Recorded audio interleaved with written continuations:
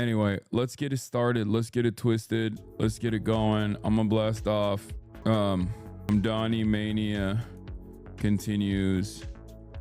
Trump's awful bill and how to stop it with David Dayen. SCOTUS ruins Constitution. Idaho sniper shoots firefighters. Israel strikes journalists as Trump demands to free Bibi. Get in now. Yeah, yesterday was pretty crazy. Are we dying for Israel? Dude, every day. Let me tell you something. If you're not dying for Israel, you're anti-Semitic. So don't you dare say you wouldn't die for Israel. I don't entertain that kind of, I do not entertain that kind of anti-Semitism, which is the maximum anti-Semitic position. You need to say, "Am Israel High" right now. You need to say, "Am Israel High" right now. You do not want to be anti-Semitic. The Macy's, thank you for the playlist. I live in the area. Following the sniper room news was wild. Yeah. As soon as I heard Idaho, I was like, there is 0% chance this is an Iranian sleeper cell. This is 100%. I mean, I don't know the details. But I suspect it's it's Aryan nation activities, right? Like that seems like a Aryan nation ass move, down to like shooting firefighters. Yeah, not even like a Groiper. I'm talking, this isn't even like Groiper shit. This is like OG. This is OG Aryan nation shit. Like this strikes me as something more than like internet Groipers. Like internet Groipers will do like school shootings and stuff, but this seems like they had smoke for the fire department, which has to be beyond. We call them homegrowns. Oh, I mean, most of it is homegrown, obviously, but MHUD, he's a conservative teen. They censored his t-shirt with Trump is Rocky in it for their narrative. What the fuck? It was a Groiper? Oh my God, that's actually shocking. Dude, what the fuck? It was actually a Groiper. All right, we'll cover it. Range Media did good coverage on their last updates on their Insta. No way. That's crazy. I really thought like, oh, this is like some fucking 45-year-old Nazi, like Aryan nation guy. I did not think it would have been a fucking 20-year-old Groiper. That is kind of crazy because it's Idaho. Idaho and like targeting firefighters makes me feel like this is more organized and a long-standing beef. This is not new Nazi activity. New Nazis will go and like kill all the girls in their school or something. Old Nazis would like, old school American Nazis back in the day would do like the order type shit. Like they had a much more organized version of violence. Like they were way more organized and way more militant. It wasn't in the same way that like these guys do it. These guys nowadays will just be like, I mean, the attitude is still the same, where it's like they're so stupid. You ask a Nazi back in the day, like Aryan nation, the order times, like they literally thought if they blew up a bunch of shit, they could potentially spark a race war. And nowadays, the stochastic terror that you see is in the same vein, where they literally think, oh, if I shoot my school, then I'll start a race war. And it's like, no, dude, it's not. It doesn't work that way. Like, you're so fucking stupid. You're such a dumbass. Of course you're a dumbass. You're a fucking Nazi. But like, these guys all literally think if I do just enough violence, there will be race war in this country. And like, no, it doesn't work that way. Okay? It doesn't fucking work that way. You're so stupid. Having said that, the old school Nazis, what is a Groiper? This chatter asks. Groipers are online Nazis. They're like the under the age of 35 in the Republican Party neo-Nazis. They mostly like meme online. They watch like Nicolas Fuentes. They also fantasize about race war, but they're primarily on like forums and stuff. And they're gross, but it's a little bit different than like Aryan nation style, like fundamentalist white nationalists. This type of Nazi? Yeah, no, that's what I thought. I thought it would be like this type of shit, not this type of shit. Groyper, sometimes called the Groyper Army, a group of alt-right and white nationalist activists led by Nick Fuentes. Members of the group have attempted to introduce alt-right policies in the mainstream conservatism in the United States, participated in the January 6th Capitol attack, blah, blah, blah, blah, blah. I hope that was I hope that explains it. Anyway, that's Groypers are fucking weirdos. To be fair, Nazis of all different backgrounds are fucking weirdos, but like Trump is targeting naturalized Americans for citizenship criminal offenses. Yeah, listen, this is the worst case of I told you so that's taking place in American society right now. I've literally detailed every single step that the Trump administration, I told you, was going to take in this process. And every single day we are moving closer and closer to that reality of denaturalization, which, by the way, for those of you who don't know, this is exactly what Nazi Germany did. Okay. A lot of people think like, oh, dude, this is not Nazi Germany. They weren't like deporting non-citizens or whatever. It's like, no, this is the process of declaring people non-citizens is exactly what Nazi Germany did. And they absolutely did deport people. Okay. They deported them and they put them in concentration camps in the process of deporting them. So it's not hyperbole. We're in it. And it's so crazy that Americans can't just fucking wake up. Remember, exactly like Nazi Germany, people who still support him don't see that. They're insane. I think a lot of people just don't understand. I really feel bad for the FBI agents that have to go through your stream. No one should be subjected to this level of stupidity. Lol, goofy take. Okay, guys, I don't think you understand. Like, you can agree with what the Trump administration is doing. I mean, that would require you to be a piece of shit. But you can't just fucking be like, no, you're wrong, sweetie, or you're stupid. It's just a one-to-one comparison at this point. Like, the expectation from you, I suspect, is until it gets to like 6 million, you know, you won't actually say this is a good comparison, because I think you suspect that the Nazis just woke up one day and decided we're going to kill 6 million Jews. That's not how this works. That's not how this started. Okay. There's a long and convoluted legal process from appeasement all the way to the Nuremberg race laws, all the way to the process of like remigration and denaturalization that took place, criminalizing Jews and criminalizing different kinds of political ideologies. Like, it didn't start overnight. It didn't end overnight. That's not how this works. Okay. We are slowly but surely moving through that process right now. It's step by step. Just like Donald Trump didn't come into office and immediately start talking about denaturalizing people. Okay. He didn't. But now he wants to do that as well. I warned that this was going to be his eventual goal. But now that like the Supreme Court has offered him a tremendous power, where basically the only way to combat this kind of thing by executive mandate is to take it all the way up to the Supreme Court, launch a class action lawsuit that literally has every single person that it wronged party in it, take it all the way up to the Supreme Court with the hopes that like the Supreme Court will take it on, allow the class action lawsuit to continue as a class action lawsuit, and then also will work against the Trump administration, when in fact we have seen they have not actually done that. That's the real reason why the lower courts no longer have injunction powers, as I covered extensively last week, and I'll be talking about more today. So very low likelihood that the Supreme Court will allow or the Supreme Court will rule against the Trump administration, unless it's like directly impacting capital somehow. My father is the son of a half Jewish German World War II refugee, and he doesn't see the parallels. I guess as long as it's not coming after him, he doesn't care. That blows my mind, especially if you're Jewish. Like, when you like, Jewish people will be like, oh my God, you said death to the IDF. That's the Holocaust. But then you're literally facing down the barrel of a second Holocaust happening, and you're like, nah, that's not. Like, how is that possible? This is not even like a never again, not never again just for Jews moment. It literally will happen to Jews as well. What the fuck?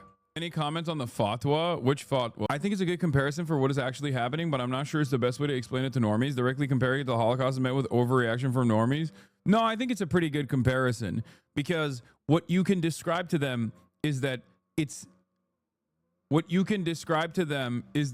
is exactly how events unfolded that led to the Holocaust. We are in like the third step right now. There is probably like 17 more steps. Not even the third, 17 more steps. I'd say we're in the third step. There's like 7 more steps, right? It's not necessarily hyperbolic. It's taking the exact same shape and the exact same form, the process of remigration and the process of like denaturalization. That is precisely what happened with the Holocaust as well. But like it doesn't go gas chamber overnight. You know what I mean? That's not how it works. I hear it. There it is. The United States Holocaust Memorial Museum defines the years of the Holocaust as 1933 to 1945. The Holocaust era began in January 1933 when Adolf Hitler and the Nazi Party came into power in Germany. It ended in May 1945 when the Allied powers defeated Nazi Germany in World War II. The Holocaust is also sometimes referred to as the Shoah, the Hebrew word for catastrophe. Ironically enough, Nakba is the Arabic word for catastrophe, and it is the word referencing 1948, which is when the Zionist brigades conducted an ethnic cleansing campaign and an ethnic displacement operation of 750,000 Palestinians, which was also the steps taken to create the nation state of Israel. Anyway, that is a separate point. Getting back to it, when they came into power in Germany, the Nazis did not immediately start to carry out the mass murder of Jews. However, they quickly began using the government to target and exclude Jews from German society. Among other anti-Semitic measures, the Nazi Germany regime enacted discriminatory laws and organized violence targeting Germany's Jews. The Nazi persecution of Jews became increasingly radical between 1933 and 1945. This radicalization culminated in a plan that the Nazi leaders referred to as the final solution to the Jewish question. The first part of that is to create the Jewish question, to look at all of the existing economic anxieties and economic tumult that was in place in German society, and then immediately redirect all of that enmity towards Jews. There is the Jewish question. You create the Jewish question, and then, of course, when you create the Jewish question, which is asking society why you feel so angry and resentful. Oh, it's because Jews control the money. It's because Jews control the media. It's because Jews control academia. So once you create the Jewish question, then you have to have a solution for it. And the solution is the final solution. What is the final solution? The ethnic cleansing and whole-scale slaughter of all of the Jews in the concentration camps and the death camps. That is how the Holocaust happened. Okay? The final solution was the organized and systematic mass murder of European Jews. It did not happen overnight. It took 10 plus years. The enmity was pre-existing. The enmity already existed. It was greatly intensified post World War I. Okay? The enmity towards Jews already existed in historic Christian societies to begin with. And this is how it led to the Holocaust. A lot of people do not have the capacity to understand that the reason why we know about this and the reason why we cover it, the reason why we learn about this is because it is considered the crime above all crimes, the worst possible crime possible. Okay? Genocide, ethnic cleansing. It is the worst crime. It is the worst crime imaginable. The reason why people learn about it, the reason why we all know that this is an immoral, morally repugnant position is so that we understand, we recognize how societies move in this direction, and then we hope that we'll never repeat it again. However, a lot of people literally look at this indescribable evil and say, well, it hasn't gotten to that point yet. They haven't killed 6 million Palestinians yet, so I guess it's not the same, right? Because they're stupid. Black slavery was bad too. Yes, chattel slavery and the Nazi regime and the Holocaust are the two things that most historians across the board will directly say is evil. Okay. Chattel slavery in its practice was unique. It was uniquely cruel. It was uniquely evil. It was more evil than every other historic form of slavery. Okay. Straight up. Which is precisely the reason why most historians, while most historians won't actually offer any sort of like determination and simply just repeat and simply just explain events of history, the Holocaust and chattel slavery are the two things that most historians will openly say is really fucked up. This does not mean that there aren't also additionally cruel practices that even Germany and Belgium and many other European countries engaged in Africa and the African continent that would be akin to the Holocaust. Absolutely. Having said that, those are the two things that that people recognize as like deeply, deeply immoral. Historians even. Anyway, why am I talking about this early? It's not even 11. It just turned 11:09 and I'm already talking about the Holocaust. Well, it's because we are in it, okay? We are in the early stages of America's Nazi regime. And just like the Nazis hosted the Olympics in 1936, we are also going to be hosting the fucking World Cup in the United States of America. History oftentimes doesn't immediately repeat itself, but it often rhymes. However, in this circumstance, it is quite literally fucking repeating itself. So the Olympics and the World Cup, exactly. Another place that hosted the World Cup was Argentina during the military junta and its disappearance regime in Argentina. They literally a fucking mile down the road from one of the largest political dissident prisoner, one of the largest prisons for political dissidents. Argentina was hosting the fucking World Cup a mile down the road. You know. What a time to be alive. Junta, sorry, not junta. So, lots going on in the world. I'm not going to start off with a big, beautiful bill. I am going to go with Zohran Mamdani and the Mamdani mania. Zohran Mamdani says, I don't think that we should have billionaires. Full interview. Okay? Mamdani mania has overtaken the world, overtaken the United States of America. But also, the more he reaches new levels of prominence and popularity, the more people get racist and insane about his existence in general. People are pissed off that he was eating with his hands. People are frustrated that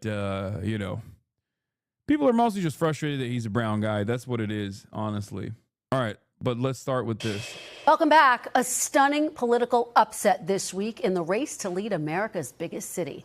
33-year-old Democratic Socialist and New York State Assemblyman Zohran Mamdani is poised to win the Democratic primary for New York City, beating out former Governor Andrew Cuomo. He's now set to head to the general election, but his likely primary win is already sending shockwaves through the Democratic Party. And joining me now is Zohran Mamdani. Mr. Mamdani, welcome to Meet the Press. Thank you so much. It's such a pleasure to be here. Thank you for being here. We really appreciate it. There is so much to discuss. We have to start with your remarkable victory in the primary for mayor. You're 33 years old. As I just said, you started out at close to 0% in the polls, Mr. Mamdani. You came back to topple one of the biggest names in New York politics, Andrew Cuomo. What was the secret to your success? Do you think it was your message? Do you think that voters were voting? This is good. This is positive. I'm happy that they are directly asking what contributed to his success instead of, wait, what the hell? What a good start to the day. Wow. Good start to the day. Mini F. Love to see it. Love to experience it. Love the situation. It's just a stutter and we're fine. We're good. Everybody calm down. Okay. Good start to the day, baby. We're gonna test the delay. What number am I holding up? Type this number if you see it. 2, 3, 4. Okay, there's like a 3-second delay. It's not that bad. All right, we're good. There's only like a 3-second delay. It's not the end of the world. All right, let's continue. Against Andrew Cuomo a little bit. Oh, what I was saying while the delay, while the little outage happened. So one of the things that I think is good, personally, is that they're asking Mamdani directly what caused his victory. The reason why I find it frustrating, or the reason why I think this is good, is because overall there's a lot of like people taking credit over what caused him to win, and these are mostly like the DC consultant class that is running their mouths and claiming that the reason why Zoran won is because his policies. It's not because of his policies, but because he actually was on board with the abundance mindset, or the reason why Zoran won is because he had a joyful campaign, or because he did social media. No, those are all, especially social media, played a big role in this. But very obviously, a major part of his victory was his policies and his massive turnout machine. Zoran Mamdani had 50,000 door knockers, dude. Are you kidding me? That's like a percentage of the overall vote. Like, that's significant. That is incredibly significant. Here is me jokingly responding to Donald. You guys met him already. Boringstein is like Zoran's cinematographer. He was you probably saw him while we were live streaming. He was in the background also filming. Representative Rua Roman says, it's not just Zoran's videos that won the primary. If you don't have a serious ground operation, you will lose, even with the most viral videos. A viral video does not make a movement. His media team is amazing, and they deserve all the flowers, and the rest matters. Donald said, going to keep hammering this home. The field operation on our campaign was the greatest since Obama 08, and if adjusted to scale, far and away the most impressive field operation in the 21st century American politics. Understand, ladies and gentlemen, understand something. The person who is saying that is quite literally the person that is the person who's saying that is the person who should be saying, no, it was the videos. I'm the kingmaker, okay? Because he's literally responsible for half of the fucking social media. He's responsible for the cool movies that they shot the entire campaign. And he's the one saying that's not the case. It's not just like the fucking social media or whatever. It unironically is the fucking turnout. It's the turnout machine that they had. And the only reason why the turnout machine was the way it was is because of the policies. Okay? You can't have a turnout machine like that. You cannot have a turnout machine like that without the policies that that a fuck ton of people care about. Okay? Hold on. I need to. Where is it?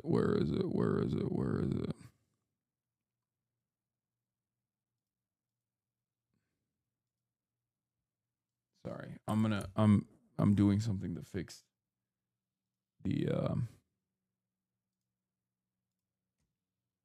I was doing something to fix the chat arena because it was showing like the fucking deleted messages. All right. To which I responded with, nah, it's because Zoran did joy and abundance, and also abundance, I think.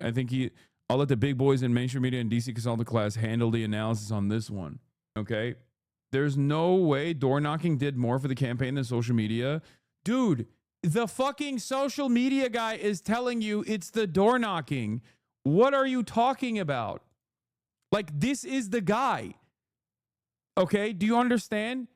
This is literally the guy. I'm showing you the guy who did the social media, and the guy who did the social media is saying it's not the social media, it is the incredibly impressive turnout machine. What are you talking about? He's just being nice? No, he's not being nice. Look at his bio. Director, DOP, video for Zoran Mamdani. Like, I know him. I met him. I know he was there. I know his team. What is going on? There is not. It's so funny. It's just like It's so crazy that you have people who are like, nah, don't believe it. I don't actually believe you. I think I'm just going to keep going with my own mentality. Kamala Harris had a incredible social media machine. Why didn't it work? Why? Why did it not work? Do you think Kamala Harris didn't do enough social media? She did. It's because Kamala Harris did not have Kamala Harris did not have good enough policies that would push a lot of the quote unquote left, the door knockers, communities such as ours, into mobilizing for her. Okay? That's it. Bit of both. How do you see it? I think ultimately it was the focus on the fact that we live in the most expensive city in the United States of America. It's also the wealthiest city and the wealthiest country in the history of the world, and yet 1 in 4 New Yorkers are living in poverty. And Bro does not stop, by the way. Yeah, 18 to 44 was almost 50% of the electorate, by the way. The big question heading into the New York City race was what percentage of the electorate would be 18 to 44? Manhattan Institute had it at 24%. Marist had it at 30%. Emerson had it at 35%. The actual result was 18 to 44-year-olds were 48 to 49% of the electorate. That is the reason why all the polls were wrong, because they didn't weigh the 18 to 44 vote. Accordingly, 50%. How did that happen? Well, that happens when you got 50,000 door knockers. Okay? I checked this roughly against the voter file. My firm uses some noise created by birth dates and such, but 2024 G based on age right now, 18 to 24, 176,000, 25 to 29, 237,000, 60 to 64, 238,000. Target early data implies more 18 to 29 Democrats voted in the mayoral primary than the 2024 general. More 18 to 29-year-olds that are registered Democratic Party voters voted in the New York City mayoral primary than they voted in the fucking general. The general election for the president. That's why I said Zohran Mamdani was able to actually do the Bernie method successfully, because the Bernie method was supposed to be this tremendous turnout of the youth vote, which is hilarious to say 18 to 44 is the fucking youth vote, by the way, but it is because of how old the voters are in general. But up until like 18 to 44 as a demographic, there's a shit ton of numbers there. There are a shit ton of people there. They just don't vote. They don't vote because they have nothing to vote for. When you got a candidate that actually resembles the electorate, you have a candidate that actually has policies that the electorate wants, and he is an earnest communicator, this is what happens, okay? Biden Defense Squad says, a big part of why I'll support Zohran going forward is because for years I've been like, well, if you guys want to win, why don't you actually go out and vote instead of just tweeting? And now that they've done that, I can't really be like, no, I didn't mean like that. Now, this is just the Biden Defense Squad, right? Like, this is a Biden dead ender. I'm glad that these guys are actually realizing that this is the method. Having said that, a lot of the establishment Democrats will not do this, okay?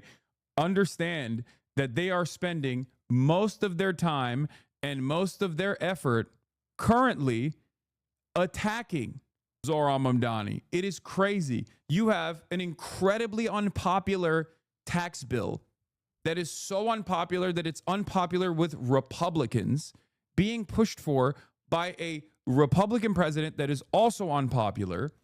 You have mass instability, war all around the globe. None of the things that Trump ran on that he said he was going to fix, he is actually fixed. And instead of the Democrats using that as an opportunity to talk about how austerity sucks and how, these guys are basically stealing your lunch money so that the wealthy can get a fucking tax cut, right? Instead of the Democrats using this unprecedented opportunity to really drive a wedge between the base of Republican Party's base of support and the Republican Party politicians, they're spending a decent amount of time talking about the one fucking guy that actually went out and did the damn thing with popular economic policies and won a goddamn race in a closed Democratic Party primary against a dynastic name like Cuomo. I saw this graphic in an article earlier and thought the same. He got them damn kids to show up. This is what they voted for. Now he has to expand his coalition. I'm not arguing or fighting over the will of the people in a fair election. I also tell them, well, if you want to win, stop choosing terrible candidates. So I can't be like, how come Andrew Cuomo didn't win? I don't understand. So you're happy to throw Jewish New Yorkers under the bus? Win at the cost of vulnerable members of society is the Republican way? Yes, New York, Jewish New Yorkers, the vulnerable members of society that are under attack constantly. Bitch, I'm a Jew who I guarantee you has taken 100 times more anti-Semitism than you have on this app. So shut your mouth and know your place. Oh, that's awesome. Dark woke, baby. Dark woke. Wait, what? Caroline Leavitt, White House press secretary, was asked if President Trump supports Representative Andy Ogle's call for denaturalization proceedings for Zohran Mamdani. She said, surely, if the claims are true, it's something that should be investigated. Oh, my God. And then right on the dot, dude, look at how fucking botted this stupid ass website is. Yikes, denaturalization is a heavy move. Sounds like she's leaving the door open without fully endorsing it. If markets react, Cameron West might tie it to a political risk, but it feels like more culture war than policy. I swear to God, everyone is a fucking bot on this website. And then you look at Cameron West and it's helping new and experienced investors make better trading decisions through research and market updates. Thank you, Caroline. Does President Trump want Zohran Mamdani deported? I haven't heard. Haha, so funny. Haha. Haha. Haha. So funny. Let's just literally deport a dude who won a fucking Democratic primary. Like, what are we doing? What is happening right now? What the fuck is going on? Real funny. Haha. Just a little Hitlerian policy making, you know.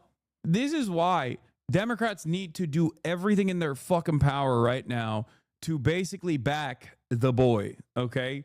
To basically back him down to the wire. This is a major contest that is an existential threat not only to the Democratic Party as well, but also just to America in general. I don't think they understand, or perhaps they do understand, that this is an existential threat to the United States of America, and they simply don't care. Him say that. I haven't heard him call for that. But certainly he does not want this individual to be elected. I was just speaking to him about it and his radical policies that will completely crush New York City, which is obviously a city that the president holds near and dear to his heart. There's this Congressman, Andy Ogles. He wants the Attorney General Bondi to explore denaturalization proceedings because he thinks Mamdani could have misrepresented or concealed material support for terrorism based on rap lyrics he wrote in 2017. Does President Trump think this is a worthwhile? This is the most psychotic angle of attack, dude. This is insanity, okay? Oh my God. They are using denaturalization for everything, okay? They are going to use immigration for everything. You make a fuss, denaturalize, okay? And now that there is no process of injunction, now that there's no power in the courts to actually put a stop to this kind of madness, they can just kind of get away with it until the Supreme Court takes it up. And what if it doesn't go all the way to the Supreme Court at all? This is literally what the Nazis did, okay? Every single thing that they're entertaining here is a test. You need to stay aware. I am telling you right now, every single person should be losing their minds over this. Guy comes in, wants fucking free buses, okay? Wants a rent freeze. Happened before, many times over in New York, okay? And all of a sudden, wants to tax the wealthy a little bit, okay? And all of a sudden, they're like, well, we got to deport him. He's a Muslim terrorist that needs to be deported. That's where we're at right now. Understand how fucking insane this is. Use of the Attorney General's time. Well, I'll let the president speak to that. I have not seen those claims, but surely if they are true, it's something that should be investigated. Thank you, Caroline. Does President Trump want Zohran Mamdani deported? I haven't heard him. No, I know the gray bars are back. I'm going to fix it. I'm going to fix everything. Hold on. All right, but let's get back to this. The rest are seemingly trapped in a state of anxiety. And what we've seen is that this is a city that needs to be affordable for the people who build it every day. Our focus was on exactly that. And by keeping that focus on an economic agenda, we showed New Yorkers that this could be more than just a museum of what once was. It could be a living, breathing testament to possibility.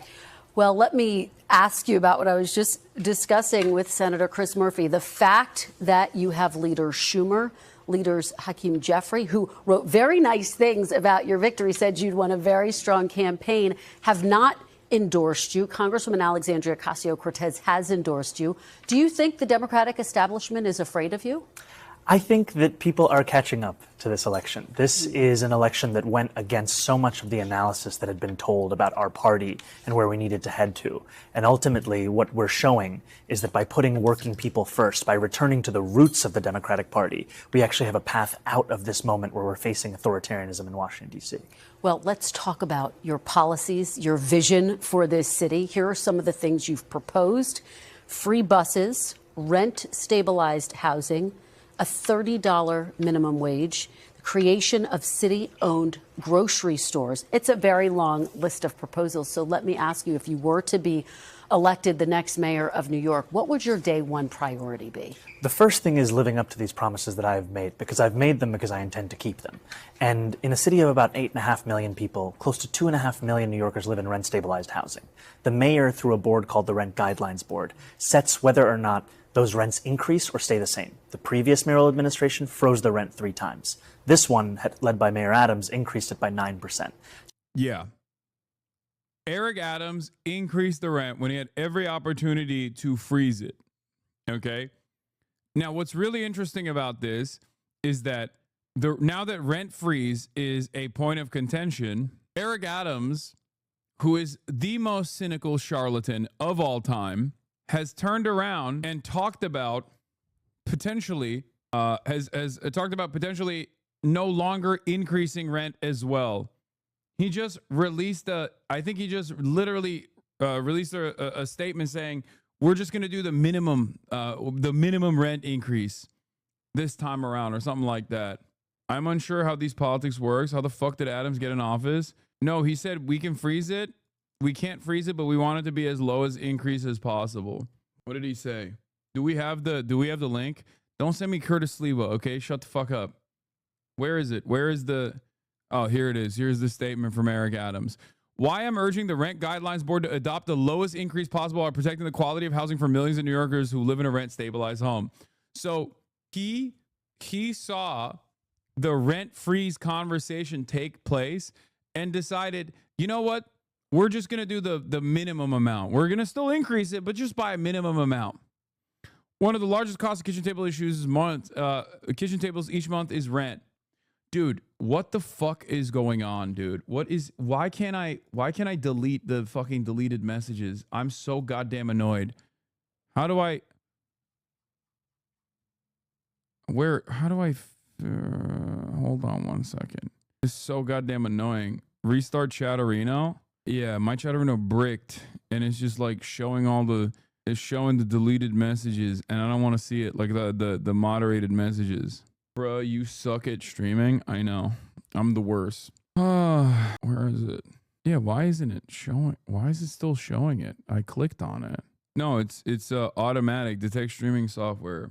Tech issues is my favorite segment. Hold on. Maybe if I turn it off and turn it on again, it'll fix it. Hopefully. But probably not. No, it is on disabled. It is on stream remote. It detects OBS. It's on stream remote. See, it literally says streamer mode when I go on a thumbnail. Yeah, see, like all this spam shit. Wait, let me see. Control H. Will that work? It's a Twitch bug. Yeah, see, it's not deleting it. I don't know why. I'm so fucking annoyed. What is happening? Like, this is exactly the type of shit I don't want to see in my fucking chat. You know what I mean? Twitch API is having problems. Yeah, no, I did the hide deleted messages gear thing. I did. I don't know why it's not. Oh, wait, never mind. All right, I think it should work now. All right, we're good. We should be good now. I think so. I think we should be good. Someone type a slur. Yeah, all the spam is going away. All right, we're good. Okay. All right, let's get to it. Let's get back to it. Okay. Where were we? So the first thing that I would do is start to constitute a board that votes in reflection of reality. And the reality I'm speaking of is that the median household income of those tenants is $60,000 a year. The landlords of those units have seen their profits increase by 12%. It's time for relief for working class New Yorkers. Okay, well, of course, the big question is how are you going to pay for it? You've proposed increasing taxes on wealthier New Yorkers. The Democratic governor, though, of your state, Kathy Hochul, says she's not going to support increasing taxes in order to get it across the finish line. I want to let you take a listen to a little bit of what she had to say recently and respond on the other side. Here she is. I'm not raising taxes on people at a time when affordability is the big issue. I'm actually cutting middle class even on the taxes. wealthy. I don't want to lose any more people to go to Palm Beach. We've lost. Oh my God, dude. Come on. Have some fucking backbone. Have some goddamn backbone, dude. Of course, she doesn't. She does not. Enough. How are you going to raise taxes if you can't get Democrats to support it? So I think what we've shown over the last 8 months is our ability to take that which is considered a non-starter and make it seem inevitable. We've shown that with this campaign, and ultimately we're Once again, here are the takes that you can fucking immediately deploy here. You ready for this? This is the only aspect of his policies on his campaign that requires Albany to play ball. Okay? Having said that, however, this has been a tremendously successful ballot measure in a state like Massachusetts, in Boston. Okay? It's been spearheaded by Michelle Wu, the mayor of Boston. And this was a ballot measure that passed, a millionaire's tax directly. It was a ballot measure that passed in the state of Massachusetts. So this is a profoundly popular provision in blue states that will yield billions of dollars into the state coffers so that we can fund some of these initiatives that are helpful, that will clean up the streets of New York, that will make New York a more livable place. Okay? Yeah, in Massachusetts, the tax increase for the millionaire's tax was 4%. Zoran wants half of that, 2%. Okay? And this was a profoundly popular policy in Massachusetts. Do you understand? So he can literally point to another comparable state and another comparable city as far as the mobilization behind this policy. We're seeing that our vision to tax the top 1% of New Yorkers, these are New Yorkers who make $1 million a year or more. Yeah, you can also point to the fact that there's only like 34,000 of them in New York. We're not talking about, there's like what, 14 million people. What's the population in New York? Let's see. 8.25 million in New York population, greater metro area. The population of New York, oh, what the fuck? Yeah, 23 million, okay? 23 million in the New York metropolitan area. New York City in particular, 8 million. The number of millionaires that he is talking about is like the number of people that would be affected by this tax rate. Okay, the number of people that would be affected by this tax rate is literally 34,000. 34,000. Look at your own people. What do you mean? Look at your own people. What are you talking about? And our proposal is to just tax them by 2% additional, is something that has broad support and will continue to increase that support over the next few months and years. So you think you're going to be able to twist Governor Hochul's arm and get... No, the New York metropolitan area is obviously 31 counties, which is New York, New Jersey, and Connecticut. So it doesn't count. New Jersey and Connecticut won't count. But I'm saying that like New York City is 8 million. And this is out of 8 million people, it is 34,000 people that he's talking about that would be impacted by this tax. Get her to support raising taxes. I mean, what about the fact that she says she's concerned New Yorkers might leave? They might go to Florida. I think it's time for a leadership that doesn't twist arms, but rather builds partnership. And I'm looking forward to having that with the governor, because ultimately my policies, my vision, it's driven by an assessment of what's actually happening. The Fiscal Policy Institute found that the top 1% of New Yorkers leave at 1/4 the rate of other income groups. And when they do leave, the AI response from hold on. One out of every Bloomberg has an article on this. The number that they have is like 34,000, I think, that they said would be impacted by this tax. But Bloomberg is saying it's 300,000. But I don't think that's the case. I think this means like people that are working in New York in the greater metropolitan area. That number is probably around 350,000. But I trust Zoran's numbers more than I do this, because there's a little bit of a confusion here. Oh, $1 million in income. Yes. Thank you.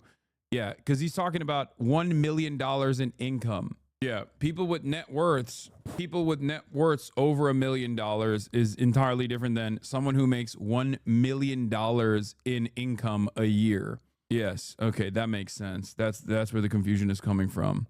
In any case, I don't understand it. Florida is a red state. If rich people left to Florida, wouldn't rich people make Florida great?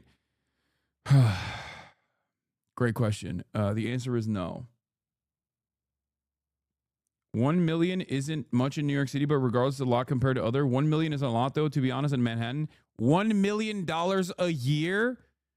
$1 million in income a year is a lot everywhere on the planet. There is not a single place on this entire earth that $1 million a year in income is not a lot. That is insane. You are delusional if you think that that is not there. Like, you can say $100,000 in income a year is like barely making you live a comfortable existence in a big city in this country nowadays. Okay. And even then you can, you can have a little bit of a back and forth here. Like, if you're making $100,000 a year, okay, in a place like New York City, if you have to live in the city, or in a place like Los Angeles, if you have to live in Los Angeles, you're gonna survive, but you're not gonna be super comfortable, okay? Which is crazy to say. I'm talking about $100,000. There is no place on the planet right now where $1 million a year, if you make $1 million a year, you're not comfortable, or you're not immensely wealthy. Yeah. I make $115K and I live in Marin County. It's like $10K above the poverty line in Marin. Marin is near San Francisco, by the way. No, what do you mean Dubai? There is no place on the planet. There is no place on the planet where the yearly household income is $1 million and they're not making ends meet.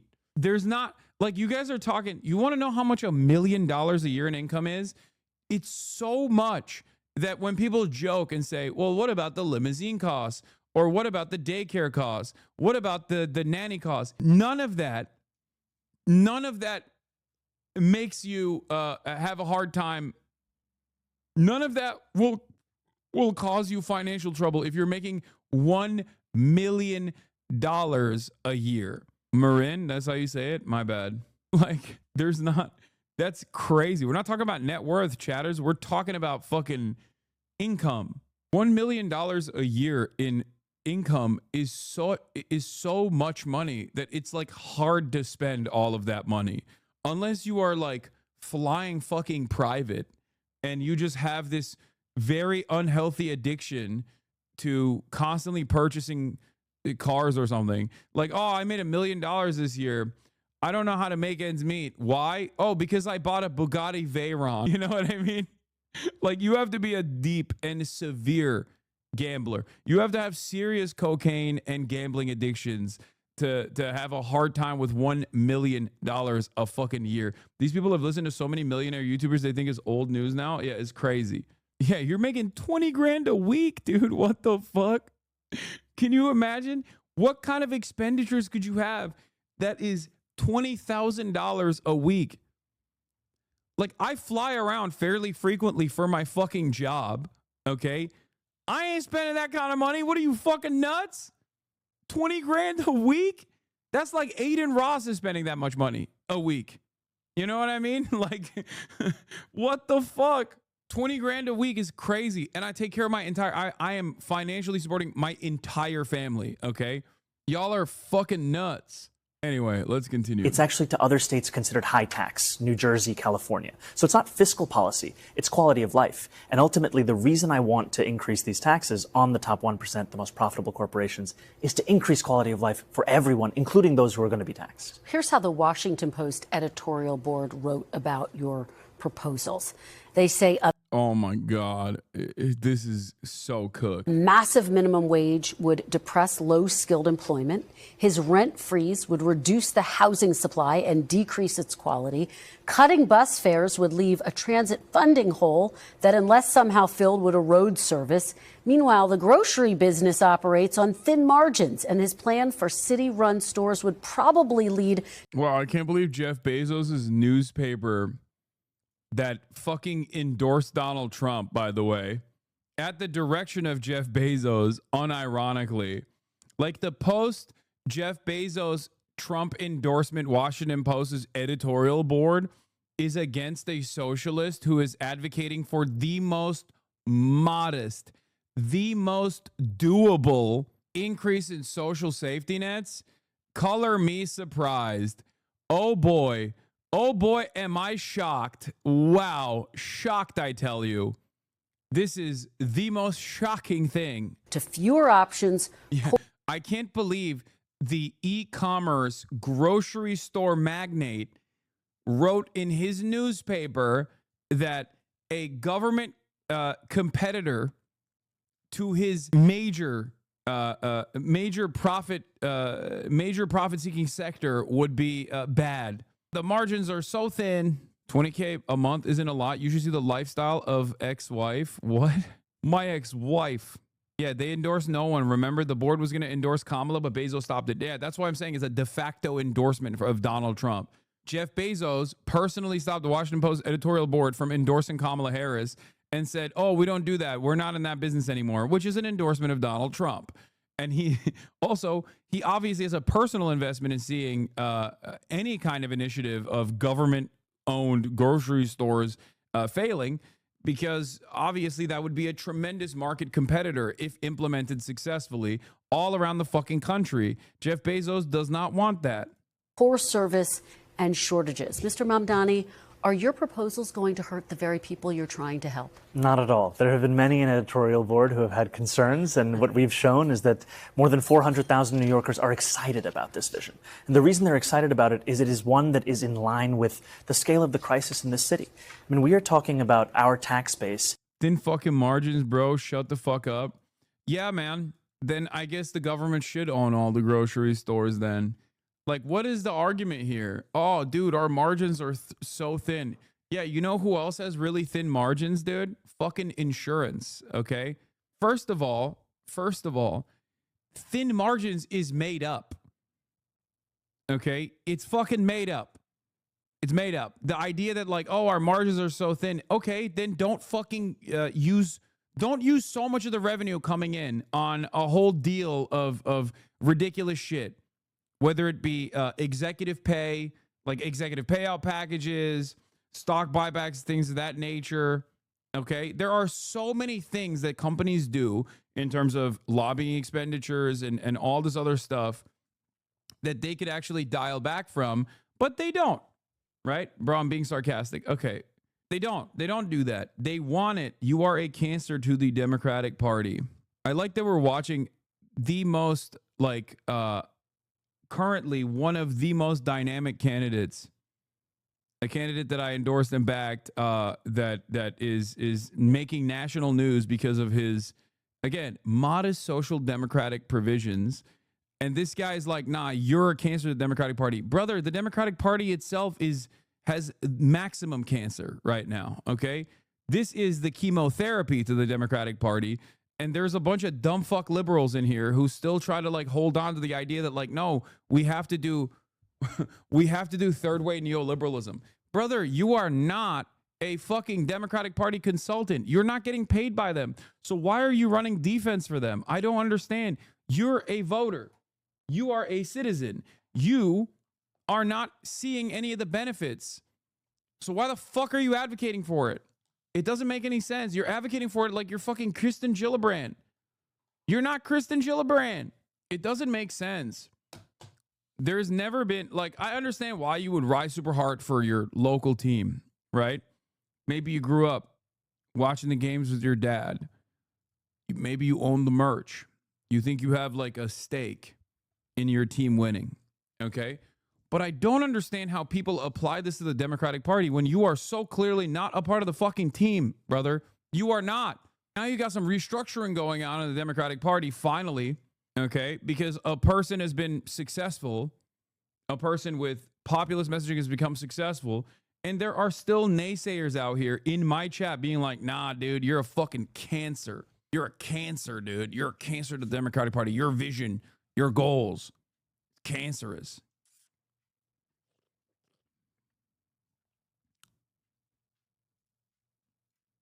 It's because the other choice is the Republican Party. What do you mean? Okay, this is how you win this is how you defeat the Republican Party. Do you understand? So anyone that looks at this and goes, nah, the fucking guy who mobilized the youth after Democrats cried and complained about how we've lost touch with the youth, how we've lost touch with all these fucking different demographics, he's actually bad. He's actually what's wrong with the Dems. We can't have this. We can't allow this to happen. It's so crazy to me. I get why DNC consultants would say that, because their job security relies on actively undermining this kind of populist momentum. Yeah, if your football team has been getting its ass kicked for the past 2 decades, you don't get upset when they draft a star quarterback that's going to shake up the team. Them should at least be a proper team fan. Exactly. No, I'm on board with electing progressives. You know that. I'm just saying people have no choice in the stupid system. We need more people like them. Exactly. See, Lib Drive is correct. That is the real liberal mindset here. The real liberal mindset here is to look at this mass mobilization and mass momentum happening with a progressive candidate, with a socialist candidate, and goes, no, we need more of this, actually. I'm seeing it. I'm seeing it happen in front of my eyes. We were wrong that to have this like weird restrained attitude and consistent fucking advocacy against these kinds of candidates. Growing smaller and smaller each day, with New Yorkers leaving to New Jersey, to Pennsylvania, to Connecticut. If we do not meet this moment, we will lose this city. And our proposals are ones that are thought out. They are ones that are also clearly going to be funded by these revenue streams. I'll give you an example. When we talk about grocery stores, I've put forward a proposal for a pilot of one grocery store in each borough. These are 5 grocery stores that would cost $60 million in a city budget of more than $113 billion. And ultimately, the reason that we are so excited by them is we've seen that they've worked in Kansas. We've seen that when a feasibility study was done in Chicago, it was shown to be something that was not only feasible, but pressing and urgent in an urban setting. And finally, it costs less than half of what the city's already set to spend on subsidizing corporate supermarkets without any guarantee of cheaper prices, any guarantee of collective bargaining agreements, or that they accept SNAP or WIC. Well, you take me to my next question about grocery stores. Some executives, including one of the top grocery stores owners, billionaires, threatening to shut down his supermarket in the Great. That's amazing. That means the city can take over these grocery store chains that I guess are about to fucking close down. Go ahead, make my fucking day. You know what I mean? We'll take it. In the city, John Catsimatidis, who runs Gristedes grocery chain. You're probably very the Gristedes grocery chain, as far as I understand, is like already at the brink of insolvency too. What is the name of it? Gristedes Supermarket. Gristedes. Catsimatidis considers buying embattled rival grocery chain. John Catsimatidis is still carrying a torch for rival grocer Fairway Market, the Post has learned. Catsimatidis, who owns Gristedes Supermarket, has had recent informal discussions with Fairway owner GSO Capital Partners about buying the embattled chain, he told the Post. This was in 2017, okay? They wanted to buy another fucking rival grocery chain and expand their operation. And now they're talking about leaving New York City. They are not doing that, okay? They are not fucking doing that. By the way, the embattled rival grocery chain, Fairway Market, has had numerous bankruptcies at this point. They've had numerous bankruptcies since then. 2017 is when they wanted to buy it. In 2020, they also were bankrupt, the rival grocery chain that they're talking about. In the wake of Fairway's bankruptcy, there's been one looming figure making a mess out of grocery stores, private equity. Clean up on aisle 11. Private equity's rolling grocery store bankruptcies. Okay? They bankrupt almost because they can't do business margins, by the way. The reason why they get fucking almost bankrupt or on the verge of insolvency is because they are operating They are operating with fucking business mindset. They want to make money. There's also tremendous competition from the likes of Amazon. State-run grocery stores would not have the same exact issues because they're not supposed to be run with the profit incentive in mind. We put out feelers that we had interest before they went bankrupt and after. Katsimatides told the Post, I've been in the food business for 50 years.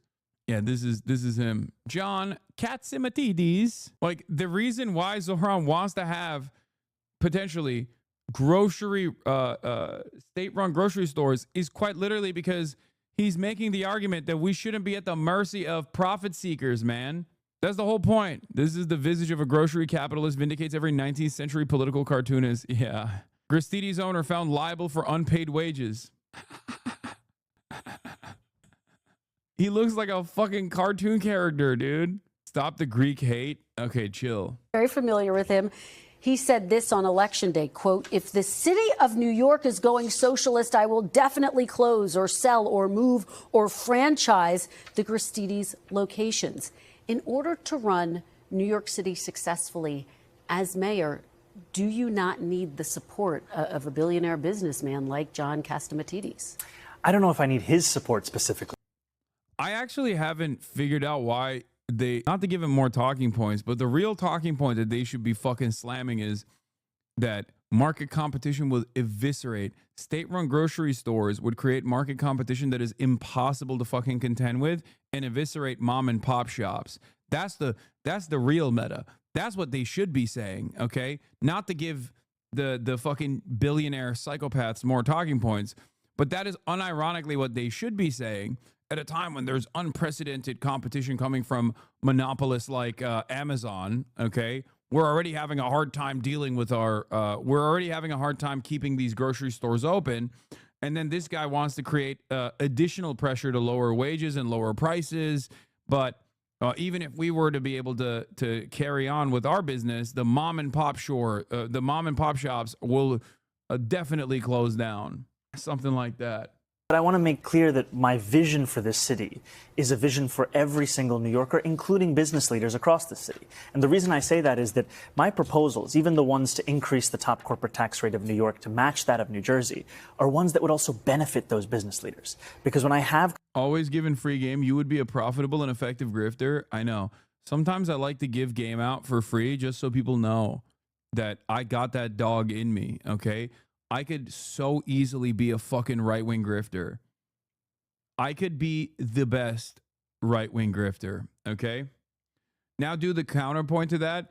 The counterpoint to that is that mom and pop shops have already been eviscerated by the fucking monopolists, and this actually drives down prices for the monopolists, and that's precisely why they're using the supposed mom and pop shop that doesn't fucking exist anymore in the state of New York by holding the carcass of mom and pop shops in New York to fucking make a counterpoint when it doesn't even exist due to the monopolist franchises that have overtaken the entire city and create food deserts. And it's at the mercy of venture capital and people's profit incentives.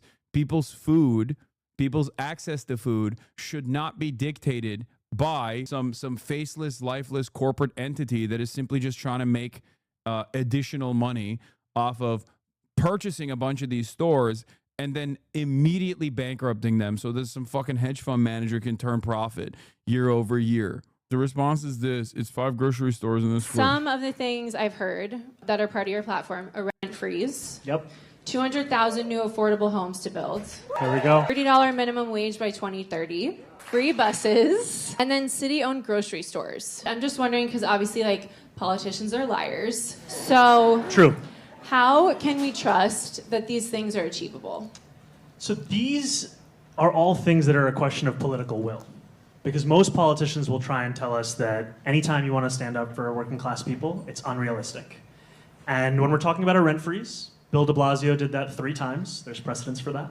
When we're talking about city-run grocery stores, that pilot program, which would guarantee lower prices for milk, for eggs, for bread, for the staples of day-to-day life, would cost $60 million. The city is currently set to spend more than $140 million to give it to corporate supermarkets. So this would be a fraction of what we're already set to spend. When we're talking about free buses and universal childcare, that is something that we could pay for entirely by raising New York State's corporate tax rate to match the socialist utopia of New Jersey.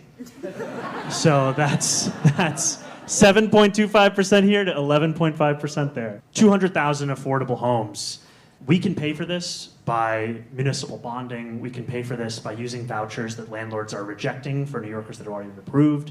We can pay for this by using vacant city lots that we have. And we're already paying for this in some way because our refusal to build actually affordable housing, like for a family of 4 making $72K a year, for a low-income senior, for one of the 100,000 New Yorkers living in shelters, it is pushing working class people outside of the city. It is pushing them into tax bases of New Jersey and Pennsylvania. We need to stop doing that and actually keep people in the city they call. Yeah. And if it fails, then it's $60 million, which is a fucking blip. $60 million gets lost to the nephew of some prominent politician that has a private contract that they got through corruption in the state of New York and in the city of New York with regular fucking frequency. There's already a living, breathing example of this happening in other states anyway.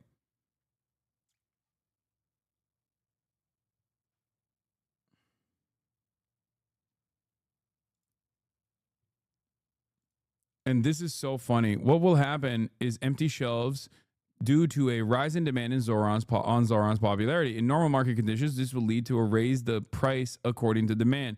However, because a government store doesn't operate in a market environment and puts prices below market value, the stores will quickly run out of stock, and empty shelves and long lines will ensue. This happens in command economies all the time. I study economics in uni, by the way.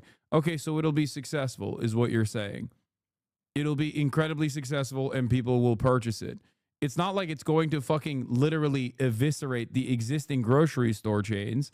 It's simply going to work as intended. You didn't even describe why this would be bad. You did not even describe why this would collapse anything. What you described is poor people will have easier access to food. That's what you described as a bad thing, because that is the outcome of what you're talking about. The outcome of what you're talking about is people in these neighborhoods will be able to get cheaper groceries. Okay? Then the people with money will go elsewhere, be fed up, and stop going and clogging it up for the people who need it. There are major advantages to an enterprise that is not run. There are major advantages to an enterprise that's not run at the behest of the profit motive. Those who are quick enough will get the food. Others, the majority, will not. Dude, first of all, the argument that you're making, unironically, is an argument to make all the fucking grocery stores state-run, for the record. You understand that, right? So that this issue does not exist. Because there are a shit ton of other grocery stores that people will go and get their goods from. It's just the prices will be higher. Okay? So unless you're advocating for a command economy where all of the fucking grocery stores are run by the state, I don't know why you're even bringing this up, because this doesn't actually destroy the rest of the grocery stores in the region. The others will start getting even more priced out. How? You're not making an argument. Even using like Econ 101 terms, you're not making an argument as to how the others will start getting more priced out. Here, I'll make the argument for you. Because these fucking bargain bin prices that are impossible to compete against, it will actually force other grocery stores that are privately owned to lower their prices in order to be competitive. Okay? That's the argument you're supposed to make. You're not even making that argument. You're just saying, "Oh, the others will start getting even more priced out, and then they'll raise their prices for no reason." Like, what are you talking about? Also, you're making it seem as though the state-run grocery stores don't exist. The commissary structure in the United States military already exists. It's a thing that works, okay? Last I checked, the real thing that prices out people, or the real thing that fucking eviscerates and guts local grocery stores, mom and pop shops, is not actually government-run grocery stores. It's actually fucking Walmart, okay? This, unironically, is a way to try and combat against Walmart. It's a way to try and combat against the massive grocery stores. The difference between a state-run enterprise like this as opposed to Walmart, however, is that Walmart comes in with much cheaper prices. Walmart also will hire a bunch of people. It's more efficient. And then it will suck up the entire demand in the region. And then once it's no longer profitable, as they have done so in West Virginia, for example, they'll fuck off. Do you understand? And then now you have an area where there's no business anymore. Now you've created a fucking food desert. State-run enterprises, on the other hand, have a duty to offer these things, to offer these goods, to offer these commodities to their citizens, and therefore will not go away. If what you're saying was true, then food banks would destroy the grocery stores. So Walmart is better in real competition than the mom and pop shops, I guess? What? Walmart is better in terms of competing against mom and pop shops? Yes, just like Amazon is better than all of the other alternatives, and they are the reason why these chain stores have become monopolies. Walmart is the reason why you don't have local mom and pop shops anymore. Yes. The issue, however, is that when Walmart, with its low profit margins, decides, and its heavy government subsidies, by the way, because Walmart is one of the most subsidized enterprises perhaps around the fucking world that is privately owned and not owned by the government directly. Okay? When Walmart, even after all of that, when Walmart decides I'm not making enough money, they just fucking drop it. They just end that chain. They end their franchise. They end their operations in the region, leaving that region with no fucking alternative. The most efficient wins, fair and square. If they raise prices, the cheaper alternatives will slowly appear and start to drive them away. Competition. That's so interesting that you say that. Except, why doesn't it happen in West Virginia? Why has that not happened in West Virginia? Okay? Again, this is the problem with econ majors who, once again, look at just numbers on a fucking board and widgets at a widget factory and assume that the market choice is, or the market moves in a rational way. And yet, when faced with the reality that things don't actually just materialize out of thin air in the way that your textbook told you to do so, you all of a sudden turn around and go, I don't get it. I guess we shouldn't even talk about that. You're running off of pure idealism. I am suggesting a pragmatic solution. One that also, even if it doesn't, the government shouldn't be involved in subsidizing shops at all. No subsidizing Walmart. I know, dude. Okay, Friedman. That's not how that works, though, does it? What do you mean? Libertarian motherfucker. I swear to God. Yeah, that would be great. I also would not. I also would love to live in that world. The job of the government is to uphold free market competition in a civil way. No, it's not. You are a fucking neoliberal without even realizing that you are a fucking neoliberal. This mentality is precisely the reason why the government does subsidize Walmart. This is the outcome. The job of the government is to uphold free competition. Okay? And that's precisely what's going on. The government has been upholding free competition, and this is the outcome. The outcome is Walmart. Everything inevitably turns into a monopoly, okay? Or if it's not a monopoly, it's at the very least an oligopoly, which creates an environment where price fixing is the norm through price leadership, which is the legal method of price fixing. Price fixing is illegal. Price leadership is very legal. When you have tremendous corporate consolidation, you create an environment that's ripe for price leadership. Price leadership, when you're at the point of the consumer, is the same as price fixing. It doesn't matter, okay? When you are going out and purchasing eggs and eggs and milk, you don't think, well, at least this was done through the legal route of price leadership, okay? So if monopolies are going to happen, I would rather have the interests of the population in mind rather than the interests of a couple faceless, lifeless capital owners in mind.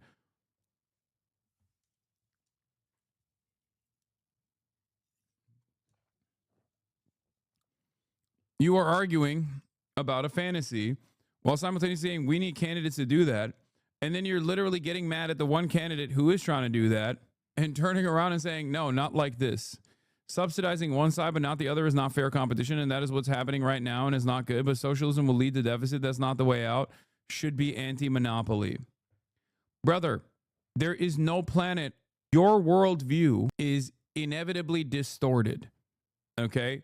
because capitalism inevitably yields monopoly. Every single company's ultimate goal is to become a market leader. There is Scandinavia. Oh my God. Oh my God. Why are Econ 101 guys so fucking oblivious? State-run grocery stores, Norway. 3 companies have 90% of the grocery store market in Sweden. Dude, even the Nobel Prize winner said that social democracies and not socialism are the way forward, and that means capitalism. Show them the Pakistani military government run. We have government run grocery stores. It's the fucking military, okay? Nordic socialism is realer than you think. When policy commentators talk about Nordic economies, they tend to focus on their comprehensive welfare states, and for good reason. Denmark, Finland, Norway, and Sweden are home to some of the most generous welfare systems in the world.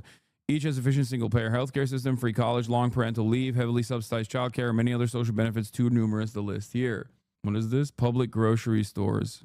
Oh yeah, there was one in Florida. This is also before we factor in that there is a monopoly, state-run monopoly on liquor stores, both I believe in Kansas and other states in the country, but also even in Scandinavian nations as well. Outsized attention they receive can sometimes lead to commentators in the wrong conclusions about peculiars of Pennsylvania too and Utah. Oops. The common thread to these mistaken conclusions aside from the desired labor market. This is not true. In addition to large welfare states and high tax levels, Nordic economies are also home to large public sectors, strong job protections, and labor markets governed by centralized union contracts. Around 1 in 3 workers in Denmark and Norway are employed by the government. Protections against termination by employers are much stronger in Nordic countries. Centrally bargained union contracts establish the work rules and pay scales for the vast majority of Nordic workers. These labor market characteristics are hardly neoliberal or quasi-libertarian, at least if we stick to the typical definitions of those terms. The neoliberal tendency, as exemplified by most recently by France's Emmanuel Macron, is to cut public sector jobs, reduce job protections, and push for local rather than centralized labor agreements. For the U.S. labor market to become more like the Nordics, it would have to move in the opposite direction on all those fronts. State ownership, even more interesting than Nordic labor market, is institutions as Nordic state ownership. Collective ownership over capital is the hallmark of that old school socialism that is supposed to have been entirely discredited. And yet, such public ownership figures prominently in the present day in Norway and Finland, and has had a role in the other 2 Nordic countries as well, especially in Sweden, where the government embarked upon a now defunct plan to socialize the whole of the Swedish industry into wage earner funds just a few decades ago. The governments in Norway and Finland own financial assets equal to 330% and 130% of each country's respective GDP. In the U.S., the same figure is just 26%. Much of this money is tied up in diversified wealth funds, which some would object to as not counting as real state ownership. I disagree with that claim, as that wealth funds are not really state ownership, but the observation that Nordic countries feature high levels of state ownership does not turn upon this quibble. State-owned enterprises, defined as commercial enterprises in which the state has a controlling stake or a large minority stake, are also far more prevalent in Nordic countries. There are, all of these things, this is from 2017, and one of the biggest problems in Scandinavian countries is that this is also going away. This is the problem with social democracies in general, which is that capital interests inevitably overtake all of these state-owned enterprises and turn them into for-profit privatized entities. All of these countries are privatizing at an alarming rate. And because they're privatizing at an alarming rate, a lot of the previously well-run public institutions, state-owned enterprises, are no longer offering the same quality of service.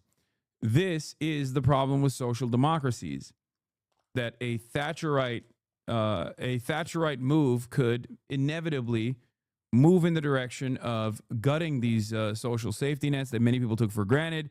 This obviously leads to people feeling animosity, anxiety, anger, resentment over their material conditions worsening. And when that happens, you have volatility. And that volatility is redirected back to vulnerable populations such as migrants or refugees in these countries. The notion that, well, more brown people started arriving, and that's the reason why my fucking, state-funded healthcare doesn't work as well as it used to. Yes, the goal here is to solve a market inefficiency, food deserts in New York City. If you believe, first of all, you're talking about how, social democracies are the answer, while you're literally fucking getting mad at a dude offering a social democratic provision. So clearly, you don't want social democracy, because nothing that Zoran is pushing for is is unheard of. Many of the things that Zoran is pushing for is unironically things that already exist. So it seems to me like you don't want to move in the direction of social democracy, because a lot of the places that you consider to be social democracies that you point to as like successful versions of capitalism are, one, failing due to capitalism right now, due to the interests of capital right now, and they're experiencing that exact same volatility, instability, and anger being redirected back to refugees, migrants, and the like in these places. And you're also simultaneously pointing to a candidate that is trying to move in that direction, and you're stating that that is wrong. So it doesn't seem like you want that to happen. You don't want state intervention while simultaneously saying we want state intervention. So which is it? Do you want state intervention, or is it not like that? Also, the current government will want to go away from the central work terms negotiated by the unions and work towards the local deals model. Finland has basically had austerity measures since Nokia fell as a phone manufacturer. There's theories about the CEO being a Microsoft agent. And every government we have just defunds education, healthcare, etc., no matter right or left. However, right-wing governments do it much more. Yeah. I mean, we are living in an era where the fall of neoliberalism is imminent. It's already happening. It's happening all around us, okay? All of these social democracies that you could point to will be regarded as like overwhelming failures unless they change their attitude and move back in the direction of socialism, okay? Finland is literally the happiest country in the world right now. Okay, but you... Dude.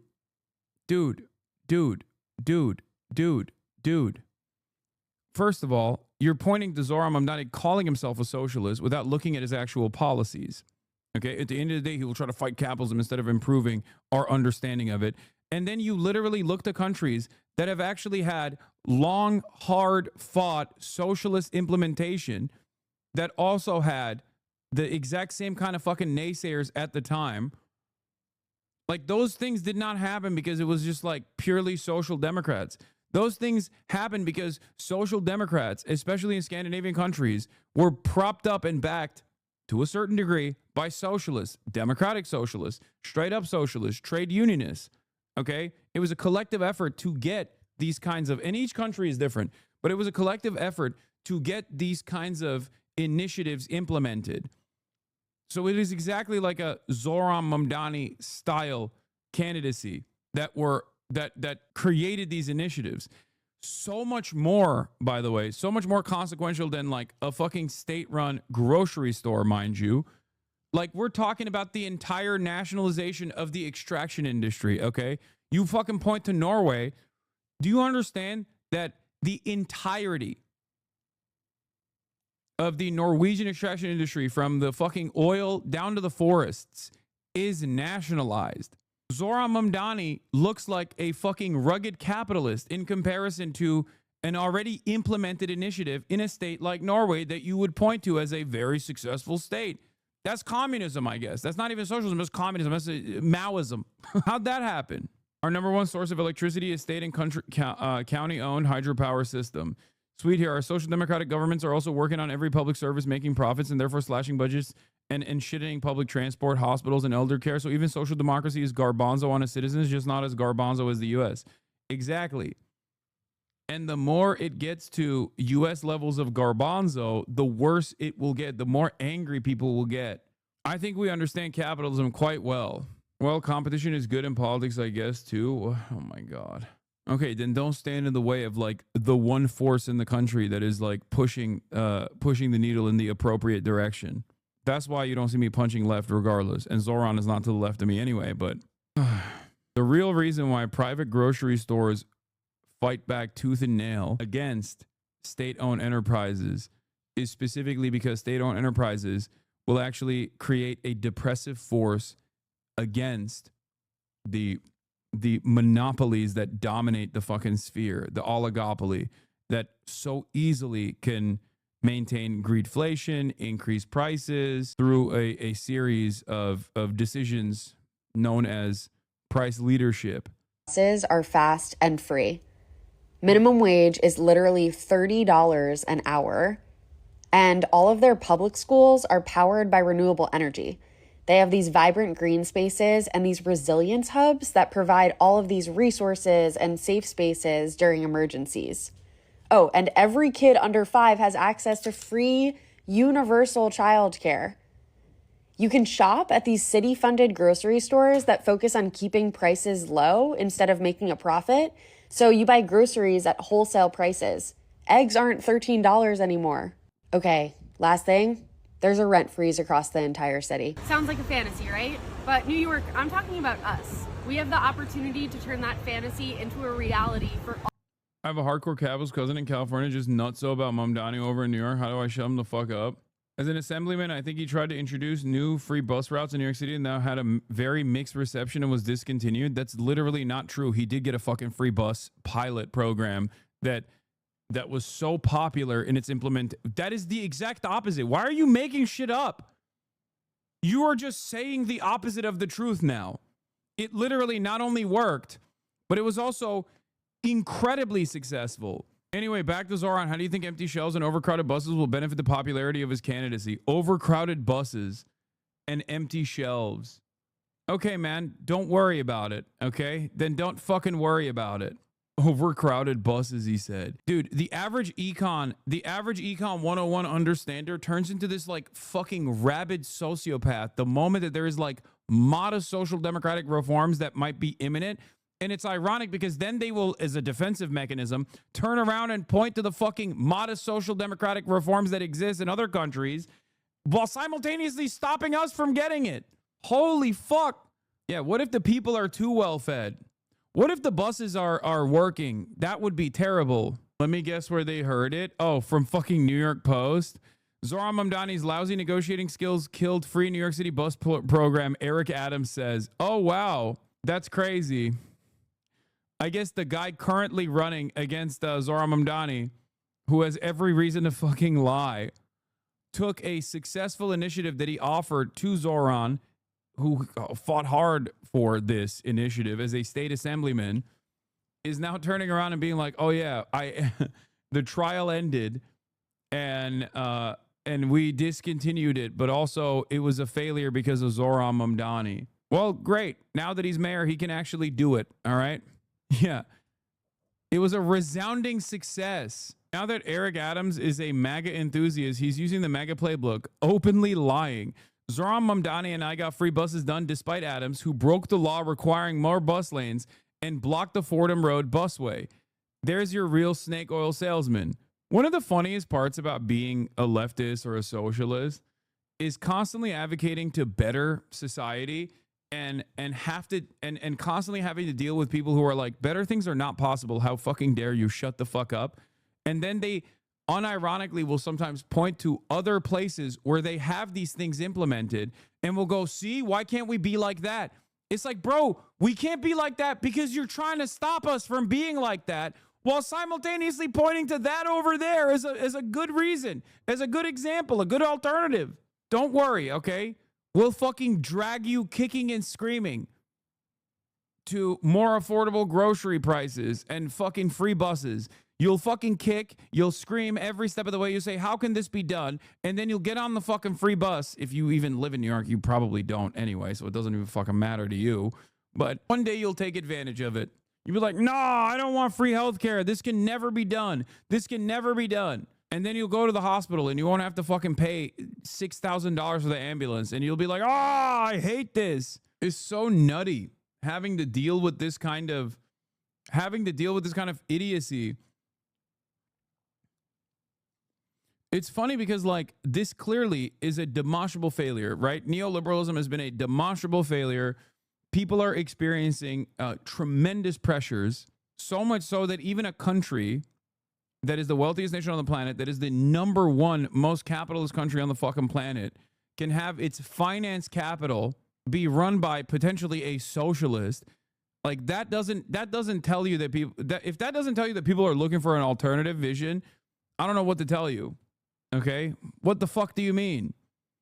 It is years and years of people going, no, that alternative is scary. That has led to this unprecedented level of income and wealth inequality in this country. It's a fucking massive failure. Finally, a guy actually does the right thing, runs for office, and is unyielding. People like the policies, and motherfuckers are turning around and going, nah. You know that dumbass would have been against the interstate highway system under Eisenhower, improving infrastructure and food access? Like, yeah, those farmers and all those businesses who can now work or show up on time will certainly complain. Yeah, they don't understand that there are always spoilers every step of the way. There's never been a fucking moment in American history where someone just came out and was like, I'm going to do this thing. And then everyone was like, we love it. FDR almost got fucking assassinated, dog. We're still eating off of the New Deal to this day. The fact that we even have an infrastructure is thankfully because of his fucking initiatives. And our infrastructure is crippling. But luckily, the skeletons of it still fucking remain because they did that shit. And at the time, business owners wanted to fucking kill him for wanting to do that shit. Okay? It's insane. Conversations with them, what I also hear is the just how expensive this city is preventing them from attracting and retaining the talent they need to grow their business. And ultimately, I'm looking forward to having those meetings, having those sit downs to make clear why this vision would benefit all. We went on your website and realized there's a policy proposal that says your plan, and I'm going to quote it for folks, is to shift the tax burden from overtaxed homeowners in the outer boroughs to more expensive homes in richer and whiter neighborhoods. Explain why you are bringing race into your tax proposal. Oh my God. That is just a description of what we see right now. It's not driven by race. It's more of an assessment of what neighborhoods are being undertaxed versus overtaxed. We've seen time and again that this is a property tax system that is inequitable. It's one that actually Eric Adams ran on saying that he would change in the first 100 days. He's since sought to defend it and lost at every juncture in court. And I understand you're saying we're simply describing the types of neighborhoods that would see these increase in taxes. And yet by invoking race, do you run the risk of potential? Oh, God, I hate this. Just be like, listen, this has nothing to do with race, okay? It has nothing to do with race. No part of his fucking campaign is actually advocated for, like, racial division or racial tension. It is just the demographic makeup of the areas that are wealthier. That's it. And he did do that. He already said this. He already fucking said that, but it doesn't matter. She's like, nope, don't care. I'm going to fucking keep hammering cynically against you. Alienating key constituents. I think I'm just naming things as they are. And also, white people voted for him. Yo, Zoran, don't back down. Tell her how white people love you, okay? That's right. White men. White men powered his candidacy, okay? Be like, listen, clearly they don't give a fuck because they're not living in the richer and whiter neighborhoods, it seems, okay? That's right. Just talk to them. Tell them how it is. Tell him it's white jihad summer, okay? White boy jihad summer, baby. And ultimately, the thing that motivates me in this is to create a system of fairness. It is not to work backwards from a racial assessment of neighborhoods or our city. Rather, it's to ensure that we actually have an equal playing field. And right now, what we see with the property tax system is one that is overtaxing a number of New Yorkers and undertaxing. I don't think he will focus on the white base because he's trying to foray the black vote, I think. I think the black vote is not even the black vote. The black vote that we're talking about is specifically the Democratic Party, the resilient Democratic base that listens to the turnout machine, okay? It's not even the black vote necessarily. It's the boomer vote, okay? It's the older Democrats. It's older black folk in general. And they won't, I don't think they'll vote for anyone but the Democratic ticket. The unks and the aunties will be straight ticket Democrats. They straight ticket Democrat vote, okay? I would be shocked if they would go for Eric Adams or even Andrew Cuomo because neither is on the Dem line. Others and an inability of political will to resolve that. So no plans to change that language on your website? The focus here is to actually ensure a fair property tax system, and that the use of that language is just an assessment of the neighborhood. All right. You are a self-described democratic socialist. Do you think that billionaires have a right to exist? I don't think that we should have billionaires because, frankly, it is so much money in a moment of such inequality. And ultimately, what we need more of is equality across our city and across our state and across our country. And I look forward. By the way, that's, again, perfect fucking response. And also an incredibly popular position. Let me tell you something, okay? Americans have surf mindset. They think like, oh, one day I'll be a billionaire. One day I'll be a millionaire, they say, right? But even Americans who are like, one day I'll be fucking super rich, even they kind of understand that like this billionaire shit's gotten out of control. This doesn't mean that you're gonna fucking, make a new system where there's no billionaires. It's not gonna happen. Fucking China has billionaires, okay? As a matter of fact, more billionaires than we do. So I think saying yes to that isn't necessarily a bad thing at all. It's not. Nobody likes billionaires. Everybody understands that they contribute to tremendous income and wealth disparity in this country. Forward to work with everyone, including billionaires, to make a city that is fairer for all of them. Well, let me ask you about what Donald Trump, the Lib Whisperer is making the fucking Vox.com article heads and the fucking media, the Mediaite people into socialists at this point. Mamdani on Trump calling him a communist. I've already started to get used to the fact that the president will talk about how I look, how I sound, where I'm from, who I am, ultimately because he wants to distract from what I'm fighting for. I'm fighting for the very working people that he ran a campaign to empower that he has since betrayed. Oh yeah, this was funny. I saw this. Dudes who make $32K a year reading this. Zohran Mamdani, I don't think that we should have billionaires. We need billionaires. Every blue check mark. Every dude who makes $32K a year saw that statement and fell to their knees at Walmart, where they work, actually.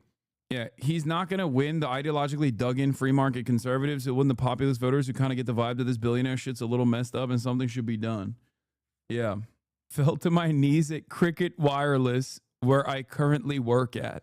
Oh, Jesus Christ. But I was going to be a billionaire any day now. President of the United States has he's had a lot to say about your campaign. He called you a communist. Because he's the president, I want to give you a chance to respond directly to him. How do you respond? Are you a communist? No, I am not. And I have already had to start to get used to the fact that the president will talk about how I look, how I sound, where I'm from, who I am, ultimately because he wants to distract from what I'm fighting for. And I'm fighting for the very working people that he ran a campaign to empower that he has since then betrayed.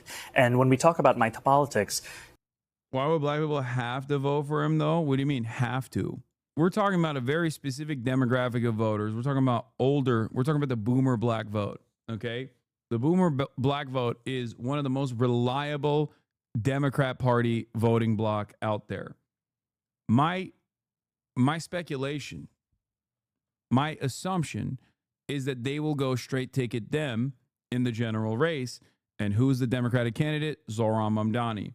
I call myself a democratic socialist in many ways inspired by the words of Dr. King from decades ago, who said, call it democracy or call it democratic socialism. There has to be a better distribution of wealth for all of God's children in this country. And as income inequality has declined nationwide, it has increased in New York City. And ultimately, what we need is a city where every single person can thrive. All right. Stay right there. We are going to take a quick break. More of our exclusive. What? Zorsan is a snake. All hail the commies. Don't show the TikTok marks as this. Dude. Why would you ever in a fucking million years care about that? Please stop, okay? Anyway, here is the Pod Johns kind of turning heel here, okay? This is impactful because I feel like a lot of the DNC consulting class does take their notes from these guys. They are very much, and they might get mad at me for saying this, but they are very much a part of the establishment. They are the establishment. So let's hear what they have to say. Donald Trump tried to steal the last election. When he failed, fomented a violent insurrection against the Capitol. Cops were brutally assaulted. They tried to kill members of Congress and his own vice president.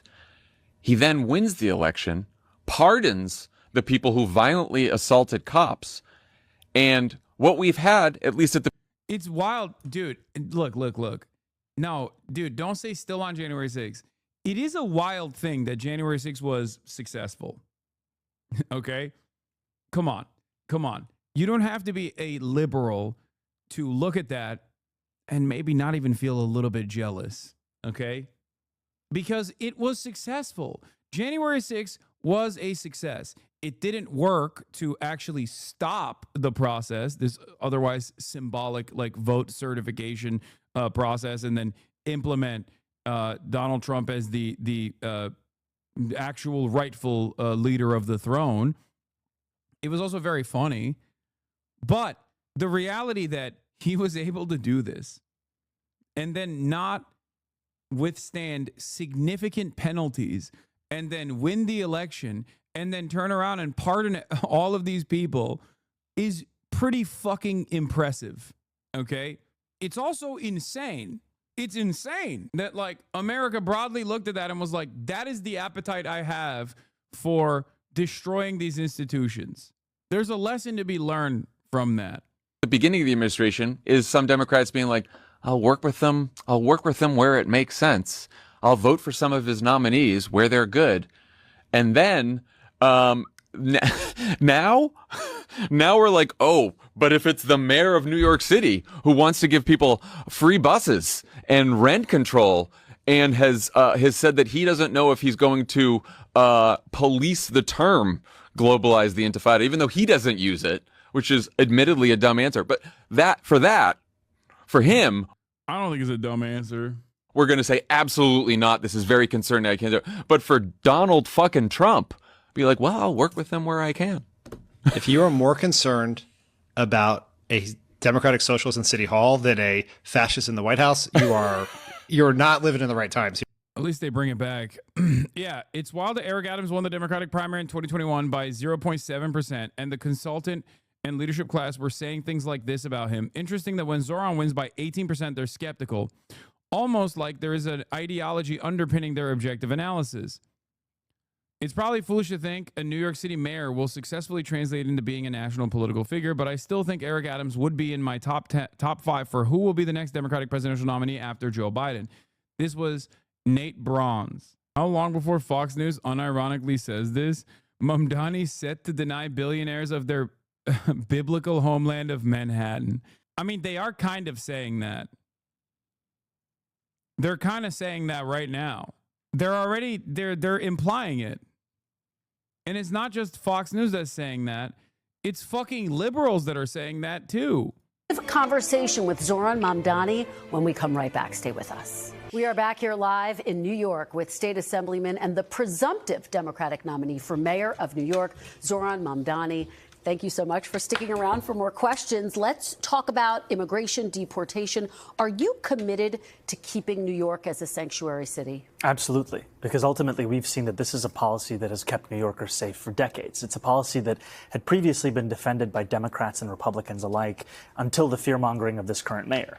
And it's a policy that we've seen ensures that New Yorkers can get out of the shadows and into the full life of the city that they belong to. And it's one that I will be proud to stand up for. Well, you know, the border czar, Tom Homan, has said that he is planning to deploy ICE agents to New York, worksite enforcement to essentially increase and enhance the number of ICE agents here. If that happens on your watch, how do you plan to handle it? We have to stand up and fight back, and we haven't seen that from our current mayor, who has instead been working with the Trump administration to assist in their goal of building the single largest deportation force in American history.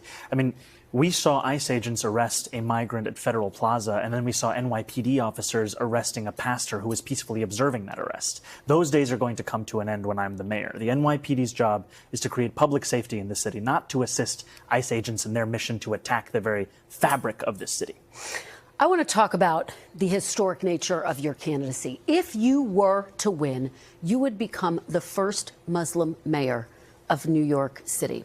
Along the way, throughout the course of this primary campaign, you have received death threats. You've received all sorts of attacks online. Congressman Andy Ogles called for you to be deported, for example, because you were born in Uganda. He also issued an Islamophobic epithet, which I am not going to repeat here.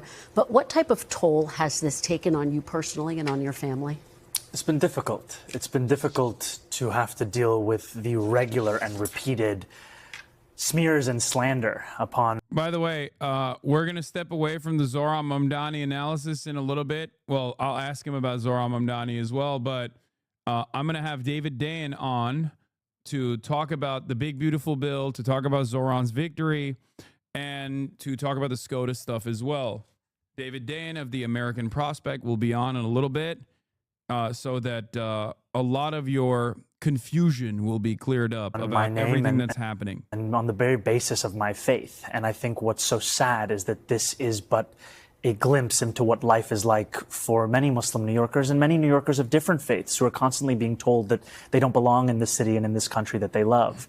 And ultimately, what continues to give me hope is that these moments are but small examples, something that goes against what so many New Yorkers actually feel. Because what we know is that this is a city for all of us. And what Tuesday night showed is that what New Yorkers want more than anything is a vision that binds us all together. I want to ask you about an issue that has divided some New Yorkers in recent weeks. You were recently asked about the term globalize the intifada, if it makes you uncomfortable. In that moment, you did not condemn the phrase. Now, just so folks understand, it's a phrase that many people hear as a call to violence against Jews. There's been a lot of attention on this issue. So I want to give you an opportunity to respond here and now. Do you condemn that phrase? Okay. Right on that note, I'm calling David Dayen. Okay? Hold on. We'll see what he had to say about the answer in a second. David, can you hear me? Yes, I can. All right, perfect. I can't see you for some reason. I don't know why. What do I need to do here? Oh, turn on camera. Boom. Maybe that helps. There it is. There we Perfect. All right. Hold on 1 second. I'm gonna turn off my camera. Just I mean, you can still see me, but I'm turning off my camera on my end so that. All right, perfect. David Dayen of the American Prospect is here, ladies and gentlemen. Longtime supporter of the show and everything I've ever said, right, David? Absolutely. Everything I've ever said exactly unquestioningly. Right. What are you, Trump? Yeah. What's with this loyalty? This is an ambush. Yeah, this is a loyalty pledge. David, I want to start off. I know that we're going to be talking about the big beautiful bill. I call it Big Booty Bill because his booty cheeks. But before we get to that, what are your thoughts about Zohran Mamdani? Because that's like currently the number one thing that everyone is talking about, and obviously for progressive media figures such as yourself, this was a fairly, this was a tremendous success, right? I feel like it definitely performed above my expectations for sure. Well, he ran a great race. I happened to be in New York just before the election, and watching the media there, every single ad promoted that New York Times editorial that was essentially an anti-endorsement of Mamdani. Yeah. And, the fact not only that he beat the big money, that he beat the establishment entrenchment of an Andrew Cuomo, but that he beat the liberal Bible of the New York Times, and that was not a factor in the race, shows what polls have already shown, which is that Democrats are fed up with their leaders, that they want to see a new style of leadership. They want to see a leadership that promises something real, and they're willing to buck the establishment in order to get it. And that's, I think, what we saw. And now I think the task for Mamdani, presuming he wins the general election, which I think he will, is that he has to go out and deliver. Because the way that he's gained trust with the electorate is that he's promised to do some very specific things. And now he has to pull those off. And I think he's going to get a lot of help from Brad Lander, who, as I understand it, is going to become the first deputy mayor and help him with implementing these policies. And if they kind of figure out a way to not only campaign in a way that attracts massive support, particularly from the young, but also to actually deliver on his promises, then I think that's a great model for progressive governing. Absolutely. And I think that's precisely what the mainstream outlets have been afraid of. And that is the reason. It's not necessarily the failure of a Zoran leadership, the failures of socialism. It's actually the successes of, like, and I wouldn't even call, like, Zoran is a socialist, but I wouldn't call his platform a socialist one. I think it's like very modest social democratic reforms that he's pushing. I mean, you know for. what's funny? If you go to Erie, Kansas, a little town in Kansas, population about 800 or 900, you'd find a public grocery store. If you go to Akron, Ohio, you'd find free bus service. If you go to North Dakota, you'd find a public bank and a ban on non-compete agreements, which was also part of his platform. You could go all over Red America and find Zoran Mamdani's agenda in place. No, absolutely. And they're treating it as though he wants to, like, kill all the billionaires, and you know, push him into the water and seize all of their assets by force. There's also the idea that there is going to be capital flight from New York, which has never happened and it will not happen. This notion that there is, like, tremendous capital flight whenever there's, like, a little bit of social democratic reforms or somewhat of an increase in taxes is also a silly one, especially considering how broadly popular this policy has been. The millionaire's tax has been in Massachusetts, right? Like, this is a tremendously... In California. Yeah. I mean, we have a millionaire's tax here, too, that was put in place by the voters in 2010. Yeah, I mean, I think that certainly there are going to be efforts to try to make him fail. Many of those may be coming from the police department rather than the billionaires. But I think the media is going to take a shot at this. We ran a piece on Friday from someone who worked in the office of Bill de Blasio. Now, de Blasio gets a bit of a bad rap, but he did put universal pre-K in place in New York City, and he did some other pretty popular things.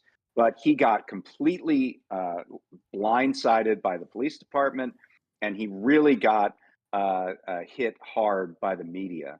And those, the piece that we ran was talking about those pitfalls and the things that Mamdani has to look out for. Absolutely. That is going to be a major issue. I mean, I remember when the Sergeant Benevolence Association was tweeting about basically doing a death threat to Bill de Blasio at the time, and even ended up doxing his trans child.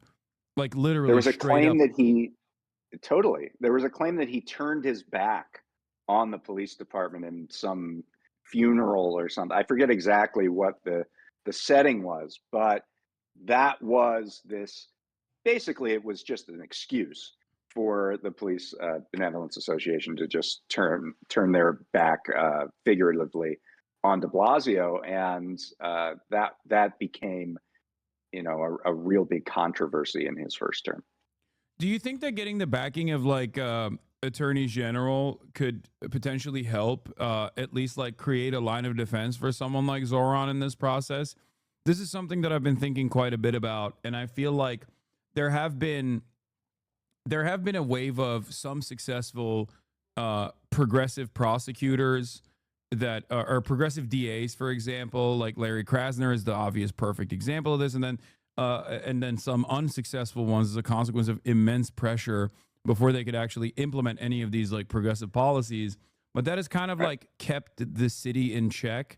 Larry Krasner being the great example of this, because, like, murder rates have gone down. And there was a lot of pressure to pressure to undemocratically unseat him. As a matter of fact, he withstood these attacks, and now it is seen as, it can be held up as a tremendous success. Do you feel like a similar thing could happen as well in New York City? I mean, potentially. I don't know if it's necessarily just Tish James's support, but the support of Lander and the support of Jerry Nadler and some other, sort of communicators that can just sort of offer testimony for Mamdani. I think really the fact that he essentially created his own media in this campaign, that he went around that filter and was able, through more perfect union kind of videos and through relentless attempts to engage the public, really allowed people to get his views directly rather than having to get them filtered through the New York Post or the New York Times. So I think that's going to be a real help to him, and something he's going to have to continue to do during his time should he win the office, because it's just too important. What we've learned now in the Trump era is that communicating in government is just as important as delivering. I mean, you not only have to act on your promises, but you have to let people know and make sure they know that those promises were kept and this is the benefit that you're getting. So he's set up well to do that in terms of his media architecture, and I hope that he continues.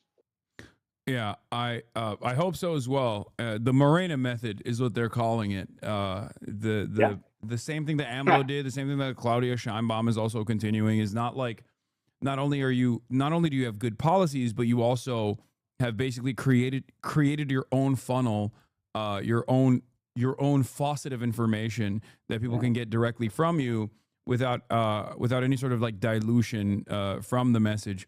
And it's something that we've seen quite a bit, even in the past couple of days. Like after this unprecedented victory, it does seem like a lot of even mainstream liberal adjacent outlets are seemingly more predisposed with attacking Zoran, talking about anti-Semitism, sometimes viciously smearing him, as Kirsten Gillibrand did, saying he wants to implement a global jihad on Jews.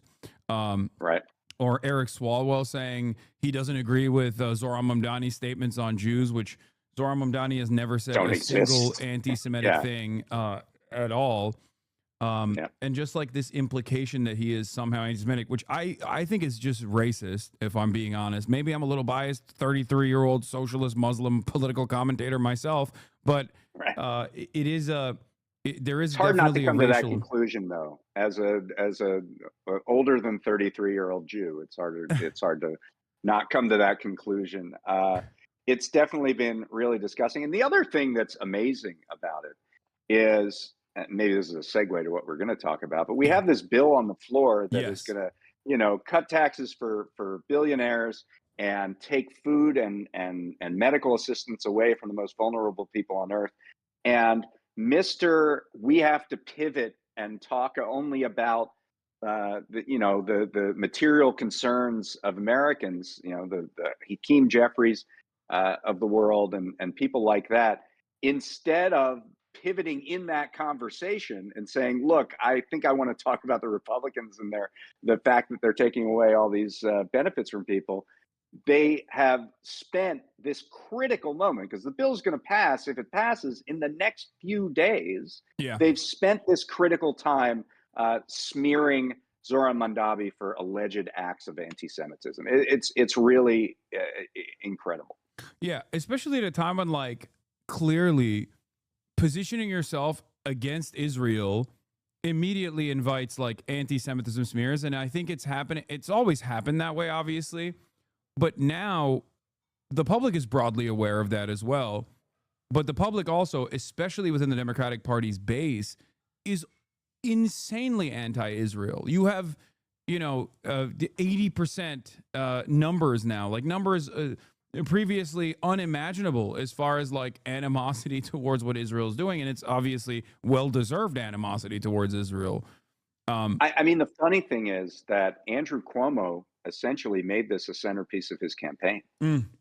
He is the one that brought these things up in debates, in ads, and it failed among the electorate. So we don't have to guess how these attacks will go.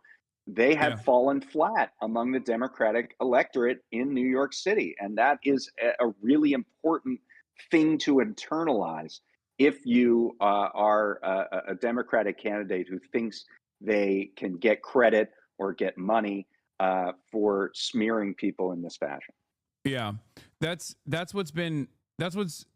something that I noticed as well, was that I thought I didn't like speak on this too much at the time, but like I thought that their constant their constant attacks on anti-Semitism, on like suspected anti-Semitism due to his like popular position on Israel, actually took up so much time and space away from other lines of attack that may have been more successful. Right. The usual bread and butter, like, oh, this guy wants to break the city, you know, this guy wants to Right. to ruin the finances of New York. Or I mean, who knows if that would have been successful as well, because it seems like Zoran had a tremendous door knocking operation, 50,000 campaign volunteers. Like this is, you know, this is And we were on the ground. We had people at the Prospect who walked around with canvassers, who were out at the polling locations that week, and you could feel the energy.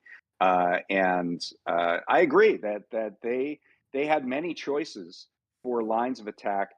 One of them being that Kathy Hochul, the governor, probably isn't going to raise taxes to give New York City the kind of funding that they would need to implement some of the policies. Not all of them need that funding, but that would have been a decent line of attack. I mean, it's actually has the benefit of being kind of true, and I think Mamdani is going to have trouble. He's going to have to mobilize his base to make sure he gets that funding, and that's going to be a big fight for him. But the point is that instead of doing that, instead of saying that, they went down this road that the donor base really wanted, and it failed. And you know, now they're trying. You know, the funny thing was the day after the election, there was this big meeting of the business elite in New York City. They said to discuss the Zoran situation. Did you see that? That was the name of it. So they've gone back from, oh, let's get behind Eric Adams, to, oh, Cuomo still has a ballot line, maybe we can get behind him, to maybe we'll find somebody else. I don't know who that would be, maybe Bill Ackman or somebody. They are just flailing right now in New York City because they know that this agenda is very popular. And the way that Mamdani took his the way he waged the campaign, laser focused on on affordability, on making New York a better place to live, is extremely popular. Yeah, absolutely. So let's get to the big beautiful bill, which I'll admit I haven't hyper focused on too much either. Passed in the House of Representatives, made its way to the Senate. There was a big will they won't they situation, even though it was obviously smoke and mirrors.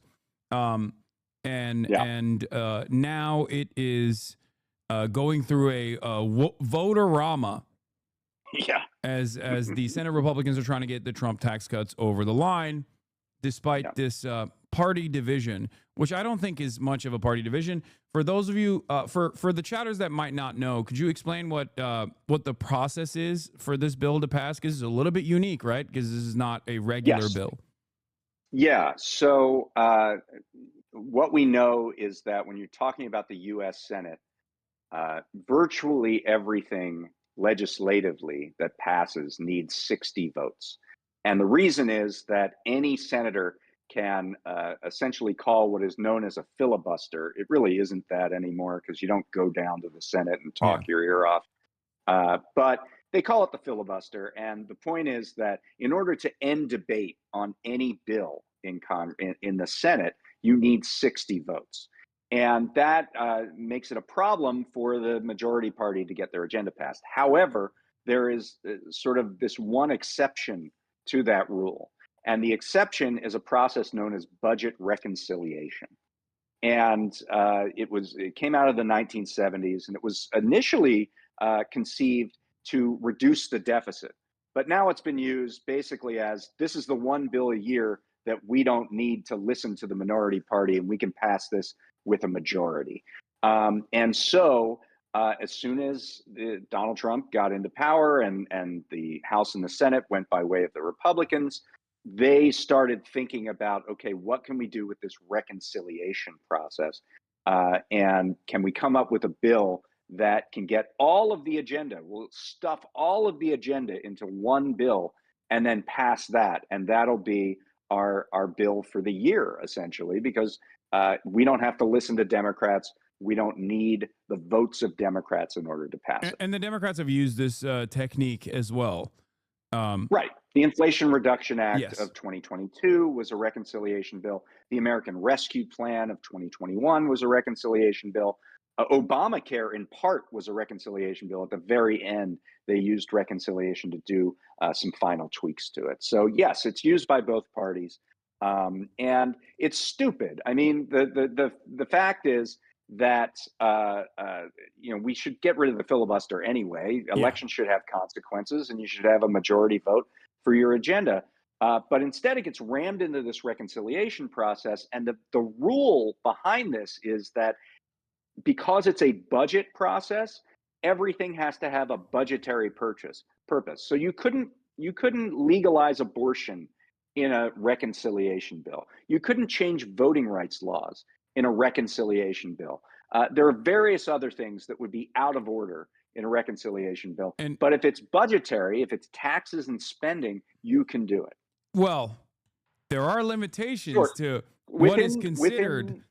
That's right. Yeah, and they're the rule specifically says you have to have a primary budgetary purpose. Yeah. So if you're putting numbers to something, but it's really about a policy, that often gets thrown out. Well, and then there's also other instances where, in my estimation, and I'm no big city lawyer, but it directly does impact the budget, but the Senate parliamentarian decides that it's not it should not be a part of the budget reconciliation, like the $15 minimum wage, which absolutely, I think, by all estimations, would be considered having an impact on the budget. It was a terrible decision. And that's when you get into this sort of metaphysics of what is a budget, piece of a bill, and what is not budgetary, and what has a primary budget purpose and what doesn't. And these things, as you alluded to, are taken up by the parliamentarian, who is an unelected clerk that works for the Senate, that is sort of the judge and jury of these various rules. What happens is one party files their reconciliation bill. The other party says, hey, I'm raising a point of order. That is not budgetary. And then they have a debate, and then the parliamentarian makes a ruling. And this has happened dozens of times throughout the course of this process. And many things have actually been kicked out. But, should our democracy be down to the sort of whim of an unelected bureaucrat within the Senate of deciding whether or not we're allowed to get a wage increase, or whether or not we're allowed to get this or that or the other? And and I'm sure you can see the thing that I'm sharing with you, my screen right now. So in the past, and I talked about this quite extensively, the Senate parliamentarian has been fired and reappointed to reappointed on the basis of whether or not they would play ball with the agenda of the leadership. Dick Cheney did this. Republicans. Yeah, Dick Cheney did this exactly. But of course, Joe Biden didn't do this for the $15 minimum wage. And now that the Senate parliamentarian seemingly is cutting through a lot of this noise that the Republicans are trying to advance in this massive, massive wealth transfer, Donald Trump is saying, great Congressman Greg Stube is 100% correct. An unelected Senate staffer parliamentarian should not be allowed to hurt the Republicans' bill. Wants many fantastic things out. No, DJT, he says. Now, it should be said the Senate hasn't listened to him on that. They have abided by the parliamentarians' rulings. But then what happens is you get into this bargaining process, this negotiating process. We're like, okay, you kick this out, but what if we tweak the language a little bit and do this? Is that okay? And then there's a back and forth, and then maybe the parliamentarian agrees with it. And that has happened on a few very key parts of this bill. And other things, the Senate has just said, okay, I guess we can't do that, and we'll throw it out. But on one very key part of this, the Senate has ignored the parliamentarian. And that has to do, and we're going to get just way too wonky right now, Hassan, I apologize. It's something called the current policy baseline. And it sounds stupid and not important, but it's why very this bill is important. going. It's very important. Here's what it means. The Trump tax cuts for individuals expire in the end of this year. And one big thing that this bill does is extend the Trump tax cuts and makes them permanent. And the way it makes them permanent is it extends them for 10 years, and then there's an assumed permanence. So you would think, if you're a normal person, that would cost some money. It's not the law now, but if you make it the law for 10 years to pass the Trump tax cuts, that is a major tax cut from where it would otherwise be under current law, because otherwise it would go back to the Obama tax cut, the Obama tax levels, right? So the difference between the Obama tax levels and the Trump tax levels over 10 years is $3.8 trillion, right? So what Senate Republicans have said is that, well, but this is just the current policy. We're under the Trump tax levels right now, so extending them doesn't cost any money because it's just the same policy extended through. And that is how they took a magic wand and made $3.8 trillion disappear. And so a bill that the Congressional Budget Office says will cost $3.3 trillion, according to Senate Republicans, they say it actually saves $500 billion. Yeah, and this is the most consequential. This is the most consequential part of the bill anyway. This is the main thing. That's right. And under budget reconciliation rules, if they were to count that Trump tax cut extension under a current law baseline, it would not be able. They would not be able to use this bill for budget reconciliation because it would be too expensive for a variety of different reasons that aren't very important. But the point is that using this gimmick, this current policy baseline gimmick, is the only way they can get this bill passed and make the Trump tax cuts permanent. Yeah. Once again, proving the point that Republicans and no one really, maybe some Democrats, with the exception of some Democrats, no one actually cares about the deficit, especially when it comes to tax cuts for the wealthy. They actually don't care about the deficit at all. And also, nobody cares about process. Like all the things I've just told you about, you're not going to run a campaign on this. Yeah. Nobody cares. It's one side plays hardball when they have power to get done what they want to get done and work the rules to their advantage. And the other side says, oh, well, the parliamentarians said we can't raise the minimum wage to $15 an hour. I guess we can. So by your estimation, especially as someone who wrote I would say the most comprehensive blueprint for what the Democrats should have done in the first 100 days of Joe Biden's administration, using pre-existing rules, as a matter of fact, a very pragmatic solution to implement using Biden's pre-existing agenda. laws. Yeah, using pre-existing laws. Yeah.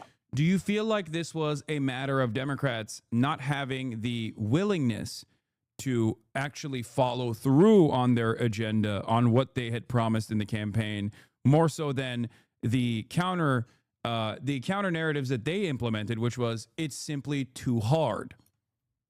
I mean, they followed through on some of it. They certainly didn't do everything that we recommended or that I would have wanted them to do. Some of the things they were stymied by the courts, which is now playing this big game of Calvin ball, where if a Democrat does something, it's okay. It's not okay. But if a Republican does something, we got to get rid of these nationwide injunctions on Trump policies. So, we're up against it with the courts. We're up against it with some other things. But, could there have been more creativity under Biden to get done things that would have had tangible benefits for the American people and to get those benefits in place when he was in office? Absolutely. And I think that's one of the lessons that at least some people are learning about what to do should Democrats ever get into power again. Yeah, I mean, they are creating a robust infrastructure to implement a lot of policies, a lot of progressive policies that the people want, especially if you had like a broad popular mandate. If you were to run like a real populist campaign. Sure. We saw a smaller version of that with Zoran Mamdani. It seems like they would have all of the opportunity as long as they had the motivation to implement said agendas. Now that there are no nationwide injunctions and the lower court system is effectively powerless against it, what are they going to do? Launch class action lawsuits everywhere? They're going to against have Medicare to, and for all? they're actually starting to launch class action lawsuits. But I want to Yeah. say something on Medicare for all. Like, you know, if you think about the creativity here, right? So what Republicans did is said, as long as something is in law, if we permanently extend it, it doesn't cost any money, and that helps us, you know, be able to pass it. So in 2029, what if Democrats pass the Medicare for All for 1 Week Act? Yeah. Right. So it costs, you know, whatever it costs to do Medicare for all for a week. And then they pass a reconciliation bill that says, oh, well, Medicare for all is policy this week. So under a current policy baseline, we can make that permanent and it's free. You know, that's the level of what Republicans are doing here. And as long as that's the rule now, that's the precedent that has been set. I don't see why you shouldn't just keep using it. Yeah, no, absolutely. It's zero. It's not. It's already pre-existing law. We can make it permanent, right? For free. Yeah, yeah, that would be fantastic. I don't think that there is enough interest, enough appetite in the Democratic Party. This would mean a dramatically different Democratic Party. But here's can we talk about some of the things in the bill though? Yeah, that's what I was about to say. Yeah, let's get into some of the meat and potatoes of this big booty bill that Donald Trump is trying to ram through in a process not dissimilar to 2017 as well. Like very long, convoluted bill, major tax cuts, and here's the difference though. The difference between 2017 and now. The 2017 tax bill, I believe it was called the Tax Cuts and Jobs Act. Yeah. Did not have any spending cuts. They basically said, we're going to cut taxes and we're not going to pay for it. We're not going to do any social welfare cutbacks in that bill. But this bill has all the tax cuts. It also has all the populist tax cuts that Trump talked about on the campaign trail, like no tax on tips and no tax on overtime and things like that. But it also has the largest cut to Medicaid in American history. It has the largest cut to food stamps in American history.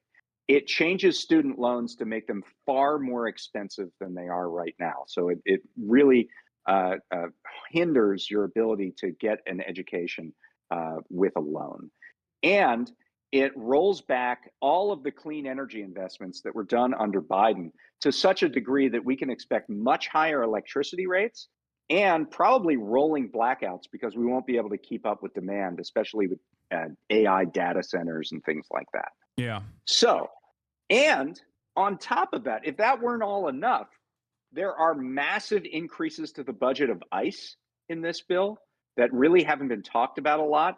It's a 13 times the increase of the annual budget of ICE is in this bill. Terrifying. To do detentions and to do all kinds of policing. So if you, I know you're in LA, I'm in LA, I was down at the protest, so were you.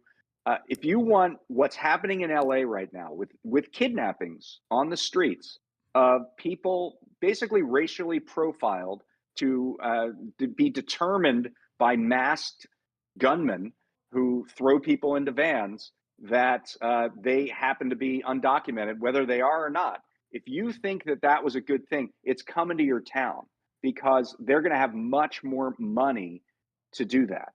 And then even on top of that, there is another $150 billion increase for the military in this bill. This is a military that has $1 trillion budget, right? Yeah. Every year, like clockwork.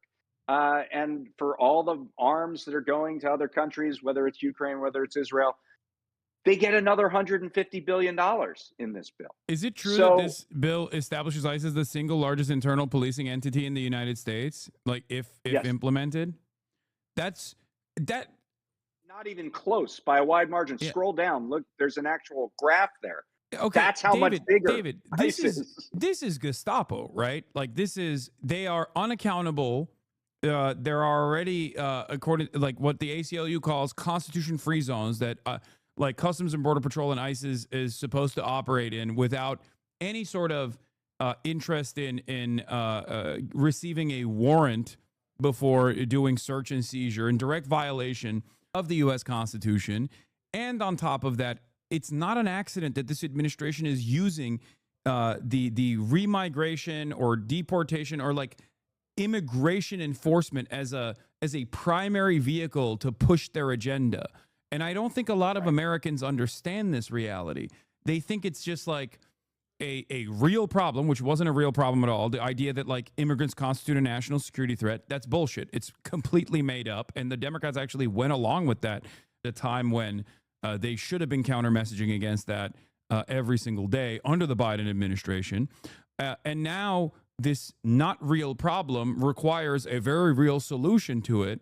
And basically they're using they're violating the First Amendment, for example, with the unlawful detention and kidnapping of Mahmoud Khalil and Mohsen Mahdawi and numerous others. They're basically using it as a catch-all solution. I'm on with you, but there's a press conference happening right now in downtown Los Angeles about a woman who was a community organizer with the Alliance for Californians Community Empowerment. And she was abducted, taken off the streets at a Jack in the Box parking lot. She was taken to the border where the border said, "We thought that you had agreed to leave the country." And she said, "No, I haven't agreed to that." Then the same unmarked van and masked officials took her to a warehouse of unknown location somewhere in Southern California.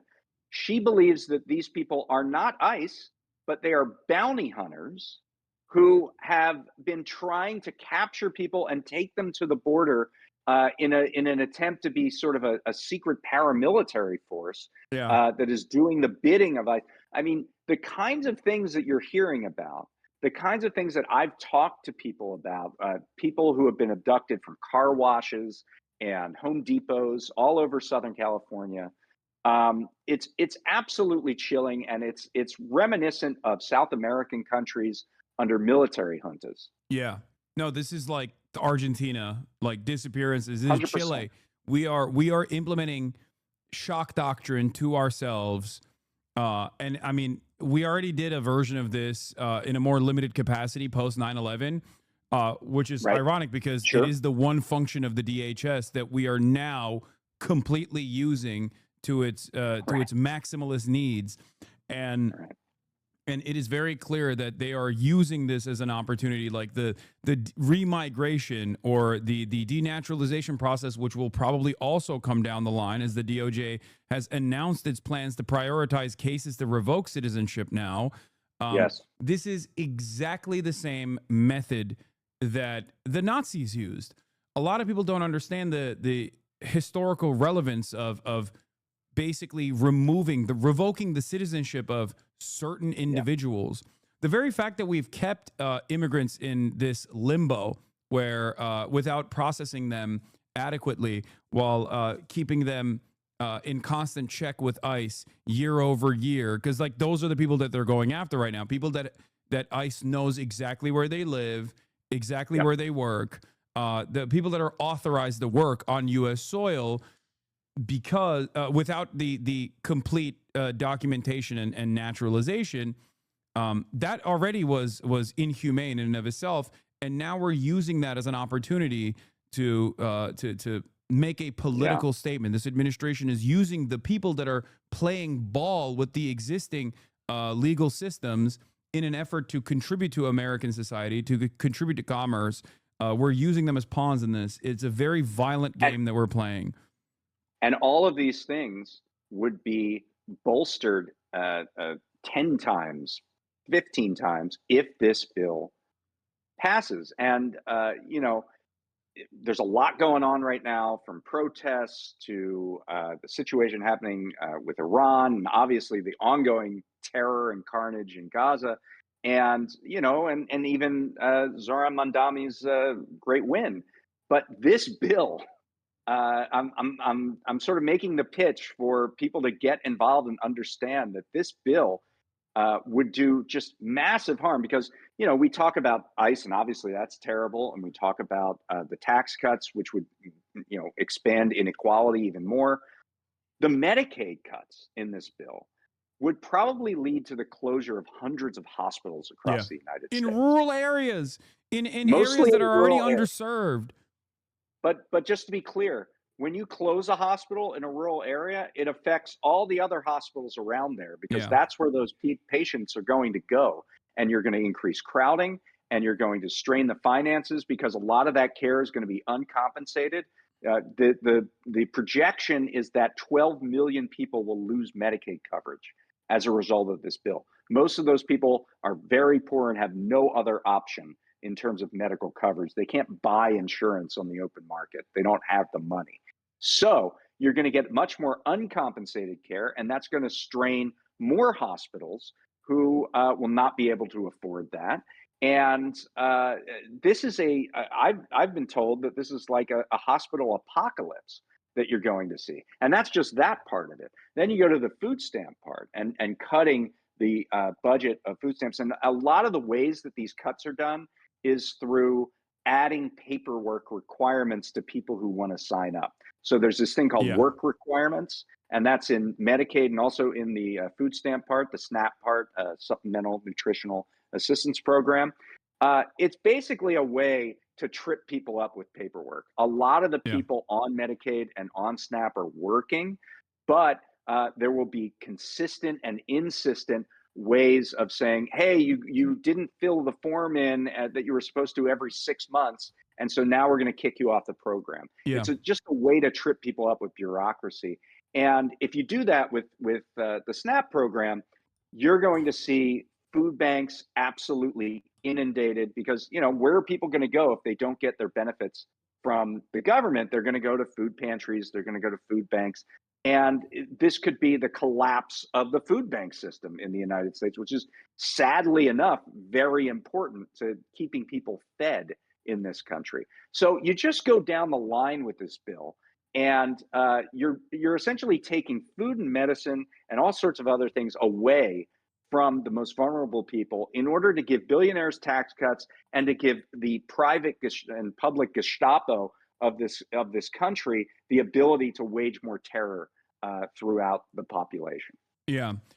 One of the classic things that they do, as you mentioned, is jamming people up with paperwork. Obviously, we saw a version of this in Florida during COVID, where they had like the websites purposely designed to break when there was when there were too many people that were applying. Yeah, that was for unemployment. Exactly. Yeah. And like they designed these things in a way where it's supposed to break so that people don't have access to these life-saving funds. And they actually did briefly work requirements for Medicaid in Arkansas, and this was in 2018 and 2019. Sorry about that. And what happened was, you can look at the statistics back. I believe there was a court case that blocked this for a while. So we only have this history of 2018 and 2019 with Arkansas and work requirements. And what we see is that hundreds of thousands of people in Arkansas lost coverage, and it did not increase work in any meaningful way at all. Yeah. So this is not about work. Didn't they also do voluntary work too? Because they couldn't figure out, like, there was another provision where it was like you could do like charity service or something as well. Right. Yeah. Yes, and it just like failed. It was a completely failed initiative where. There it is. Yeah. The Medicaid work reporting requirements was a failure of a model. And seemingly we're going to export it to the whole country. Yeah, we've nationalized it now, which is incredible, so that rich people can get a fucking tax cut. It's a massive wealth transfer. Going back to the communication strategy here, though, the Democratic Party, unfortunately, has a crisis in communicators when some of the more prominent figures are Cory Booker, Hakeem Jeffries, Chuck Schumer. These are unimaginably unimpressive individuals, devoid of all charisma. I think Cory Booker could have been a charismatic individual. I think like when he was more so like a state figure, there was an opportunity there. But very clearly, he's become this like establishment Democrat lackey, and seemingly. I mean, from on a charisma scale, he's probably one of the good ones. If Yeah, you're talking about the exactly. Democratic Party, E- relatively speaking. Exactly, which is why they hail him as this like champion of social media internally, which is hilarious. Right. But like, shouldn't this be the primary focus of the Democrats right now? Like, one, 100%. immediately defending Zoran as a future of the party and the direction that the party should be going to, and also simultaneously using every waking moment to talk about how unimaginably cruel this tax proposal is. It is. It is that moment, but because of our fractured media system and because of what you just outlined in terms of Democrats' inability to seize the narrative, we have a situation. I just saw a poll that showed they asked people if they've heard of the one big beautiful bill, and only 48% did. And they asked people if they knew about the Medicaid cuts, and only about 8% did. Yeah. And so this is the problem. It's a messaging problem. When a wonky thing is happening in Congress with budget reconciliation and vote-a-rama and just all of these terms that nobody has ever heard of or knows about, it's hard to get people super fired up. But this is going to have an impact on every American. And it's not a done deal. That's one thing that's important here. So the Senate is doing amendments right now. They're going to get to the end of that process probably late tonight or early tomorrow. And, we'll see, because there are still some votes up in the air. Susan Collins, Lisa Murkowski, but past experience shows those guys are going to cave and they're going to vote for the bill, right? However, when this goes back to the House, because the House version and the Senate version are different, the House gets another crack at it. There is more deficit spending in the Senate version. There are deeper Medicaid cuts in the Senate version, and both of those are negatively seen by different constituencies among House Republicans. The Freedom Caucus sees this as more red ink, as more deficits, and they're very much opposed to that. The moderates, the handful thank God of for moderates, the Tea Party once again. Thank God for the Tea Party, yeah. The handful of moderates in the Republican caucus see those Medicaid cuts as absolutely devastating. And a couple of them, enough of them to make it interesting, have said they're not going to vote for the bill. So there is still a possibility that the House doesn't end up passing this, or maybe they change it and then they ping pong it back to the Senate, and we keep going back and forth for a while. And the reason they want to pass this quickly is because they're happy that only half the public knows what's in it. Yeah. They don't want more people to know what's going on with this bill. They want to get this done at lightning speed so that it doesn't collapse under its own weight. And so that's why it's so important to get the word out here. Yeah, we have a tremendously effective method of undermining the priorities of a bill that is supposed to be overwhelmingly popular, that got jammed up in Congress and was endlessly lied about. That is the ACA, Obamacare. Right. And the longer that process takes, the worse it gets for the administration to defend it, because more people catch wind of it. However, that only happens if the opposition party is willing and able to stand 10 toes down and talk about all of the tremendously unpopular parts of this this bill. And I think it's able more than willing. I mean, Democrats have been talking about this, and for those who have heard about this bill, they hate it. Oh yeah, it's one of the more unpopular bills in American history.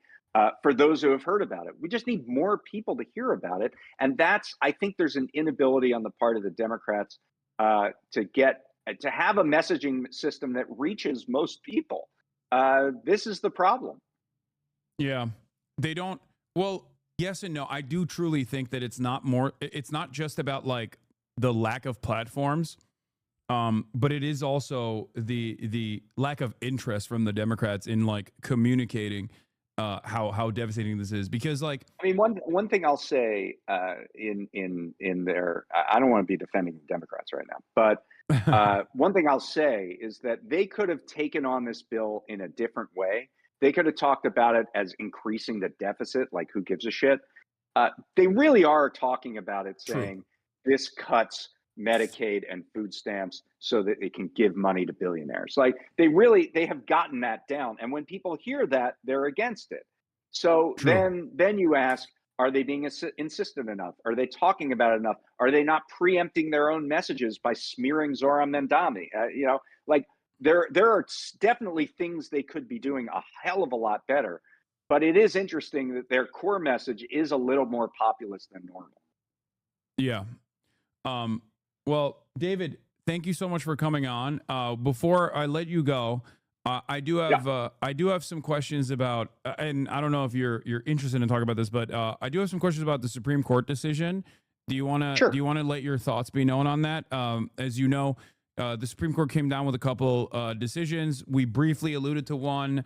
Obviously, there's the coalition of like religious families that are functionally bricking the core curriculum by saying that if there's any sort of like gay, if there's any sort of like queer character or anything in the core curriculum, then like you can't have that. But other than that, there's a Supreme Court decision that came down that made it so that lower court injunctions are no longer capable of stopping federal level decisions like national decisions that are done through executive order. It's significant because the court case that this decision came down on was a blatantly unconstitutional executive order that ended birthright citizenship. The Supreme Court didn't touch birthright citizenship, of course, in their decision, but simply said that the lower courts no longer have the power to do injunctions that stop national issues, something that the Republicans have used extensively under the Biden administration. Do you want to give us a little bit more detail on that? Yeah, absolutely. So functionally, what this means is that in the next 30 days, the Trump administration is going to implement some policies to end birthright citizenship. That at their discretion, they can say that someone who is born not to two native-born parents or something, some criteria, is not a citizen. And the real problem here, and we're going to have a story about this tomorrow, because it's fascinating. How are they going to do this? So the way that it works now is every baby that is born gets a social security number. Every baby born in this country gets one at birth. It's called the enumeration at birth. And now with this order, it's not clear how one would get a social security number, whether they will stop the enumeration at birth program entirely, or whether there will be flags that will be put on this program. All of that is done out of the Social Security Administration. Now, what we know is that the Social Security Administration has been completely gutted, particularly their regional offices, which have lost staff in tremendous numbers. If you're going to have to go into a Social Security Administration office in order to get your child, your newborn child, a Social Security number, and you have to bring whatever documentation you have to bring, including maybe the birth certificates of the parents. I don't know what you would need to confirm that this is a legal child born in the United States and is a U.S. citizen. Think about, there are already huge backlogs at Social Security offices all over the country. Think about if you add every child born in the United States, and now you have to deal with that too there. It's going to be absolute chaos for the system. So that's the short-term version of this. The longer-term version is that, there could be some Democrats that would be out there saying, no nationwide injunctions, sounds good to me. Student debt relief was stopped through a nationwide injunction. The ban on non-compete agreements that I alluded to before, which Lena Khan and the Federal Trade Commission did, was stopped by a nationwide injunction. So, there are certainly Democratic things that you could say, oh, if you can't block those executive orders, maybe that's a good thing. However, there are other methods that it seems like plaintiffs can take to stop blatantly unconstitutional orders. And it's through class action lawsuits, like you mentioned that before. But the problem is they're slower and they're more deliberative, and you have to go through the entire court case to get the class certified. and get a temporary injunction. So and what if what if the certification is not upheld by the Supreme Court as well? Because that's right. Yeah, there's that side of it too, where like I think Clarence Thomas wrote something about this. They did a whole lot of mucking with class action certifications and made them much harder to get in the lower courts. So it's going to be a lot harder. And more important, I think, is that in the interim, whatever that unconstitutional or sketchy executive order policy is, it can be implemented in the short term, and there's no real way to stop it. And so, and we just talked about with birthright citizenship, the chaos that could cause. So I think that's the bigger problem here, is that now we're just going to have random unconstitutional things potentially that are just happening in the country, and you have to wait to see if they can be stopped in a timeline that could be months, if not years. Yeah, and I mean, for people to understand, simply put, you can have a child born on U.S. soil right now in New Jersey, where I believe there is already like a defense against this launched in the state of New Jersey, that is a full-blown American citizen, in spite of the fact that one or neither of this child's parents are documented U.S. citizens. That child will get, I guess, some kind of American citizenship, right? Because we don't know. We literally don't know. Whereas like in a place like Texas, for example, the like local state office could decide against that. And then that child born on U.S. soil is effectively stateless. Like this person will not have a state. It's unbelievable. And you're right. Like if there was a case in New Jersey that the circumstances of that case are narrowed to the state of New Jersey, then you have different standards for birthright citizenship in New Jersey or Texas or Wyoming or wherever else. So it's a very unworkable system, and it's kind of like welcome to the Trump era. I mean, this is Dred Scott, right? I mean, this is exactly because like one of the immediate problems that I can foresee is what happens when a child born in New Jersey to undocumented parents that is classified as an American citizen actually engages in interstate travel and goes through a state where they are not considered a citizen. Does that mean that technically that the New Jersey law remains? Because obviously in this what controls in that case?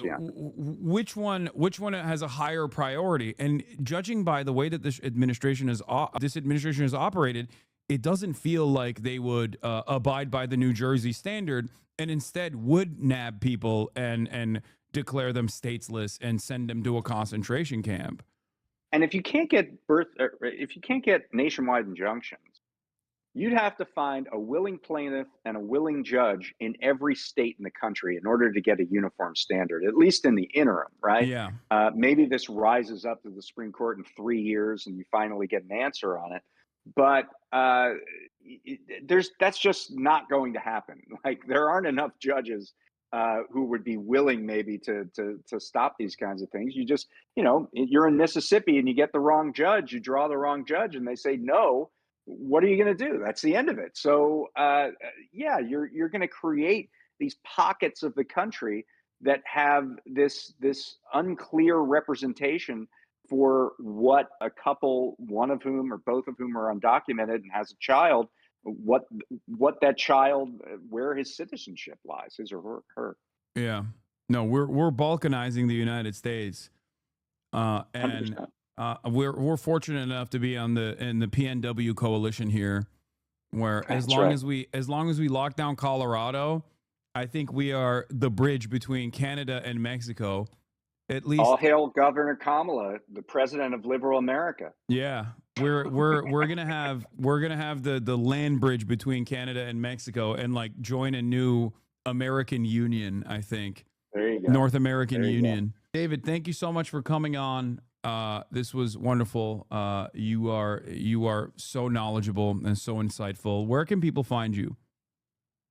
You go to prospect.org. We're there every day. We're actually doing a pop-up newsletter on this bill. So you can sign up for the newsletter at prospect.org, and you'll get all of our stories in your inbox about the big booty bill, the big beautiful bill, every single day until it's done, which could be this week. So you might not get many more, but we're going to be keeping on it.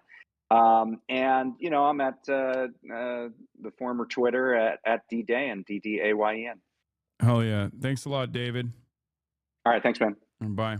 That was David Dayen of Prospect. Fantastic conversation. One of my favorite guests of all time, consistently, endlessly knowledgeable.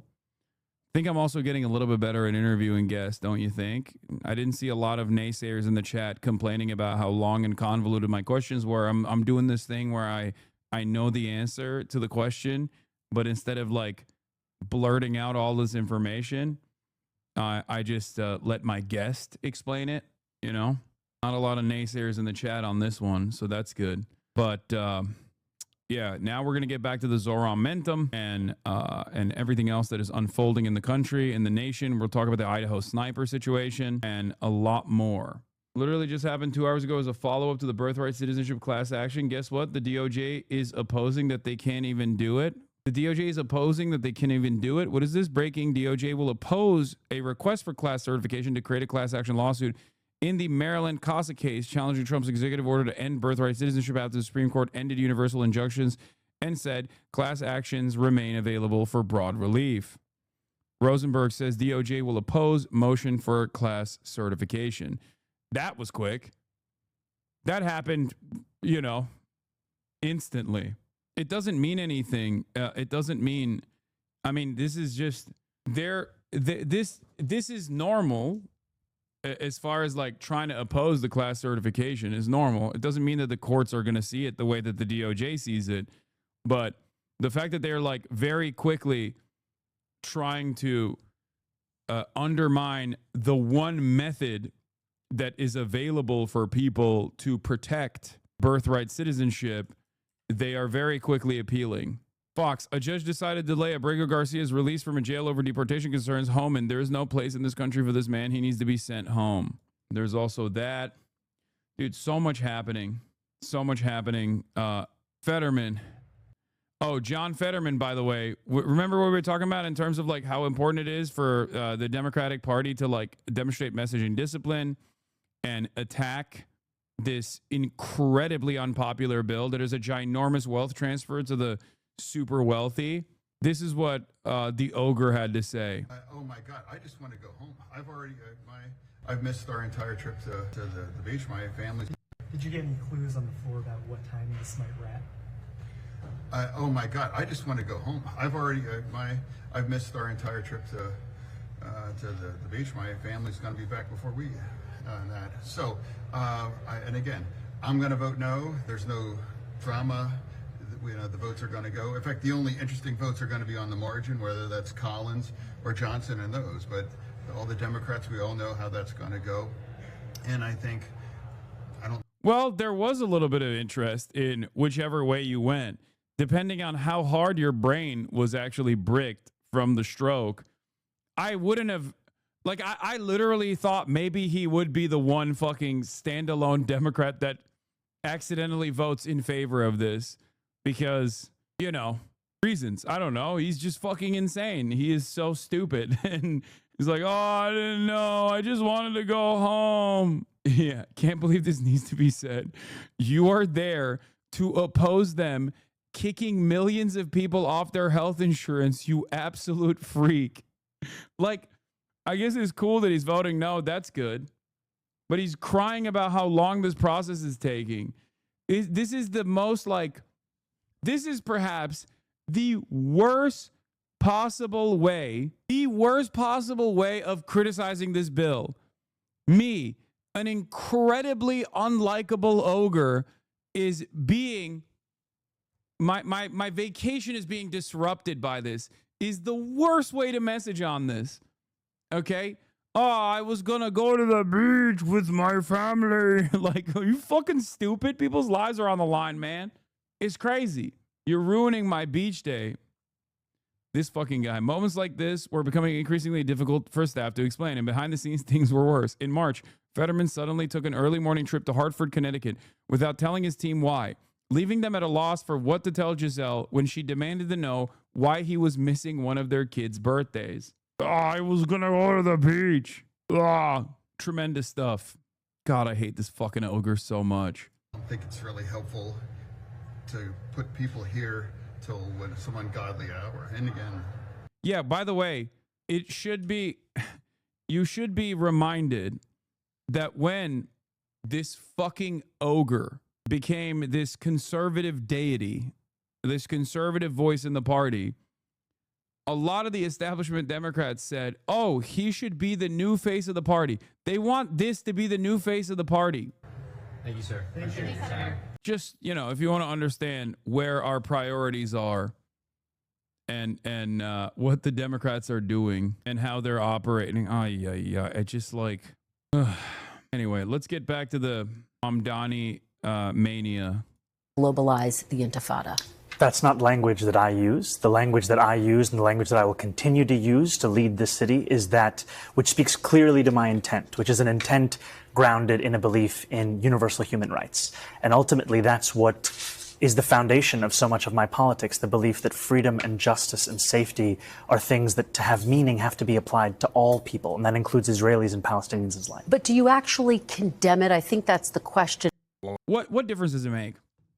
Let's say he says no, or let's say he says yes. He says yes, you're still going to keep bullying him and be like, well, your supporters say it, okay?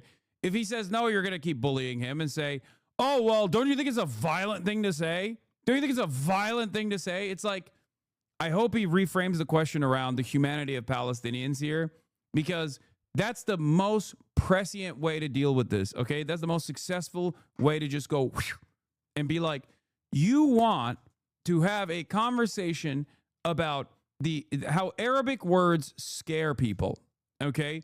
At a time when everyone in America has seen little children blown up with our taxpayer-funded weapons at a time when we should be spending all this money on fixing our fucking roads, dealing with the homelessness crisis in American cities. Nobody cares. No one cares. It's like, stop. Like, the violence of words is being discussed at a time when the real violence that is happening over there is only happening because of the structural violence of poverty that we have implemented in this country. We can't spend any money on ourselves because we have to spend all that money killing children over there. And the outstanding issue that a number of people, both of the Jewish faith and beyond, have. Do you condemn that phase, globalize the Intifada, which a lot of people hear as a call to violence against Jews? I've heard... Aren't they just trying to get Mamdani to accept responsibility for racist fears by asking that question? Like, the question assumes that he already agrees with it. Yes, I have the fucking congressperson doing this, by the way. Civilized people in America don't eat like this. If you refuse to adopt Western customs, go back to the third world, says Congressman Brandon Gill. This is some real freak shit, dude. Actually some freak shit. From many Jewish New Yorkers who have shared their concerns. Wait, he's married to an Indian lady, I'm pretty sure. Brandon Gill is. But I don't even know if, I'm sure there's certain Indian cultures that will eat, like, certain foods with their hands. I don't know. I don't know. I just don't fucking understand why this is a big deal. Who gives a fuck? His father-in-law. Wait, Dinesh D'Souza's daughter? He's married to Dinesh D'Souza's daughter? First of all, every culture has hand food, okay? Every culture. How do you eat a fucking hamburger, dumbass? How do you eat a pizza? How do you eat a taco? Okay, you eat it with your fucking hands. The only difference in this circumstance is that this is like food that Westerners eat without their hands. They eat it with the utensils. That's the only reason why people are freaking out about it, okay? How do you eat fucking French fries? Yeah, things are going so well for the anti-Mamdani camp that they're now resorting to criticizing the way he eats food. Zoran should go eat pizza with a fork and knife while Subway serving just to piss everyone off. It's so funny that Zoran clearly uses cutlery to eat food all the time, to the point of using it to eat a burrito on the Subway, but he eats with his hands on camera like the costume performance thing for white people to find him exotic. This is unironically not even for white people to find him exotic, you fucking donkey. Oh my God. Every single president has eaten with their hands, and the average American is an overweight slob and is proud. Be quiet.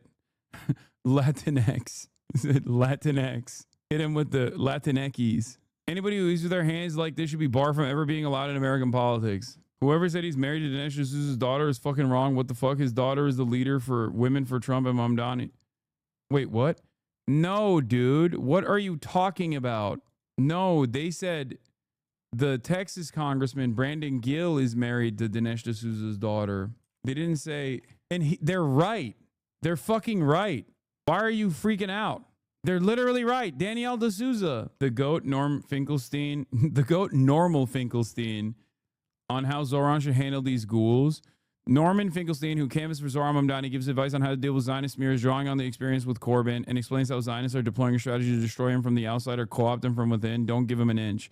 Yeah, I mean, I already covered this. Yeah, Bill de Blasio was fucking skewered alive for eating a pizza with a fork. None of this shit matters. Okay, I can't even believe we're entertaining this shit. God, especially in light of the horrific attacks that we saw in Washington, D.C. and in Boulder, Colorado, about this moment of anti-Semitism in our country and in our city. And I've heard those fears and I've had those conversations, and ultimately they are part and parcel of why in my campaign I've put forward a commitment to increase funding for anti-hate crime programming by 800%. I don't believe that the role of the mayor is to police speech in the manner especially of that of Donald Trump, who has put one New Yorker in jail who's just returned to his family, Mahmoud Khalil, for that very supposed crime of speech. This is a great way to fucking restructure the conversation in a way that like appeals to liberals as well. He's basically politely saying, why are you doing the same thing that Trump is doing? To me, a Democrat. Why are you at NBC News, a liberal media outlet, doing the same thing that Donald Trump is doing? Are you not a Democrat? Are you not a liberal? Do you not care about liberal values? It's a good deflection mechanism, in my opinion. Speech. Ultimately, what I think I need to show is the ability to not only talk about something, but to tackle it and to make clear that there's no room for anti-Semitism in this city. We have to root out that bigotry, and ultimately we do that through the actions, and that is the mayor I will be, one that protects Jewish New Yorkers and lives up to that commitment through the work that I do. But quickly, for the people who care about the language and who feel really concerned by that phrase, why not just condemn it? My concern is to start to walk down the line of language and making clear what language I believe is permissible or impermissible takes me into a place similar to that of the president who is looking to do those very kinds of things, putting people in jail for writing an op-ed, putting them in jail for protesting. Ultimately, it's not language that I use. It's like I said, he doesn't pivot back to the real issue, in my opinion, but I mean, it's still fine. It's a good deflection. But like, I think what would even serve him better is why this question is being directed in his, this question is being directed at him. Okay. Number one, because this is like a racist fear. He has made his position known, but then again, that might come across as like too angry. But then also redirect the conversation, steer the conversation back to like what's happening in Gaza, and also how we as American citizens are actually understandably disturbed and should be even more disturbed because it's happening with our tax dollars instead of our tax dollars going to help us. Our tax dollars are going over there to Israel to kill people. People are very obviously aware of this. People are very obviously disturbed by this. And language policing and tone policing of this sort at a time when like 80% of the Democratic Party's base of support understands what's going on is very silly. Language I understand there are concerns about, and what I will do is showcase my vision for the city through my words and my actions. Let me ask you broadly. Your surprise victory has some progressive Democrats saying, boy, you may have determined the model for the Democratic Party nationally in this moment. Do you think your campaign represents the playbook for how to win in the Trump era for Democrats? I think it showcases a new approach to politics in our city, and it's for others to decide across our country. Ultimately, what we wanted to do from the very beginning of this race was change our political instinct from lecturing to listening. And after the presidential election, where we saw New York be the state in the nation with the largest swing towards Donald Trump, 11.5 points, and we saw that swing took place far from the caricatures of Trump voters, I went to those hearts of immigrant New York City that were the fulcrum of those swings. Hillside Avenue in Queens, Fordham Road in the Bronx. And I asked Democrats, who did you vote for and why? And I heard from them again and again, I voted for Donald Trump because I could afford things that are now out of my reach today. And ultimately, when I asked them what would it take to bring you back to the Democratic Party, they said a relentless focus on an economic agenda. And that's the campaign that we built. Do you think that your apparent victory is a sign that there is an appetite for young progressives like a Congresswoman Alexandria Ocasio-Cortez to run for president in 2028? It's an honor to be endorsed by Congresswoman Ocasio-Cortez and to have been represented by her for so many years, because she's showcased so much of what we're trying to do in this campaign. The ability to not only stand up and fight, but also to win. And ultimately, what people want to see is someone who doesn't just believe in something, but can deliver on those things. And now, especially more than ever, we need to be a party that's not just against Donald Trump, but also for something. And our campaign was for working people, for bringing dignity back into those lives. And that's what the Congresswoman has showed time and again. I can't let you go without doing a little bit of local politics. Please. So Mayor Eric Adams already in the general election as an independent candidate. We're waiting to see if Andrew Cuomo officially throws his hat into the ring. Do you think you can win if the two of them are in the race? Can you beat both of them? Absolutely. We can beat anyone that's in this race, because what we've shown is that this is a campaign that has the support of more than 400,000 New Yorkers. In the first round of Tuesday night, we got more votes than Eric Adams did by the last round of 2021. And ultimately, it's a referendum on how he made this city so unaffordable. For too long, politicians have pretended to simply be bystanders to a cost of living crisis. They've actually exacerbated it. And our vision is one that will respond to it and make this a city affordable for every New Yorker. I will say this much. He doesn't get jammed up with the anti-Semitism shit, which is awesome. I will, one of the biggest problems with Corbyn in the UK, which is a very different media environment, much more hostile, and a very different approach to anti-Semitism smears, wasn't necessarily that Corbyn constantly found himself having to answer these questions. All of the media time wasted on talking about how anti-Semitic Jeremy Corbyn was, in the same exact way, by the way. Very different era, too. Very different era, for the record. I think if they try to do that shit to Jeremy Corbyn right now, his popularity would skyrocket. Because, again, we're talking post-October 7 now. We're talking 20 months of Israel's genocide. Obviously, attitudes have shifted dramatically, right? But the media did this to Jeremy Corbyn all the time.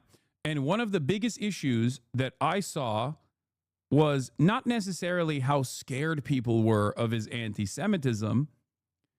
It was more so that that was the only thing he talked about. He was constantly on the defensive. Right? And having to only talk about how he doesn't hate Jews. Okay?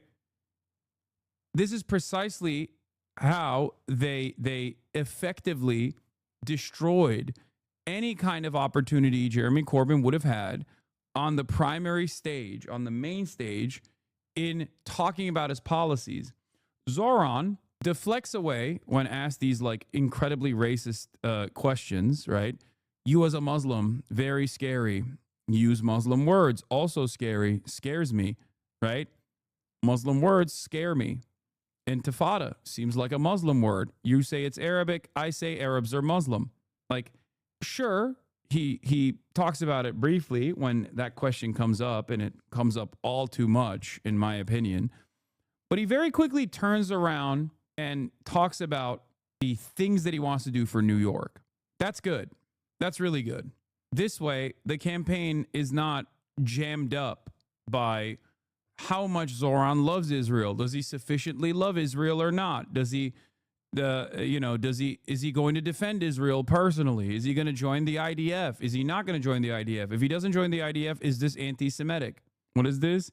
Even if he's winning the argument, it's better to be cold-headed, which is harder when you're ideologically committed. Christian freaks questioning the validity of Jews who don't love genocide. The Fox News anchor questioned the faith of Jewish lawmakers who support New York's chosen Democratic mayoral candidate, Zohran Mamdani. Bro, this is, I said this already, but you're seeing it happen more and more frequently. There is this tendency amongst evangelical Christian Zionists where they themselves are more Jewish than actual Jews who are anti-Zionist. Like they literally think that they are more Jewish than fucking actual Jews. And you know what's even crazier about this? I'm sorry to say this. Maybe some people are going to get mad at me for saying this, but it needs to be said. There are Zionist Jews who give them that sense of comfort. What the hell is going on? Like, this is crazy. It's crazy. And one of the best examples of this was when Josh Hawley was yelling at a liberal Zionist in a congressional hearing. A dude who's not exactly an anti-Zionist at all. And he simply had the audacity to tell Josh Hawley that while he was literally wearing a fucking IDF dog tag in this congressional hearing, okay, he's wearing this guy is a liberal Zionist. I think he works for Next, okay, and he's brought up as one of the people that is opposing the Trump administration's deportation policies simply on the basis of loyalty to Israel. He's like, I don't think like it is not up to the administration. I don't think the administration should deport people on their loyalty to Israel. That's crazy, right? And Josh Hawley was literally yelling at him, being like, no, I know how to protect Jews better than you. Audacity, man. It's crazy. It's fucking crazy. But yeah, here is where he said, I don't think we should have billionaires. Welcome back to Squawk Box. Presumptive New York City Democratic mayoral nominee, Zohran Mamdani, making some waves, a lot of them, in the business community with some comments on the world's richest people over the weekend. This is what he had to say. You are a self-described democratic socialist. Do you think that billionaires have a right to exist? I don't think that we should have billionaires because, frankly, it is so much money in a moment of such inequality. And ultimately, what we need more of is equality across our city and across our state and across our country. And I look forward to work with everyone, including billionaires, to make a city that is fairer for all of them. Mamdani hoping to lead New York City, which tops the worldwide list of cities with the most billionaires. I'd like to keep them here if possible. New York has 123 billionaires, according to Forbes. Its richest resident is... Wait, what? No. I guess that's it. I have to vote for Andrew Cuomo and Eric Adams and Curtis Sliwa illegally. Oh, no. Streamers contribute to inequality. Oh, no. Oh, no. Oh, no. Former Mayor Michael Bloomberg, who notably endorsed Mamdani's opponent, Andrew Cuomo, in last week's Democratic election. Maybe he means like Netflix. Guys, that's the fucking, like, that's photoshopped. Really? There are people who legitimately think he said that? You're trying to make sense of a very obviously photoshopped meme that came from Hoscord? That's crazy. Come on, guys. We're fucking cooked, man. We're cooked. Or at least the primaries there of all this. I don't know. I was also just separately, a couple things. Disturbed by the global, globalized, what do you say that just? He was so disturbed, he can't even say it. Okay. This guy's a real Jew hater. I forget what he said, but it was some Arabic. Okay. I don't fucking. What is he? The globalize the empanada or something? I don't fucking know. What was it? What is it? What did he say? Globalize the enchilada? Yeah. When I'm so mad, but I can't even remember what I'm fucking mad about. When I'm so scared that simply imagining the word in my mind terrifies me. That's what it is. That's what happened. He's so scared. He's so fucking terrified that it took him, a whole minute to figure out what the word was. So just separately, I mean, a couple things. Disturbed by the globalized, what did you say that just made me crazy over the weekend? Did you see when he said globalized? He didn't say globalized infidel. Yeah. Infidel, but he did say Intifada, man. Intifada. That is fucking awesome. I don't know what it is. I don't know. What is it that like people just can't fucking say the word? I guess. I mean, even some of my friends also have a hard time saying it. And same with like Mamdani as a last name. Like, I don't, depending on the person's like ideological leanings, I give people a lot of breathing space on this kind of stuff. I don't know. I don't know how it's just like so difficult. I mean, fucking Morning Joe said infantada. You can't say French names. You can't talk. I mean, dude, first of all, this is not even like because it's a foreign language, okay? This means that he just hasn't heard it before. That's my point. Because if he had heard it enough times, he would at least be able to pronounce it, okay? Like, for example, there are French terms that I normally probably would have a hard time saying, but because I've heard it a million times over, I can clearly say it correctly. Islamo-gauchism is one of those examples, okay? You hear it enough times and you fucking can say it. Hors d'oeuvres. How the fuck would you normally read that word? It would be very difficult for you to read that word. C'est la vie is another one, right? But because you've heard it so many fucking times, you know how to kind of say it. Intifada is the same thing. My point is, if he was hearing this all the fucking time and it was such a terrifying statement, I think he probably would be able to say it correctly. That he wouldn't condemn it. He was asked like 3 times by her. Right. Which is, some people say is anti-Semitic, some people say is anti-Zionist. Unfortunately, they get conflated either way. Right. And so by default, I would think... He's like, I don't like it anyway. I don't like it either way, you know? Think you could... He wouldn't shoot down the speculation that he's an anti-Semite. Right. That's and I don't really understand why he didn't, unless he is. What? What are you... You're literally admitting that there is this conflation happening. There is this conflation happening that is like cynical, and then also saying, and he should still condemn it. To what? To what end? Like, at this point, my man is, as Yugopnik in the chat said, doubling down on a word he admittedly doesn't know, okay?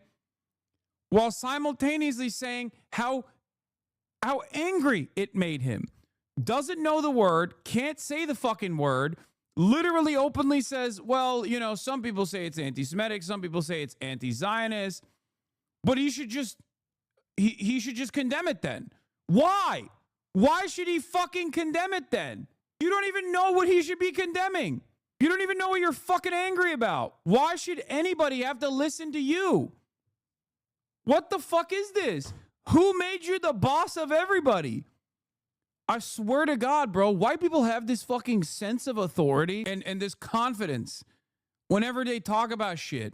And yes, Jewish people are white in this process, holy fuck. Where it's just like, excuse me, you should be at the mercy of my fears, no matter how stupid, no matter how racist they are. It's like, no, fuck you. The fuck do you mean? What are you talking about? You don't even know what this word is, and you're fucking trying to whip yourself up into a fucking frenzy, dude. Are you kidding me? Zohran Mamdani hasn't said anything negative about Jewish people or cheered on their suffering, yet these 4 demand he condemn such rhetoric. They, however, all have expressed support for a government that's committing a genocide and killed Americans. Will they condemn it? Republicans and establishment Democrats demand that Zohran Mamdani condemn the things he's never said. Meanwhile, all those demanding Mamdani do so are never asked, even gently, to condemn the current ongoing genocide they are actively supporting. It is that simple. It is that fucking simple. Do you understand? That's it. It's because these fucking dipshits literally are trying to create an environment that doesn't exist anymore in public consciousness where, you can't say anything about Israel. You will get attacked. You will get attacked. You will be mercilessly and ruthlessly fucking smeared. Yeah, this was, we watched this before. This lady is just basically saying, like, Israel should get to do a genocide. Shut the fuck up. Might is right. And Big Joel had this take, which I liked.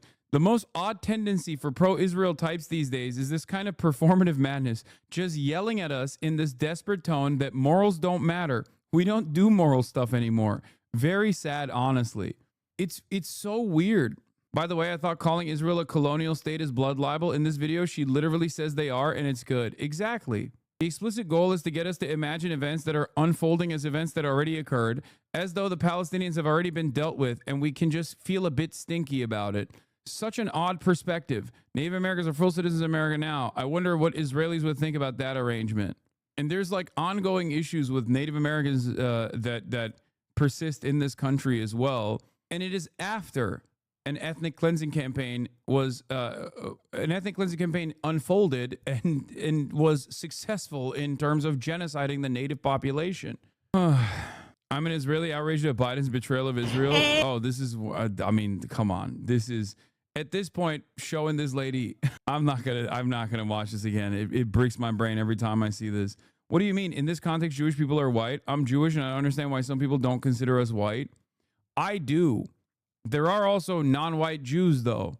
There are Arab Jews, for example, like the Arab Jews that were coming from Israel. They got shot by a Floridian Jewish person, an Israel defender, because he thought that they were fucking Palestinian. There's Ethiopian Jews as well. My point is, Jewishness as a ethnic or ethno-religious category in the United States of America has long been folded under the white umbrella. Okay, like as far as having institutional power, as far as having proximity to power, it is a part of the in-group. That's why even the most racist politicians will say America was founded on Judeo-Christian values. Back in the day, they didn't used to say that. Okay, can you imagine saying America was founded on Judeo-Christian values in like 1939? Ain't no fucking way. Nobody would say that. Okay, they'd be like, no, America was founded on Christian.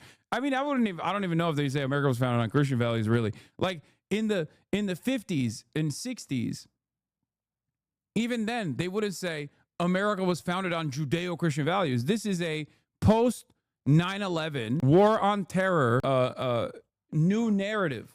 That's it. You know, there's been, if you go back and look at his history and some of the things he said and some of the things his parents have said, you know, forget about, by the way, there's 123 billionaires in this city. There's close to 1 million people who are Jewish. This is the largest Jewish population outside. Yeah, and they voted for him. So what does that do? What does that do to your narrative?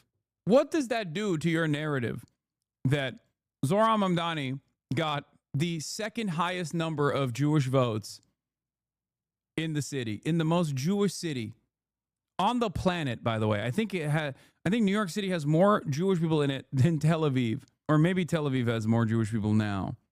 So what happened? What happened? I mean, dude, Jews in New York have long-standing roots within the city. They have been there for much longer than Israel has fucking existed as a nation state. What are you saying? It is so fucking stupid. You're right. PSA, New York City is not the largest Jewish population outside of Israel. At 1.3 million, it is the largest Jewish population city by anywhere. Jerusalem has a Jewish population of just under 600K, 60% of total. And Tel Aviv, the city, not the region, has about 500K residents total. Well, they don't always vote in their best interest. In the first round, I think Cuomo got a higher number of Jewish votes in the primaries. But I think like when the Lander vote kicks in, which we'll find out tomorrow, like what the final tabulation looks like, he probably will have a higher number of Jewish votes. If you count the metro area, Tel Aviv is number 1, New York City is number 2. In city proper, New York City is number 1, Jerusalem is number 2, LA is number 3, and Tel Aviv is number 4. After the mass exodus of Jews, it won't be New York anymore, clearly. They'll all fly to Tel Aviv any day now. Any day now, American Jews who have lived in New York, whose families have lived in New York for fucking far longer than Israel has even existed. Any day now, those American Jews are going to be like, Am Israel Chai. This was the moment. This was the moment that I was waiting for. Now I'm going to go live over there. I didn't, even though there is an endless amount of incentives for me to go live there. Okay. First of all, Israel has free healthcare. Okay. Israel has free healthcare. They will subsidize your housing if you move, especially if you move to the West Bank. You can fucking live in a house for free. Better social safety nets overall. So why the fuck won't American Jews move to Israel? I don't know. Maybe because they're fucking American and not Israeli. I don't know. Seems crazy to me, but it feels like there's never been a moment in my life, and it's not because I'm like a particularly woke person, but there's never been a moment in my fucking life where I've met a Jewish American and assumed that this person is Israeli. Okay? I don't understand. Maybe it's because I lived in areas where there are a lot of Jewish people, whether it be New Jersey or whether it be Miami or whether it be Los Angeles. But there has never been a moment where I was like, well, this person is a foreigner. Okay? It's fucking so stupid. It's so stupid. And it pisses me off. This doesn't mean that like American Jews don't care about Israel. Clearly, plenty of American Jews do care about Israel, but they're still fucking American. Okay? You can say, Hassan, you care about Turkey. I do, but I'm an American citizen. I'm also a Turkish citizen, but I care about America quite a bit.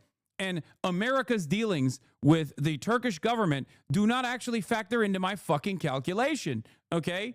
Ayana Leon Nauer, a 35-year-old Brooklyn bartender who's Jewish, and Back Mamdani said, the vote represented New Yorkers, many of them Jewish, saying we care more about having an affordable city than sowing division. And remember, I lived in Turkey for the first 18 years of my life. My whole family lives in Turkey, okay?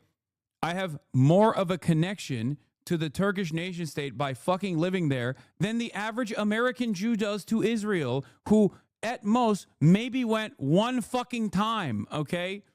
And even then, it doesn't matter if someone is like, if there was a candidate that was running around being like, I'm a socialist, I want to do free buses, I want to fucking improve I want to build public housing in the state of California. I want to build public housing. I want to combat homelessness in Los Angeles. Okay. And then also at the same time, they were like, oh, great example, even though I obviously also recognize this, the Armenian genocide, but they were like, I'm also going to make sure that there's a memorial for the Armenian genocide, like, which I already agree with, that it is a real thing that happened. Right.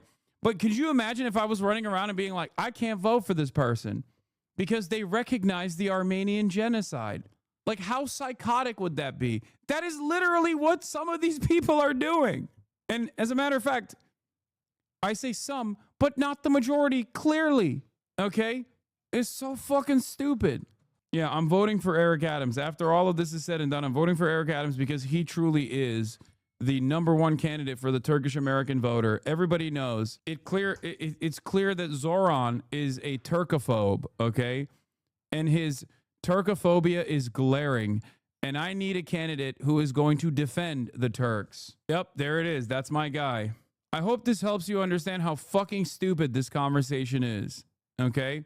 Yeah, can you imagine if I went up to every candidate and was like, do you condemn the PKK? Do you condemn the PKK?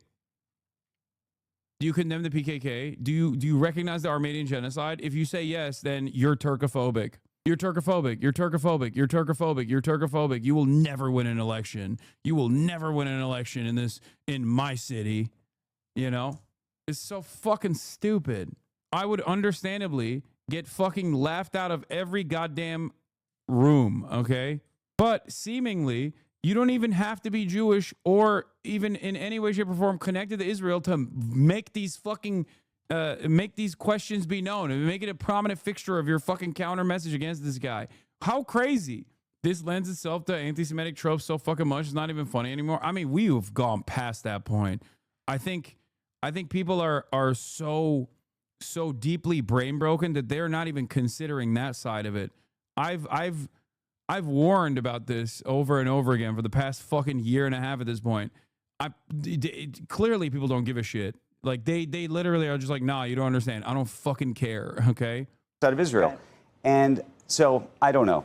I mean, they so clearly don't care that they're running around with this narrative when clearly the New York Jews that were supposed to be the primary fearful targets here clearly didn't give a shit because it's bullshit. It's not real. It's not a real consideration. It's not a real fear. Do you understand? So now you got a bunch of people speaking in their stead. There was a good take in here somewhere where I think it was Ezra Klein who said enough is enough. Like, I didn't vote here. Here is Ezra Klein, who is a liberal Zionist himself, who is one of the most prominent Jewish writers in the United States of America, says he didn't rank Cuomo on his ballot because he was disgusted by how he tried to weaponize Israel and anti-Semitism. Public life, like, that's a bar I want candidates to be above. But the other thing that, like, actually closed it, that made for me that I would not rank him, was the way he used Israel in the campaign. Like, I'm a Jewish person. I have very, very deep feelings about what is happening in Israel and Gaza. And I found it so cynical, so repulsive, just such a vicious way to weaponize, I thought, both sort of Mamdani's ethnicity, but also, I don't know, what's happening in Gaza is a horror. People should be horrified. Like, the whole thing just struck me as grotesque. And I knew a lot of people for whom it read that way. The thing in the debates where they got into a fight over, like, visiting Israel. What's the first country you're going to visit? Mr. Mamdani. I would stay in New York City. My plans are to address New Yorkers across the 5 boroughs and focus on that. Mr. Mamdani, can I just jump in? Would you visit Israel as mayor? I've said in a UJA questionnaire that I believe that you need not travel to Israel to stand up for Jewish New Yorkers. And that is what I will be doing as the mayor. I'll be standing up for Jewish New Yorkers, and I'll be meeting them wherever. Dude, that was such a fucking... That was a gift to Zoran Mamdani. And they thought that was...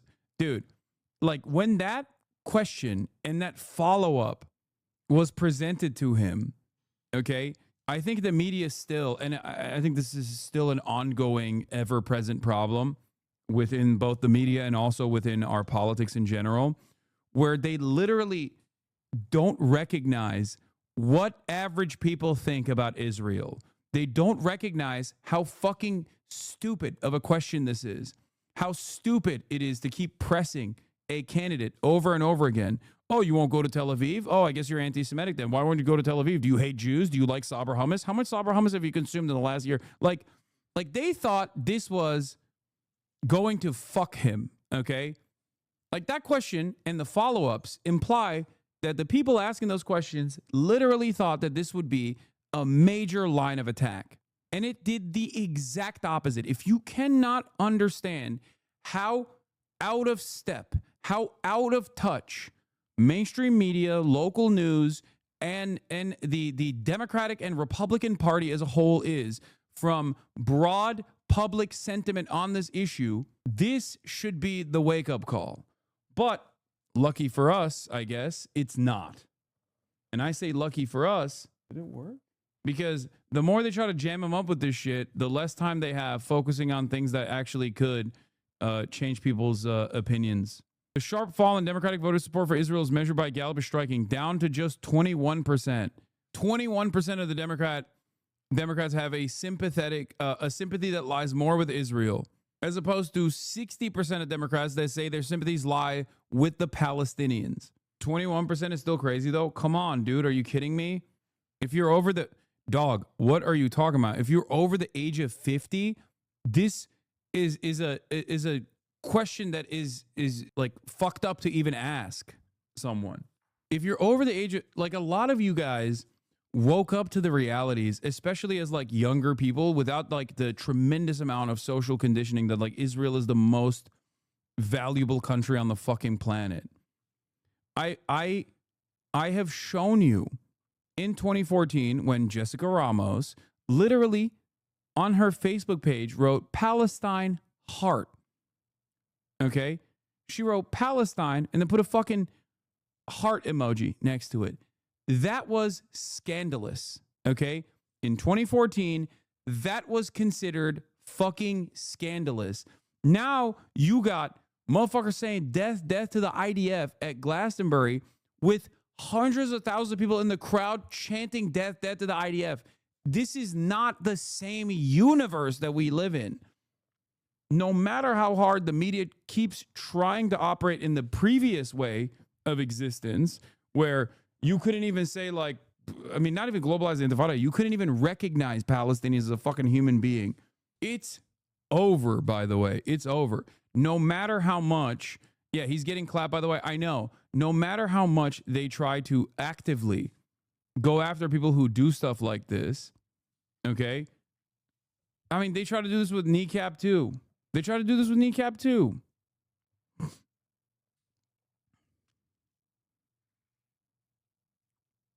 For us millennials growing up, if you were not pro-Israel, you were an anti-Semitic terrorist automatically, no questions asked. Yeah, it's done. Where they are across the 5 boroughs, whether that's in their synagogues and temples or at their homes or at the subway platform, because ultimately we need to focus on delivering on their concerns. And just yes or no, do you believe in a Jewish state of Israel? I believe Israel has the right to exist. Not as a Jewish state? As a state with equal rights. He won't, Okay. he won't say it has a right to exist as a Jewish state. Be very And clear. his answer was no, he won't visit Israel. I said that. Yeah, this was fantastic for him. This got him so much favor because right now, Israel is the #1 way, especially given the insane amounts of fucking vitriol that comes your way if you say the truth about it. Israel is seen as like the #1 way to communicate that you're an earnest politician, okay? Like, even if you were a scumbag otherwise, you can win tremendous favor and showcase that you are like an honest broker, as Marjorie Taylor Greene is doing, by positioning yourself against Israel. Straight up. That's it. Tucker Carlson, Marjorie Taylor Greene. Like, these are people who are using the media landscape and its inability to communicate clearly the horrible situation that Israel is in. Yeah, like it or not, a reason that Palestine has become a litmus test is that it turns out to be a pretty reliable signal that you won't back down on the other stuff either. And again, Matt Duss, very progressive figure. He's at Center for International Policy. But like, Matt Duss and I are not immediately aligned on the issue of Israel. Okay? At different moments, I have criticized Matt Duss's statements about Israel, but he's right. He gets it. He sees it. I mean, and he is far more progressive on this issue than the overwhelming majority of like politicians and the overwhelming majority of like think tank people and the media people. And yet he's still, I mean, he is still I would say a liberal Zionist for sure.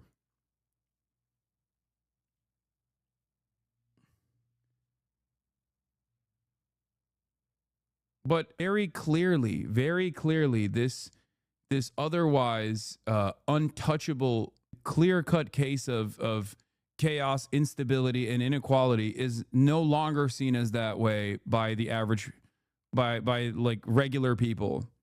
It's done. It's over. And it will never change. It will never change. Felix Biederman has a take. Yeah. There's an inevitable outcome when people see videos of parents carrying what was once their child inside several plastic bags and are told to support this or you're anti-Semitic. If you cannot or will not make the obvious connection, I don't need to hear you opine on it. 1000%. If one's morality is compromised so heavily so they can't recoil and discuss it, a live stream genocide, and those who commit it, they are a husk of a person with poisonous thoughts at best. Also, tell me what conclusion one might draw from our current 2-tier punishment system. A-list celebrities can say any number of things and get the ADL donation and Auschwitz tour package. Private citizens who wear the wrong necklace get fired and publicly denounced. Yeah. You can literally Sig Heil on national television on the day of the fucking inauguration twice. Not once, twice. But as long as you're pro-Israel, ain't nobody is allowed to say a fucking peep. You think average people don't see that? That was another moment for a lot of people that actually, I think, contributed to their distaste for Elon Musk. That was a major moment. I think normies saw that and were like, I am fucking grossed out. I'm not on board with this at all. Because remember, normies fucking hate Nazis. even normies who have Nazi-style politics literally still are taught at an early age to fucking despise Nazis. Okay, partially because we fought them in World War II. It was the most honorable battle that we fought in our history since and certainly before and after. Okay, so when they see when they see the wealthiest person on the planet throw the double Sig Heil, and then they see institutions run to his defense because he's pro-Israel, I assume some people connect the dots, that this is not about fucking anti-Semitism at all. You say that about everyone is the common attitude, okay? Anyone and everyone that says, fuck Israel, fuck the genocide that Israel is committing, I want to wash my hands clean of this nonsense. Anyone who fucking says that is immediately tarred and feathered as an anti-Semite. You have diluted the impact of a real bigotry. We live in a country where you can live stream with Sneeko, who is a fucking Holocaust denier, and then go on the anti-Semitism ticket. Like, can you imagine Zoran doing that? Can you fucking imagine what kind of coverage would exist? You don't have to imagine that hard, because they've literally used his association with me, a person who has dedicated a good deal of time combating anti-Semitism, but because of my anti-Zionist perspective, they've tried to hit him with that. Andrew fucking Cuomo mentioned me. That's what he was trying to say. No. Game. Yeah. It was such an obvious political game. Yeah. All right. Debating every day on TV about their approach to, if Democrats were openly debating every day on TV about their approach to affordability issues, that would be a good debate to see, for Americans to see. But instead, we're engaged in kind of culture war, kind of snipes. This feels like watching The View by dude. Wait, what? Watching The View? What the fuck? The comments that Gillibrand made a few days ago were pretty sickening. Oh, I totally agree with that. I mean, every time he appears on the media, he gets asked a very specific question that is not necessarily about the economic policies, right? Yeah. I mean, the thing I will say, Brad Landers, in most of in Gillibrand's comments and Dan Goldman's comments, the criticism they had was about anti-Semitism, not Israel. That's what they said in their statements.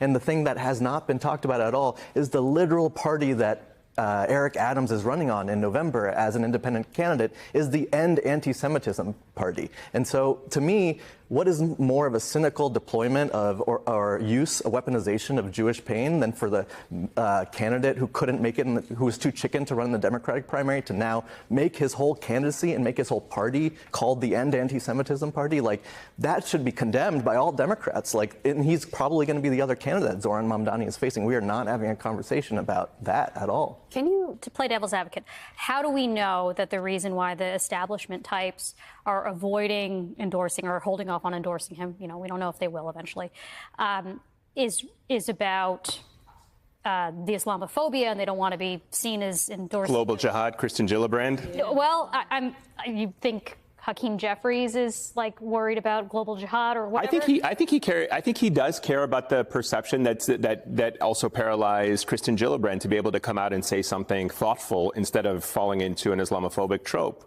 So I do think that they are paralyzed by that and they're unable to break through. But I mean, here's one of those Democrats, Richie Torres. He says it's not language he uses, but he did not specifically condemn it. What did you think of that answer? I strongly disagree. No one's advocating for imprisonment. I mean, every elected official has an obligation to condemn hatred, whether it's anti-Semitism or Islamophobia. The Second Intifada refers to a wave of terror attacks, suicide bombings, and slashings and stabbings that left more than 1,000 Israelis and Jews dead. And so when one uses the word intifada, it causes profound pain and trauma to the Jewish community. It is deeply offensive. It's a scary world.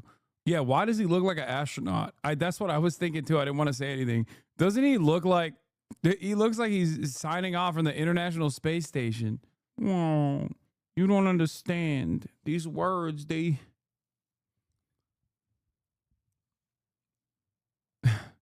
scary. I can't do it. Yeah. By the way, any reason why Torres gets any space on this is because he is an attack dog for Israel. Okay. Straight up. He is one of the most vicious and also one of the most toothless, ironically, because of how clearly compromised he is. Like nobody in Congress takes him seriously. I will always point to him using the congressional letterhead to fucking attack me with talking points that he got from a sex pest Zionist community that has famously defended white people saying the N-word.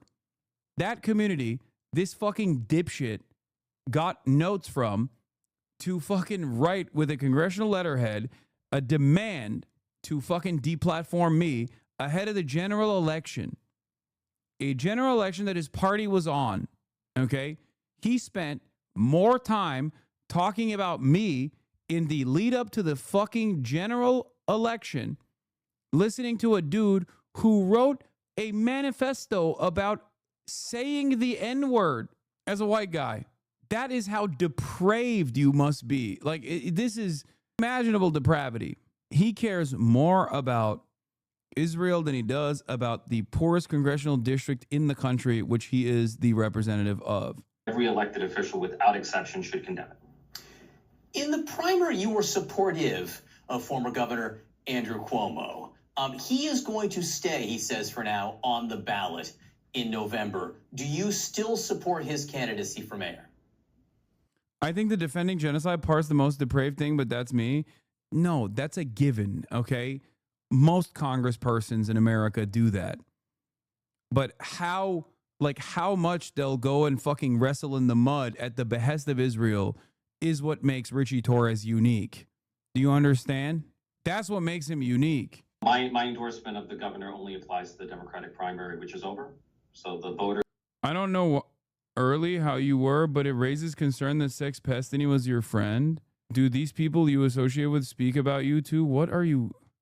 Like, reorient that question in a way that makes sense, please. I'm genuinely confused about what this question is. It's been a long fucking time since this person has not been someone I've associated with many, many years ago. Unironically, it was his N-word manifesto that made me cut the fucking relationship clean off because I thought it was unconscionable. It was before I learned about all of the new revelations anyway. In a weird way, a massive compliment to you, though, having Zionism premium attack dogs jumping at you means you're doing God's work. I mean, well, that, but also the fact that it didn't work implies how little motion he has. Do you see what I'm saying? How is intifada an attack word? As a Muslim, would you not be scared? Who has the power? What? What are you even fucking saying? Members of the Democratic primary have spoken, and so my focus is on governing. I just missed what you said there at the end. Do you support the nominee Zoran Mamdani in his race for mayor now? I have not endorsed the assemblyman. We spoke on Sunday. We had a mutually respectful conversation. I've heard socialists in air quotes say you're a bad person because you betrayed D-Man in that friend group. Socialists? I don't think those people are fucking socialists. We have profound differences of opinion. There was no discussion of an endorsement, but there wasn't a discussion of a commitment to continuing the dialogue. So you're not ruling it out? I think we have profound differences of opinion. But again, if he becomes mayor, and he's likely to become mayor, the mayor needs the New York City congressional delegation. The New York City congressional delegation needs the mayor. And so it's in the interest of both sides to have a working relationship to figure out how to coexist. Dude, well, you don't have to worry about that too long because your seat is up for grabs soon. Yeah. Also, Zoran absolutely crushed his district too. Nexus, a liberal Jewish academic task force on anti-Semitism. The dude who Josh Hawley yelled at was from Nexus, by the way. Jonathan Jacoby, national director of the Nexus Project. Wait, actually, it might have literally been Jonathan Jacoby who I was talking about. Remember I said like he was wearing an IDF dog tag at the congressional hearing and Josh Hawley yelled at him and was like, what do you know about combating anti-Semitism? Doors open.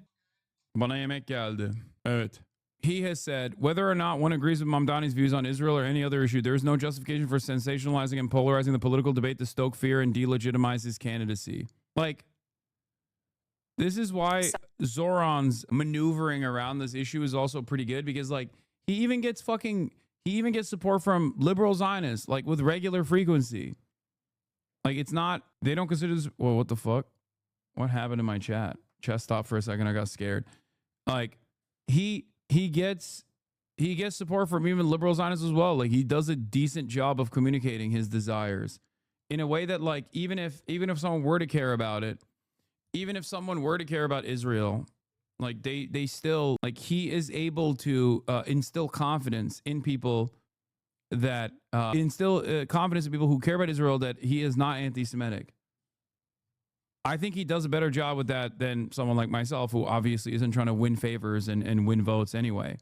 That threw me. I was surprised to see that, too, because he said some things in the past. You would think that's certainly the role. That's the reason why he communicates about Israel in the way that he does, for the record, that he wants a democratic state there with equal rights and representation for all. I think when you're at this point that you would at least pivot and say, I'm absolutely not an anti-Semite. Right. I want to make sure that Jewish people feel safe. He didn't take the opportunity to do that, which is shocking. The other thing I will say, go ahead. No, go ahead. No, I thought he tried a point. little bit in his own way, but he could have easily said, and then tried to, because I thought he was trying to turn it into this thing. Well, I don't want to be like President Trump. He said, because I don't want to police speech. But, you know, there's a difference between policing speech, meaning like actually like taking, you know, putting people in jail over speech, and being able to say, you know what, not only would I not say this, I condemn it. It's not something that I think should be said aloud. Right. And he didn't take that opportunity. He was offered the opportunity multiple times. And I think there are people who look at that and go, what is going on here? Well, the other thing is President Trump kind of focused on this, too, this weekend. He said that he's a communist, and he said that if he actually wins election next year, that Trump might seek to shut down federal funding for New York City, almost like he's done with Harvard and other places, and what that might mean for the city as a result. Bradley Tusk, again, referencing back to him, he was here on Friday. He said it's the best thing that could possibly happen for President Trump would be to have Mamdani win, because then he becomes this foil, kind of this punching bag. Best thing that could happen for President Trump, and for Mamdani, he can just go back and forth at Trump. You have, again, just this. I mean, it's so interesting to see how he's tapped into an issue in New York, which is affordability. Yeah. And the affordability issue is real. It's not that it isn't real. The question is, what's the solution to the affordability problem? I would argue it's not necessarily, you know, re-rent stabilizing things. It's actually creating some supply of housing in this city, changing so many of the crazy restrictions in this city so that you can't build. I mean, that if we actually could build in this city. Now, would you be able to solve the problem in 3 or 4 years? No. But over a decade, if you actually really built and went after it, you could do a lot. And I just don't understand why, you know, Ezra Klein has this book, Abundance, and it's really about building and try to almost take advantage of capitalism to some degree, to act, not necessarily restricting prices, but it's actually abundance, meaning you have to create supply, you have to take some of the restrictions off, you have to let people build the subways without, you know, every last union trying to hold back and create these astronomical costs. And I don't think that's going to happen under this gentleman. Mamdani. That's not what he's looking for. Yeah. So we'll see. Zoran Mamdani's expected victory in New York City's mayoral primary has made the 33-year-old an instant star in Democratic politics. Here he is on the cover of New York Magazine, which says his historic primary upset has the city swooning, spinning, and reeling. And despite the excitement, though, some top Democrats are stopping short of endorsing him outright, including the top Democrats in the House and Senate, who also happen to be fellow New Yorkers. Zoran Mamdani is back with us. It's great to have you back on the show. We had you on 2 weeks after you announced your run. I would say back then, not a household name. Safe to say now, you're a national figure. So we greatly appreciate. Are you giving yourself some credit there? No, I'm saying we greatly appreciate you making time for us now that you've hit the big leagues. Let's talk about this kind of divide within the Democratic Party, right? And the slow endorsement. You've certainly been endorsed by AOC, Bernie Sanders. You've been welcomed by them. They're celebrating your victory. But the party leadership has not yet coalesced around you, if you will. I'm wondering how you plan on tackling that, just from a political standpoint, because at the end of the day, some will say you need the party. Certainly the party has to get behind you because you are now potentially the mayor of the biggest city, probably the most important city in America. And so they're going to have to, they can't ignore you, and they're going to have to find a way to work with you. So what's your strategy for closing that divide?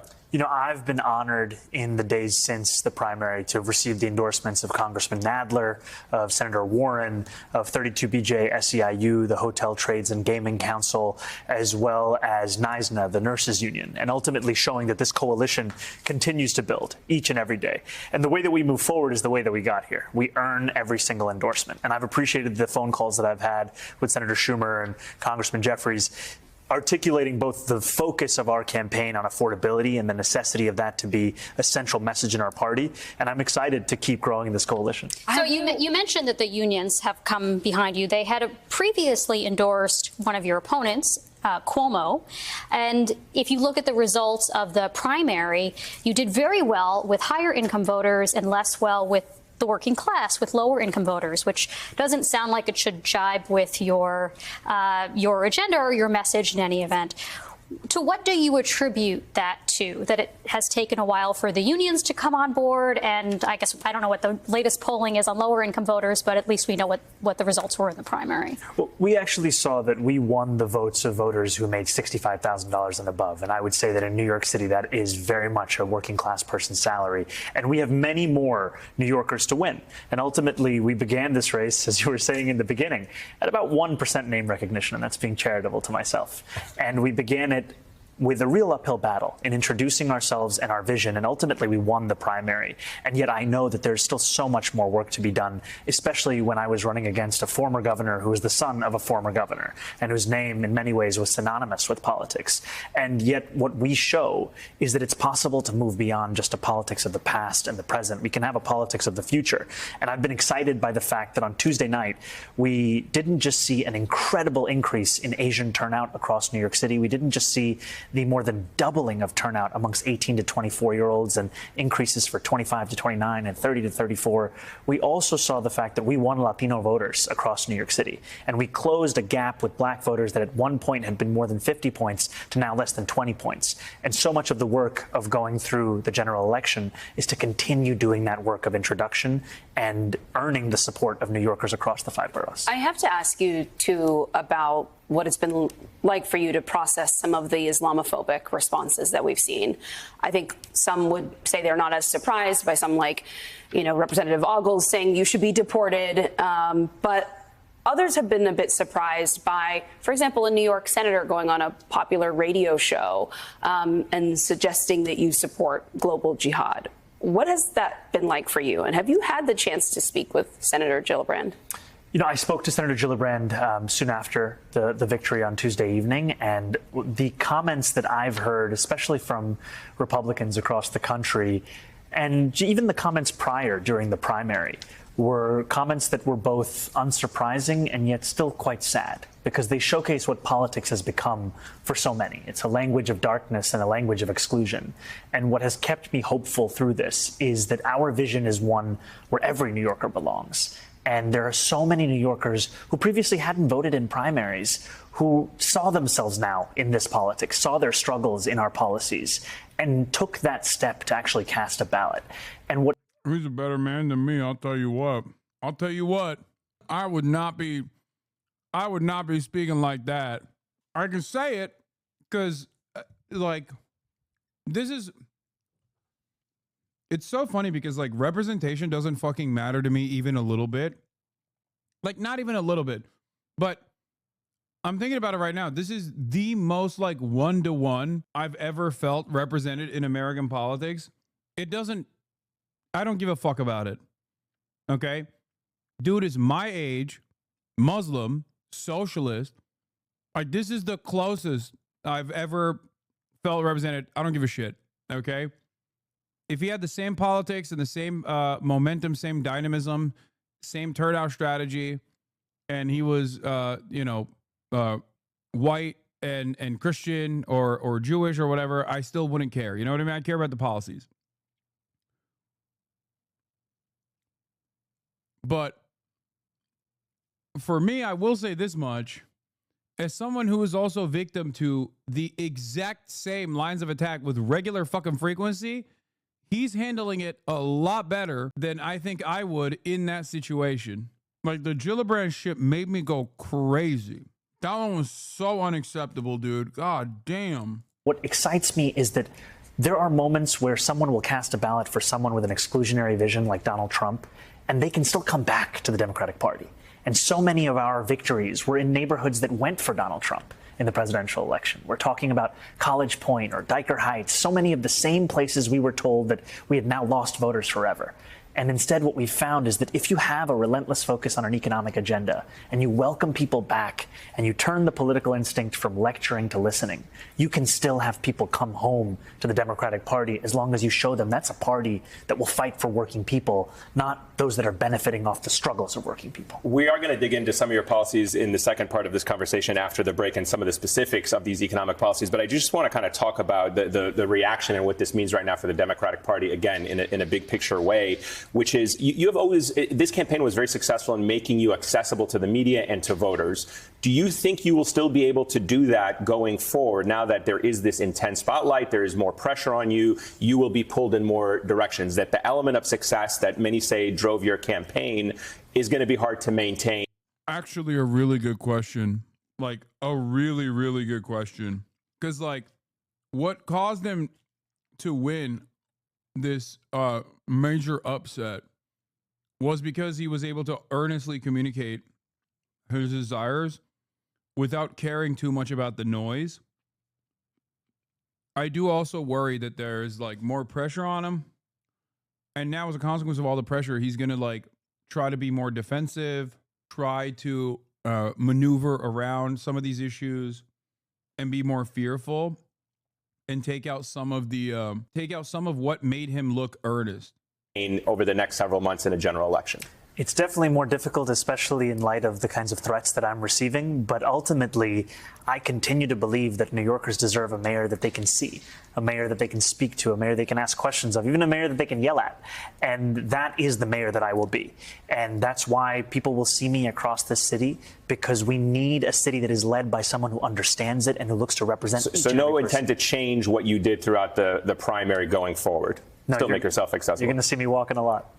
Still going to talk to reporters all the time? Come on, look where I am. I actually have a slightly harder question for you than whether you're going to come hang out with us again, because I know we are so adorable and fun to spend time with, which is that, you know, progressives have historically had a very complicated relationship with law enforcement and police. You yourself have been very critical.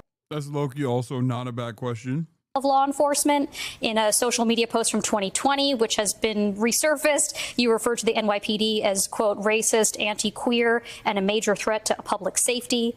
The current NYPD commissioner, Jessica Tisch, has also criticized the decision to ban NYPD LGBTQ plus members from the Pride Parade today. I think we have that up on the screen. What do you think is the right way for Democrats and progressives to talk about law enforcement, or the right relationship that they should have with law enforcement today? You know, I've shown over the course of this campaign a clear recognition of the fact that police are critical to creating public safety across this city. And my proposal for the Department of Community Safety is one that was born out of my conversations with rank and file officers who have told me time and again their frustration with signing up to join the police force to tackle serious crimes and then being asked to play the roles of mental health professionals and social workers and fielding 200,000 mental health calls a year. And ultimately, my desire is for the police to be able to focus on those serious crimes, to be able to do their jobs by stopping asking them to respond to nearly every failure of the social safety net. And that's why we have put forward this proposal to create a department that will tackle mental health crises, homelessness, victim services, hate crimes, gun violence, so that police can go back to those 7 major categories of crime we see in CompStat. Because ultimately, New Yorkers deserve to be safe. They deserve a police force that is able to focus on keeping them safe. And what we've seen is that in 2025, in the first quarter, 65% of crimes that were reported are yet to be solved. We need to make it easier for police to focus on solving those crimes. And I've been very clear, we're not defunding the police. We're sustaining the headcount of the police department and allowing them to do their actual jobs. New York City mayoral candidate Zohran Mamdani's progressive policies are exciting many on the left, while drawing some skepticism from more moderate voters. Among the things he's You just said he doesn't think billionaires should exist and refused to condemn globalized intifada. He's not as weak-willed as you think. When did I say he's weak-willed? He just said he doesn't like billionaires on Meet the Press and refused to condemn globalize the intifada. He's not you, big guy. Wait, this person is what? I never said he's weak-willed. What? I said I'm simply worried about I said I'm simply worried that the additional attention and the attacks he gets will cause him to potentially run in a defensive posture. I haven't seen it thus far. That is pretty funny to be like a pro-Zoran Hasanabi hater. Yeah, when the fuck have I ever condemned any Palestinian slogan? If anything, demands are made of me to do such things all the time, and I refuse to do that. Pro-Zoran Hasanabi hater seems easier than the inverse. No, being pro-Zoran and anti-me, but also from the position that Zoran is more radical than myself is pretty funny. Like, I can see someone be like, oh, I'm pro-Zoran and anti-Hasanabi because I think Zoran is way more reasonable with his opinion on Israel or something, but Hassan is a terrorist. I could totally see that because of the way that Zoran campaigns, because of the way Zoran carries himself. I think he does a great job, as I've admitted, in communicating a vision that is less scary for even liberal Zionists. Even liberal Zionists can turn around and be like, you know, oh yeah, I like this guy. I'm not fearful about what he's saying, because he doesn't have to spend time explaining why militant resistance exists, okay? He doesn't have to do any of that shit, which he shouldn't. I would never expect him to.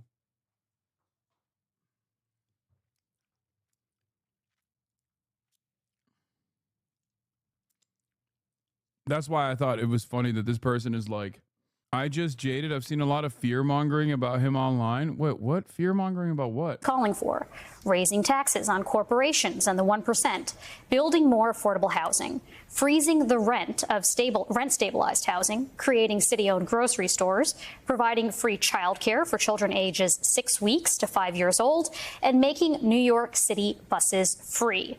Back with us, Zoran Mamdani. Thanks again. So a lot of the things that you have promised to do sound very appealing. They sound popular. They are popular, for that matter. But they're expensive, and you don't actually control the funding mechanisms for a lot of these things, because ever since the 1970s, Albany, even when New York City almost went bankrupt, Albany sets tax rates for corporations and for individuals, for example. And Governor Kathy Hochul has even said on the record she ain't going to raise those taxes. So let's take a listen. His whole campaign is based on raising taxes, which he says that he can get you to be on board with. Would you be on board with that? No, I'm not raising taxes on people at a time when affordability is the big issue. I'm actually cutting middle class. I'm not raising taxes at a time when affordability is the issue. Raising taxes for millionaires so that you can do initiatives to help people withstand the affordability crisis. Such a funny way to frame that. On the wealthy. I don't want to lose any more people to go to Palm Beach. So where do you go from here? I think the same way that we got here, right? When we began this campaign, the whole idea of us being able to win the Democratic nomination was considered to be a non-starter. And I think in the same way that we've built such a mandate to deliver a truly affordable city in what is currently the most expensive city in the United States is how we continue to build that support. And we've seen in Albany that these ideas of taxing the 1% and the most profitable corporations to fund a more affordable life for all are things that actually have quite a bit of support within the legislature. And I think ultimately what unites the governor and my vision is this focus on affordability, and I'm very excited to work with her on it. However, Bill de Blasio, our former mayor, who you have said was the best mayor of your lifetime, ran up against the exact same problem, that he promised a bunch of things that were quite popular, could not get Albany on board to pay for them or to give its blessing for the MTA, for funding the MTA and a bunch of other programs. So, yeah, who was the governor? Who had a personal vendetta against Bill de Blasio that literally made him not play ball on purpose? I wonder who it was. I wonder what that was about. How'd that happen? So how are you going to make good on these promises where he went wrong? I think actually that Bill de Blasio's central promise of his campaign was universal pre-K, and that's now one of the most... But that was one priority, right? Yes. He put a lot of political capital into it. I just read off a list of like 10 things that you are saying you want to do. And let me go through them one by one. Freezing the rent for more than 2 million rent-stabilized tenants is something that the mayor can do through the Rent Guidelines Board. Previous administration did it 3 times. Municipal grocery stores, I proposed a pilot, 1 in each borough, that's 5 in total, at a total cost of $60 million, less than half of what the city's already set to spend on subsidizing corporate supermarkets at a cost of $140 million.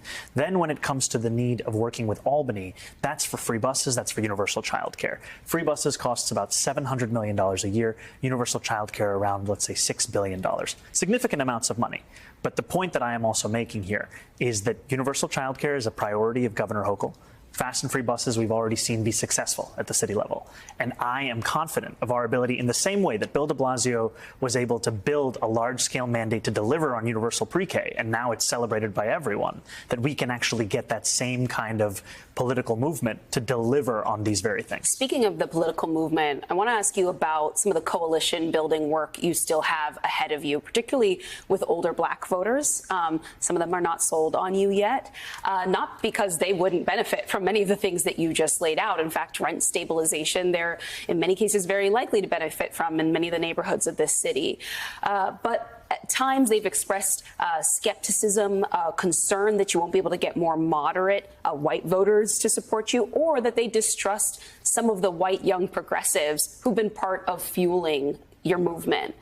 How do you make inroads there? And what's your message to voters who aren't sure you're old enough, experienced enough, and ready to build those relationships in their specific community? I think the first thing is to approach those conversations with an understanding that I have to earn that support.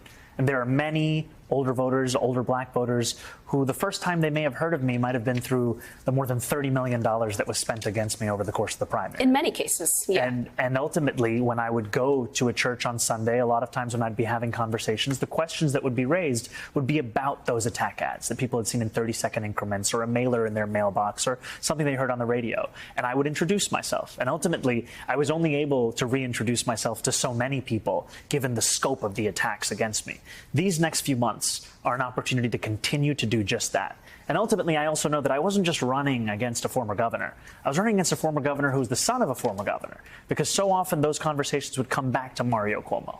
And when you have just an 8-month period to come up against decades of familiarity, you sometimes fall short with each and every older voter. And now it's my job to win their trust and to show them, in fact, that their concerns, especially affordability, it's at the heart of this campaign, because too often we think of affordability as if it's about young people staying in the city or families that are just about to settle down. But I've spoken to a grandmother in Brownsville at a senior center who told me she's been on a waiting list for senior housing for 7 years. The inability for our city to build that kind of housing, to keep it affordable, is also a senior issue, and I'm excited to share that with each and every New Yorker. You've talked a lot about inclusivity and trying to keep expanding this coalition. I wanted to ask about one of your policies that has raised a little bit of eyebrows, because it's the language that's used, and it's mentioned in a memo that is on your website about New York homeowners. You've said that you've wanted to shift the tax burden from, quote, overtaxed homeowners in the outer boroughs to more expensive homes in richer and white neighborhoods.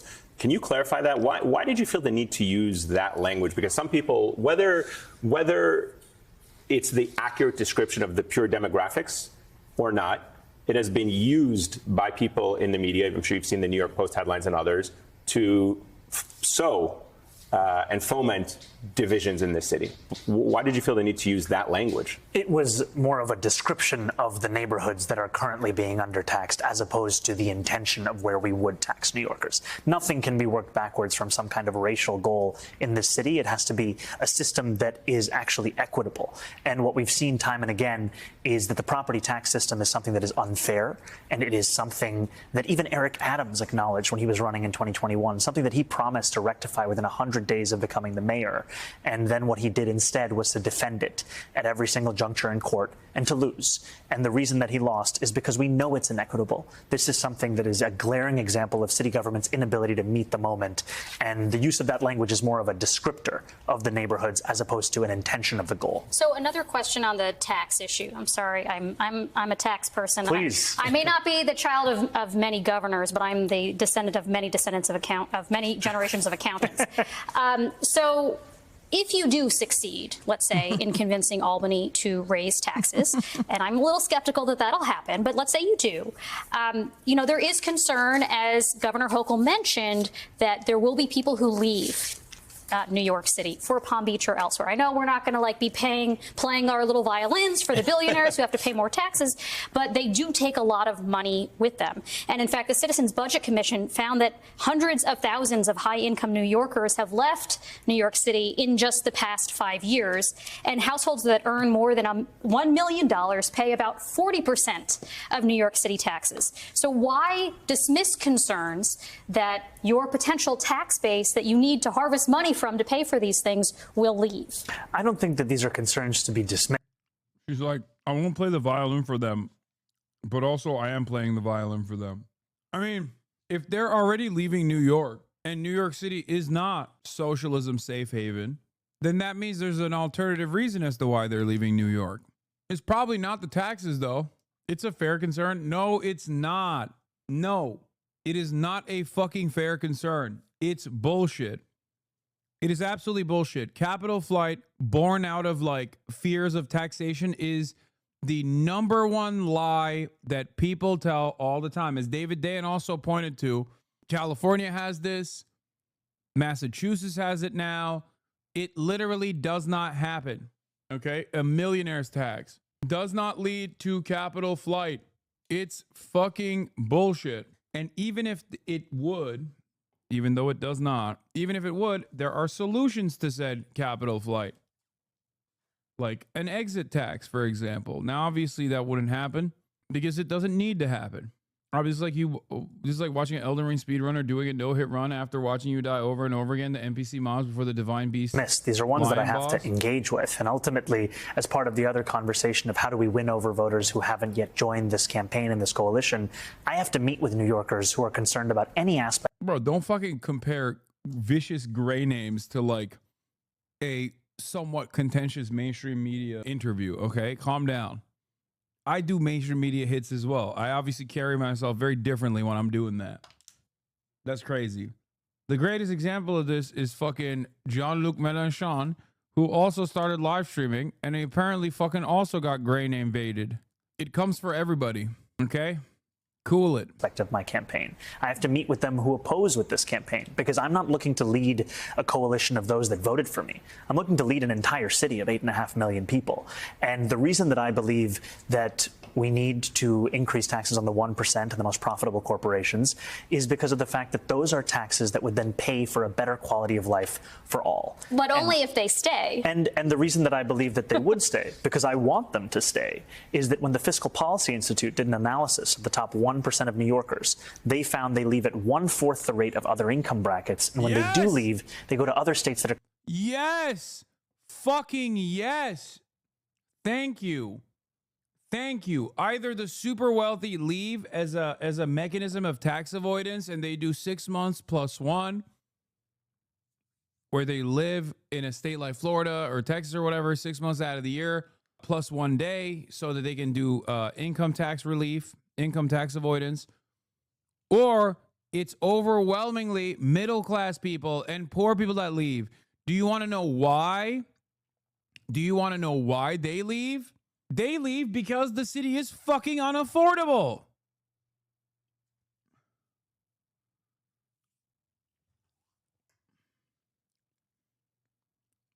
And even then, those rich people don't actually fully leave the city. They never do. Why would they? She mentioned 5 years. The largest flight was due to the pandemic and Cuomo's policies. The flight of the New York City's wealthy was once a once-in-a-century shock. Yeah, see? But they returned after in-person... Oh, no, never mind. They, at the beginning of the pandemic, they moved to Aspen, Colorado, but they returned to New York City after in-person schooling resumed in fall 2020. I'm telling you, most of the people that left the city came back. They left because of COVID. Why wouldn't you want to live in one of the best cities on the fucking planet, man? Jesus Christ. If you're an American and you're immensely wealthy, take it from an American who's guapped up, okay? Me. Why the fuck would I not live in Los Angeles or New York or maybe Chicago? Like, but definitely either Los Angeles or New York City. Like, why wouldn't you? Why wouldn't you? It's so fucking stupid. The idea that these people are pinching to that level, like they are fucking that stringent with their finances that they're like literally moving around, is bullshit. Yeah, dude. Someone's gonna make like fucking $10 million, okay? Their net worth is like 20 mil. And then what? They're going to live in fucking Boise? What are you, crazy? Are you on fucking crack? What the fuck? Yeah, I'm going to live in fucking Arkansas. Considered high tax. New Jersey I've seen this study. I've seen this study, and I have to say I'm a little dubious because we're talking about a major... I live in Boise. I'm broke as fuck. Law. Exactly. That's my point. Motherfuckers like, I'm about to live in Idaho, dude. My dream. Even like Florida. Even Texas and Florida are ass. If you live in New York, if you live in New York City, if you lived in LA for an extended period of time, you are not fucking living in Texas, okay? That is precisely why the Austin real estate market that was exploding during COVID has collapsed in and of itself because people were like, oh my God, maybe living in Austin is still living in fucking Texas, and I kind of don't fuck with that, okay? And that was Austin. That's like a blue city. But I'm sorry, no disrespect, okay? No disrespect to Austin, no disrespect to Texas, but like that's not a real city. If you fucking live in a real city and then you go and look at this like this 1 fucking mile strip that resembles kind of like a city, and you go, look, that's my city right there. Everything else is an hour and 20 minutes away. No one's gonna consider that to be sustainable. If you've lived in a real city, especially a city like New York, which is one of the only cities in this country that is equivalent to like cosmopolitan cities that you see everywhere else, okay? With some bare bones, somewhat functioning public transit and a city that is always alive, like things are open all the time. Like, you think motherfuckers are gonna go live in Dallas, dude? What are you, crazy? Change in the tax system that would hasten departures that are already happening. Again, we've lost hundreds of thousands of wealthy New Yorkers already. We now have more millionaires than we did in 2021 in this state. And the reason that I'm confident is all I'm speaking about is a 2%. Like, I say this as someone who obviously grew up in Istanbul and Ankara. And then when I came to America, I lived in fucking Coral Gables, okay? Miami. And I could not believe it. Like, what Americans consider to be like a robust city, Miami is supposed to be this like big city. I was like, what the fuck is this? And then I found out it's even worse. Things can get so much worse. I lived in New Brunswick, New Jersey when I went to Rutgers University, okay? First year in Miami, second, third, and fourth year in Rutgers, New Jersey. That's when I was like, oh my God, this shit is so bad. It's so bad. LA is not even a fucking real city by city standards around the globe. New York is the only thing that comes near the functionality of a cosmopolitan city. New Brunswick, New Jersey is dog shit, barely a village. I agree. Chicago's nice too, I will say. Chicago still has that like it's too middle of the road, but it's got niceties for sure.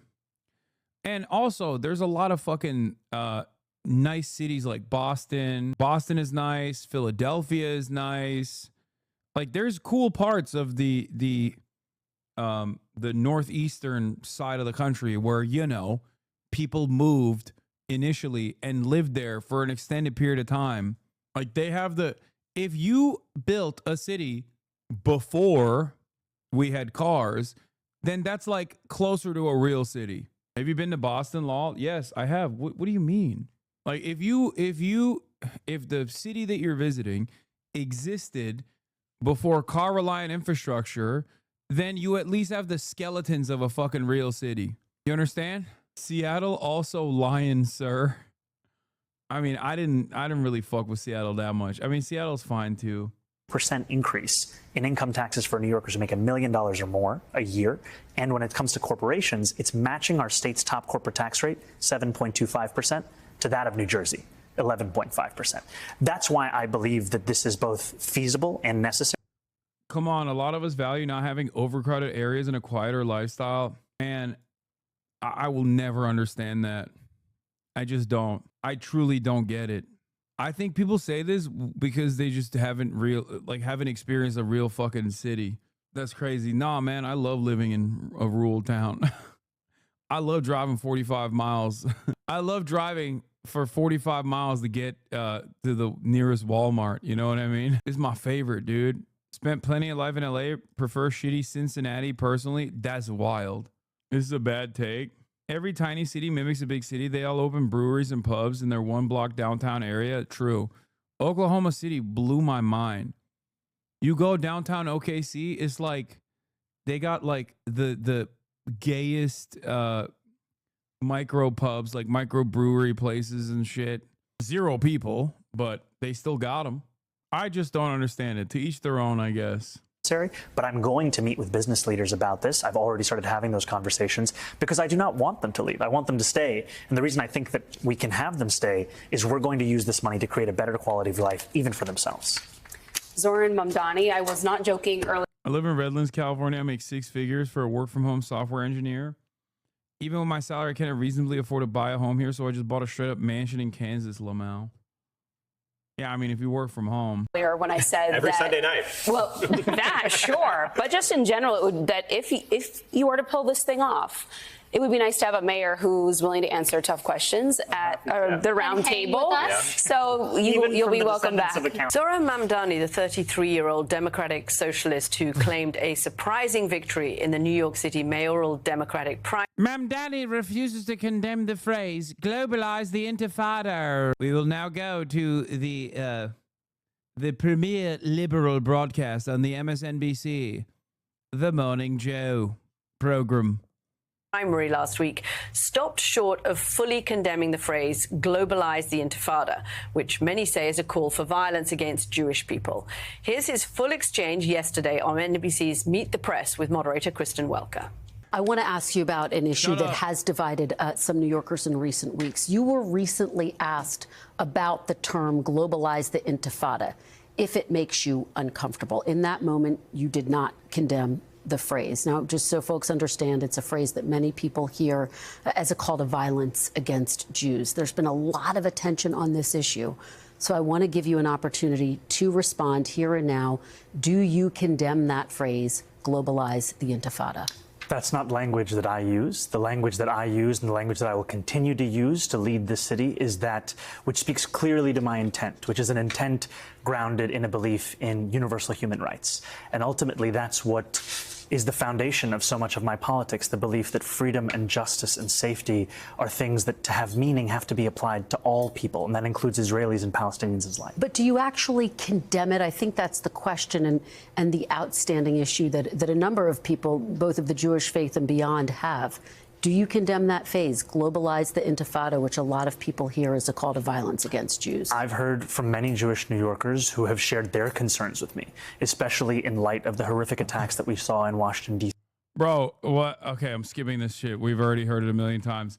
I saw this exact same thing on TikTok while I was pissing earlier. And I was like, oh, let's see what the comments look like. Because the TikTok, the NBC account posted it on their TikTok. And it literally was titled, Mamdani refuses to condemn dangerous statement, globalize the intifada, even after being asked 3 times. So I looked at the comments and everyone was fucking railing against NBC because this was initially on NBC Meet the Press. Everyone was like, dude, shut the fuck up. Shut the fucking fuck up, dude. Oh my God, bro. Jesus fucking Christ. A panel who says they're concerned about the feeling unsafe from language used, but they can't condemn kids feeling the agony of forced starvation. Why should he condemn the language that he never used? The mainstream media is embarrassing themselves. Why don't you condemn the genocide? Are non-Muslim candidates asked how they will protect Muslims at home and abroad? Can these individuals speak out and condemn the genocide in Gaza? Who is going to ask them that question? This clip reminds me of why I don't watch Morning Joe. She laid that trap 3 times and he didn't fall. Get over it, will you? AIPAC is working overtime, I see. OMG, this is so annoying that they're even asking this. You want Mamdani to condemn a slogan, but you refuse to condemn a genocide.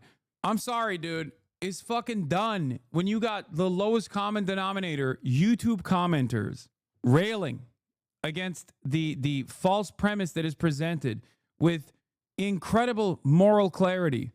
It's over. It's done. I've been saying it's fucking done. It's been fucking done.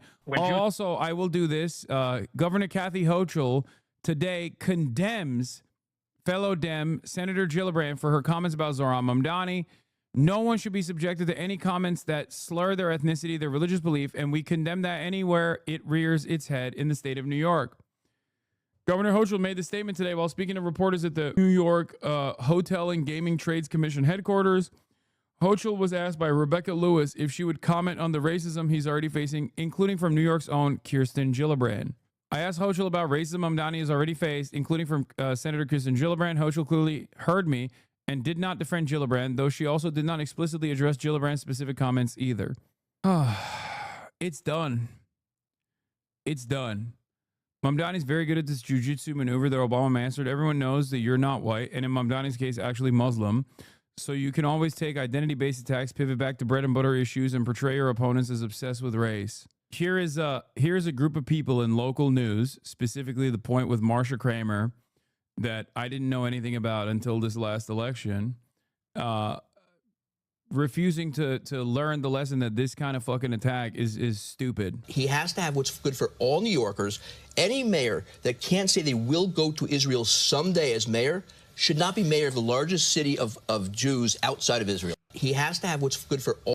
He literally is like, no, you have to go to Israel. Like this guy is lost in the sauce. He's like, no, dude, if you want to be mayor of New York, you have to go to Israel. Like, what the fuck do you mean you won't go to Israel? What is this, the Hajj, dude? You have to go to Tel Aviv? Why you not love Israel? Why you not love Israel? You must visit Tel Aviv. Yalla, let's go. You must visit Tel Aviv. Why will you not visit Tel Aviv? No politic here. Tel Aviv, beautiful city. This is just as insane as me saying I'm Catholic and I won't vote for him unless he goes to Rome. Yeah, literally. I am not voting for Zohran until he visits Saudi Arabia, goes on the pilgrimage, and touches the wall, okay? Touches the open part of the wall, unless in the Kaaba. Unless he does this, I am not voting for him, okay? And I feel unsafe. He is not sufficiently pro-Muslim. Do you hate Israel? Hurry. Look at this fucking freak-ass shit, by the way. Here it is. Wow. Hurry. Yeah, here's why I think this is an interesting look into his campaign. He was unknown as of 6 months or a year ago, right? He is a new candidate who has tapped into energy and concerns about cost of living, things that you mentioned. He has repeatedly said he abhors anti-Semitism. Increasing anti-hate crime funding by 800%, that's real. That will help in New York. And don't take my word for it. Prominent Jewish New Yorkers, Jerry Nadler, Brad Lander, they have said they have endorsed him. You're talking politicians who want their party to be in office, but they're Jewish, irrespective but Harris, of anything that they believe in. That's not true. I mean, obviously. Are you questioning Jerry Nadler or Brad Lander's commitment to Judaism? That's so crazy. Like, that's crazy. We're like... That's a crazy thing to say. Am I wrong? I mean, that's like, I don't know. Like, if the overwhelming majority of Jews in America were disinvested in Israel and like were straight ticket Republican voters, maybe then it's still questionable, but maybe then you would have a little bit more comfort.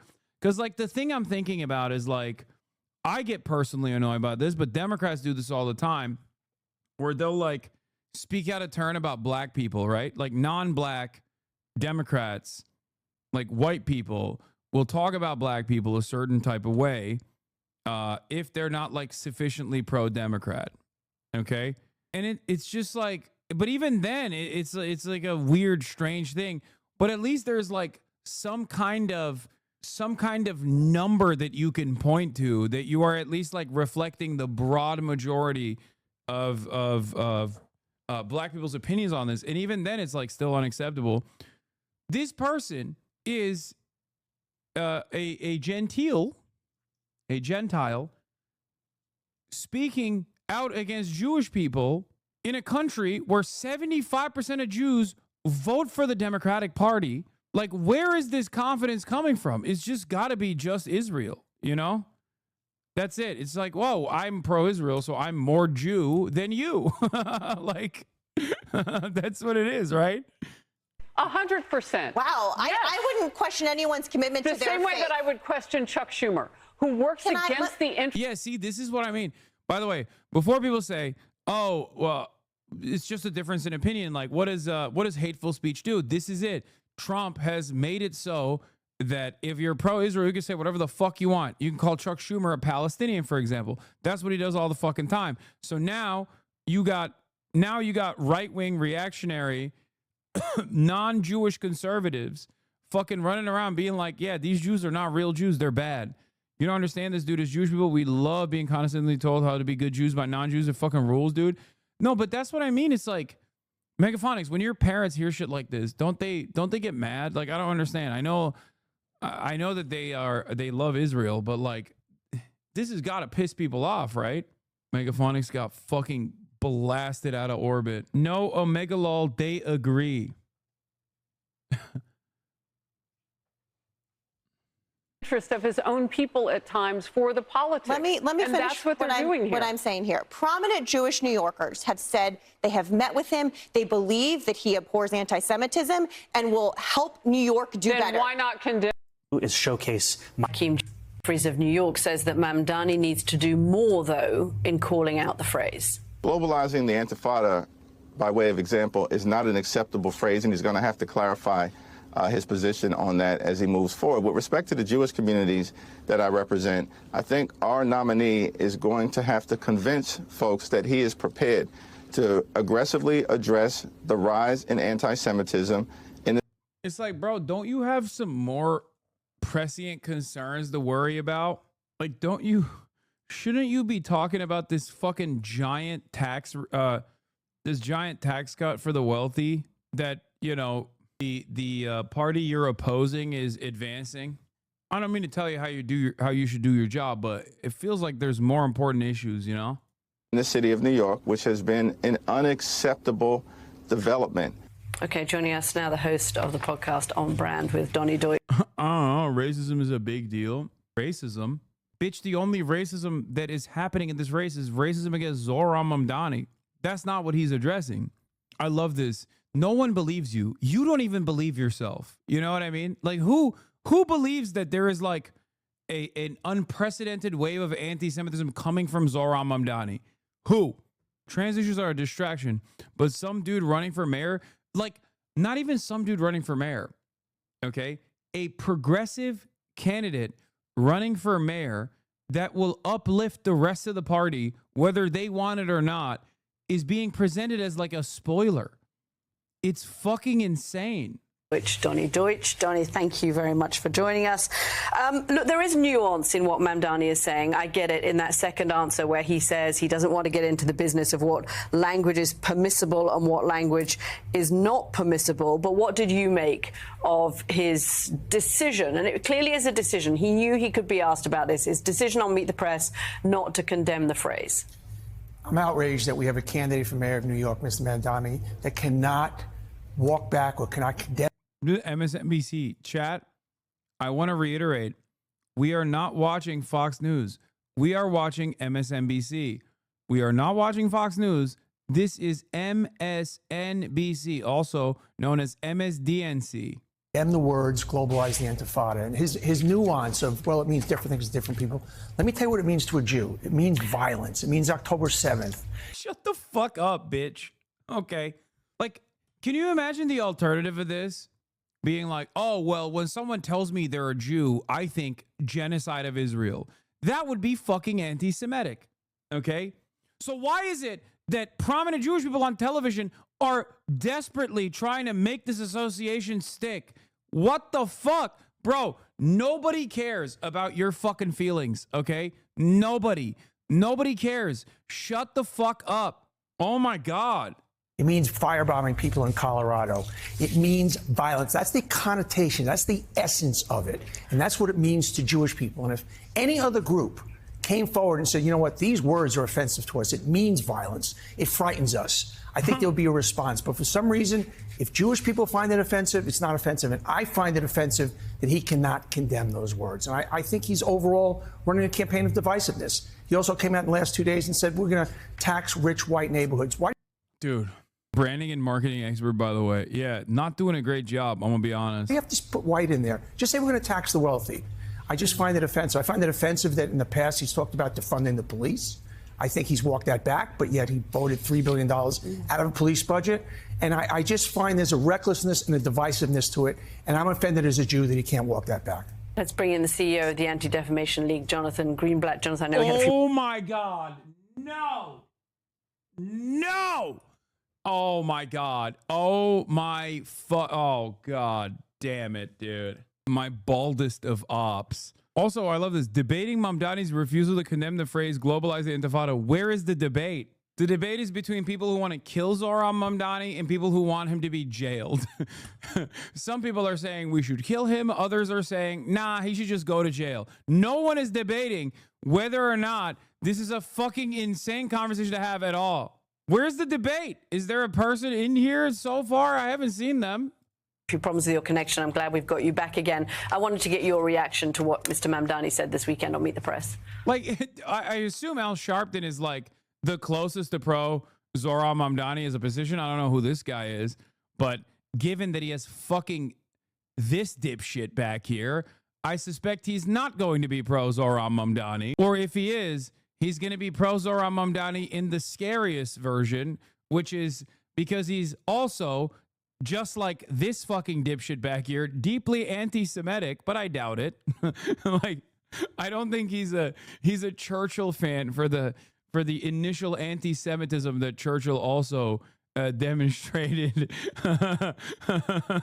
Is he pro Zohran? All right, we'll see. Well, look, I think sometimes the things you don't say are what people hear loudest of all. And when asked a very direct question, and I'll just elaborate on what Donnie just said. Look, the Intifada was a period of violence. Bro, you literally work for the Israeli government.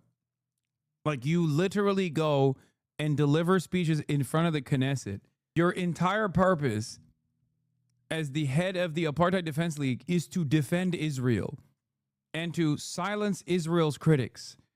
That is, and I'm going to say this, you might get mad at me for this, okay? Because I think while anti-Semitism is completely unacceptable as a form of bigotry, what he's doing is even somehow worse than that, okay? A straightforward defense of wholesale genocide of like actual children on fucking national television is worse than, again, a straightforward, bigoted fucking thing that people do all the time. It is extra bad that he uses the real bigotries he's supposed to fucking combat as a defense mechanism, as a weapon to wield against those who are not exhibiting any sort of anti-Semitic tendencies, cynically fucking claiming that these people are being anti-Semitic, unironically creating more anti-Semitism as a consequence of this. Directed at civilians. More than 1,000 people were killed in suicide bombs and shootings and stabbings in Israel. And of course, we also saw what happened on October the 7th. October the 7th, the murder of 1,200 people is what revived that phrase, Gadi. So let me be clear. It was notable that candidate Mamdani, I wonder if he'll bring me up in this conversation, maybe. Went to Harlem this weekend. It was notable he went with my friend, the Rev. He went to meet black people in Harlem on their own terms. I think what Jewish people would want to see is where the candidate goes to meet mainstream Jewish people. Wait, what do you mean? He literally got co-endorsed by he got co-endorsed by Brad Lander. They co-campaigned together.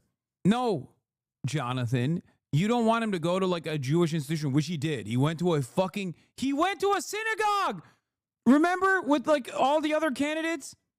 And he answered all those questions? What do you mean mainstream? What the fuck are you talking about? Bernie Sanders is one of the most popular politicians in the country. Bernie Sanders is Jewish. He co-campaigned with Brad Lander. He went to, in exactly the same way that he did in Harlem, he went to like a Jewish interest coalition thing. I forget what it was called. What Jonathan Greenblatt is saying here is obviously lying because he's a fucking liar. He's a vicious liar and he loves smearing people. What he means is like, why won't Zohran Mamdani be pro-Israel? Please be pro-Israel. That's not even talking about mainstream Jewish people. There is no more mainstream a Jewish person in American politics than Bernard motherfucking Sanders. Okay?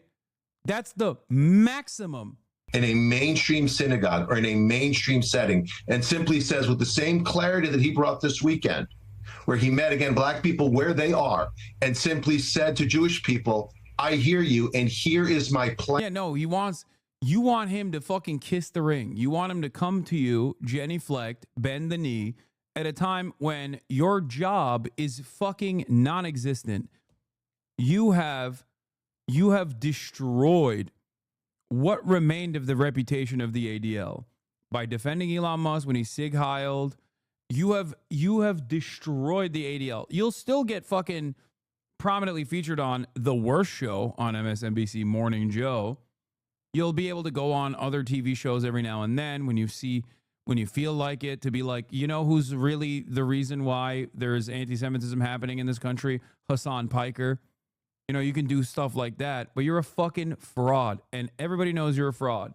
And it's crazy because like if the ADL was truly invested in defending Jewish people, Jewish Americans, if it was truly invested in combating anti-Semitism, this is his moment. Okay? Because there is a fuck ton of anti-Semitism out there. Anti-Semitism has exploded, partially a consequence of Israel's actions being conflated with Judaism, but also because of one of his fucking main guys, Elon Musk, buying Twitter and turning it into 4chan. But of course, he'll never fucking say that. He can't say that because Elon Musk is in Trump's circle. He can't shit on Trump. He can't shit on Elon Musk. He can't shit on the actual fucking neo-Nazis in the country that harm and threaten Jewish people on a regular basis. I said this right after October 7, and I will keep repeating it. Are there Muslims that engage in anti-Semitic acts? Certainly in America. Okay, certainly. Are there Jews that engage in Islamophobia? Also certainly. But the primary real anti-Semitic incidents that take place in this country are not done by Muslims against Jews. It's fucking Christian nationalists. It's neo-Nazis. Okay? That's it. Anyone who does not recognize that is a fraudulent bitch. And the same goes for Islamophobia.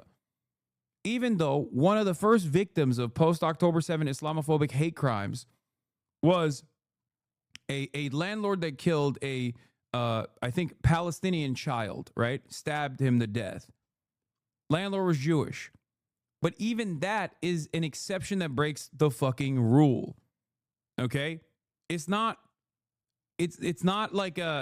commonplace. Anyone who refuses to recognize that this kind of Islamophobic hate crimes, and also, is it really an exception? Is it though? Yes.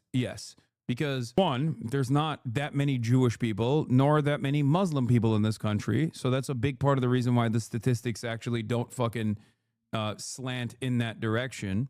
Okay. And if you think that it's Jews that are primarily responsible for Islamophobia in this country, you are not paying attention. Okay. For every Jewish person that is being unimaginably Islamophobic, there are 100, if not 1,000 Christians that are being way more Islamophobic or just as Islamophobic. It's not even a question. And this is, of course, the other side of the story where Islamophobia is completely permissible, institutionally permitted, okay? Institutionally permitted, as opposed to anti-Semitism that is not.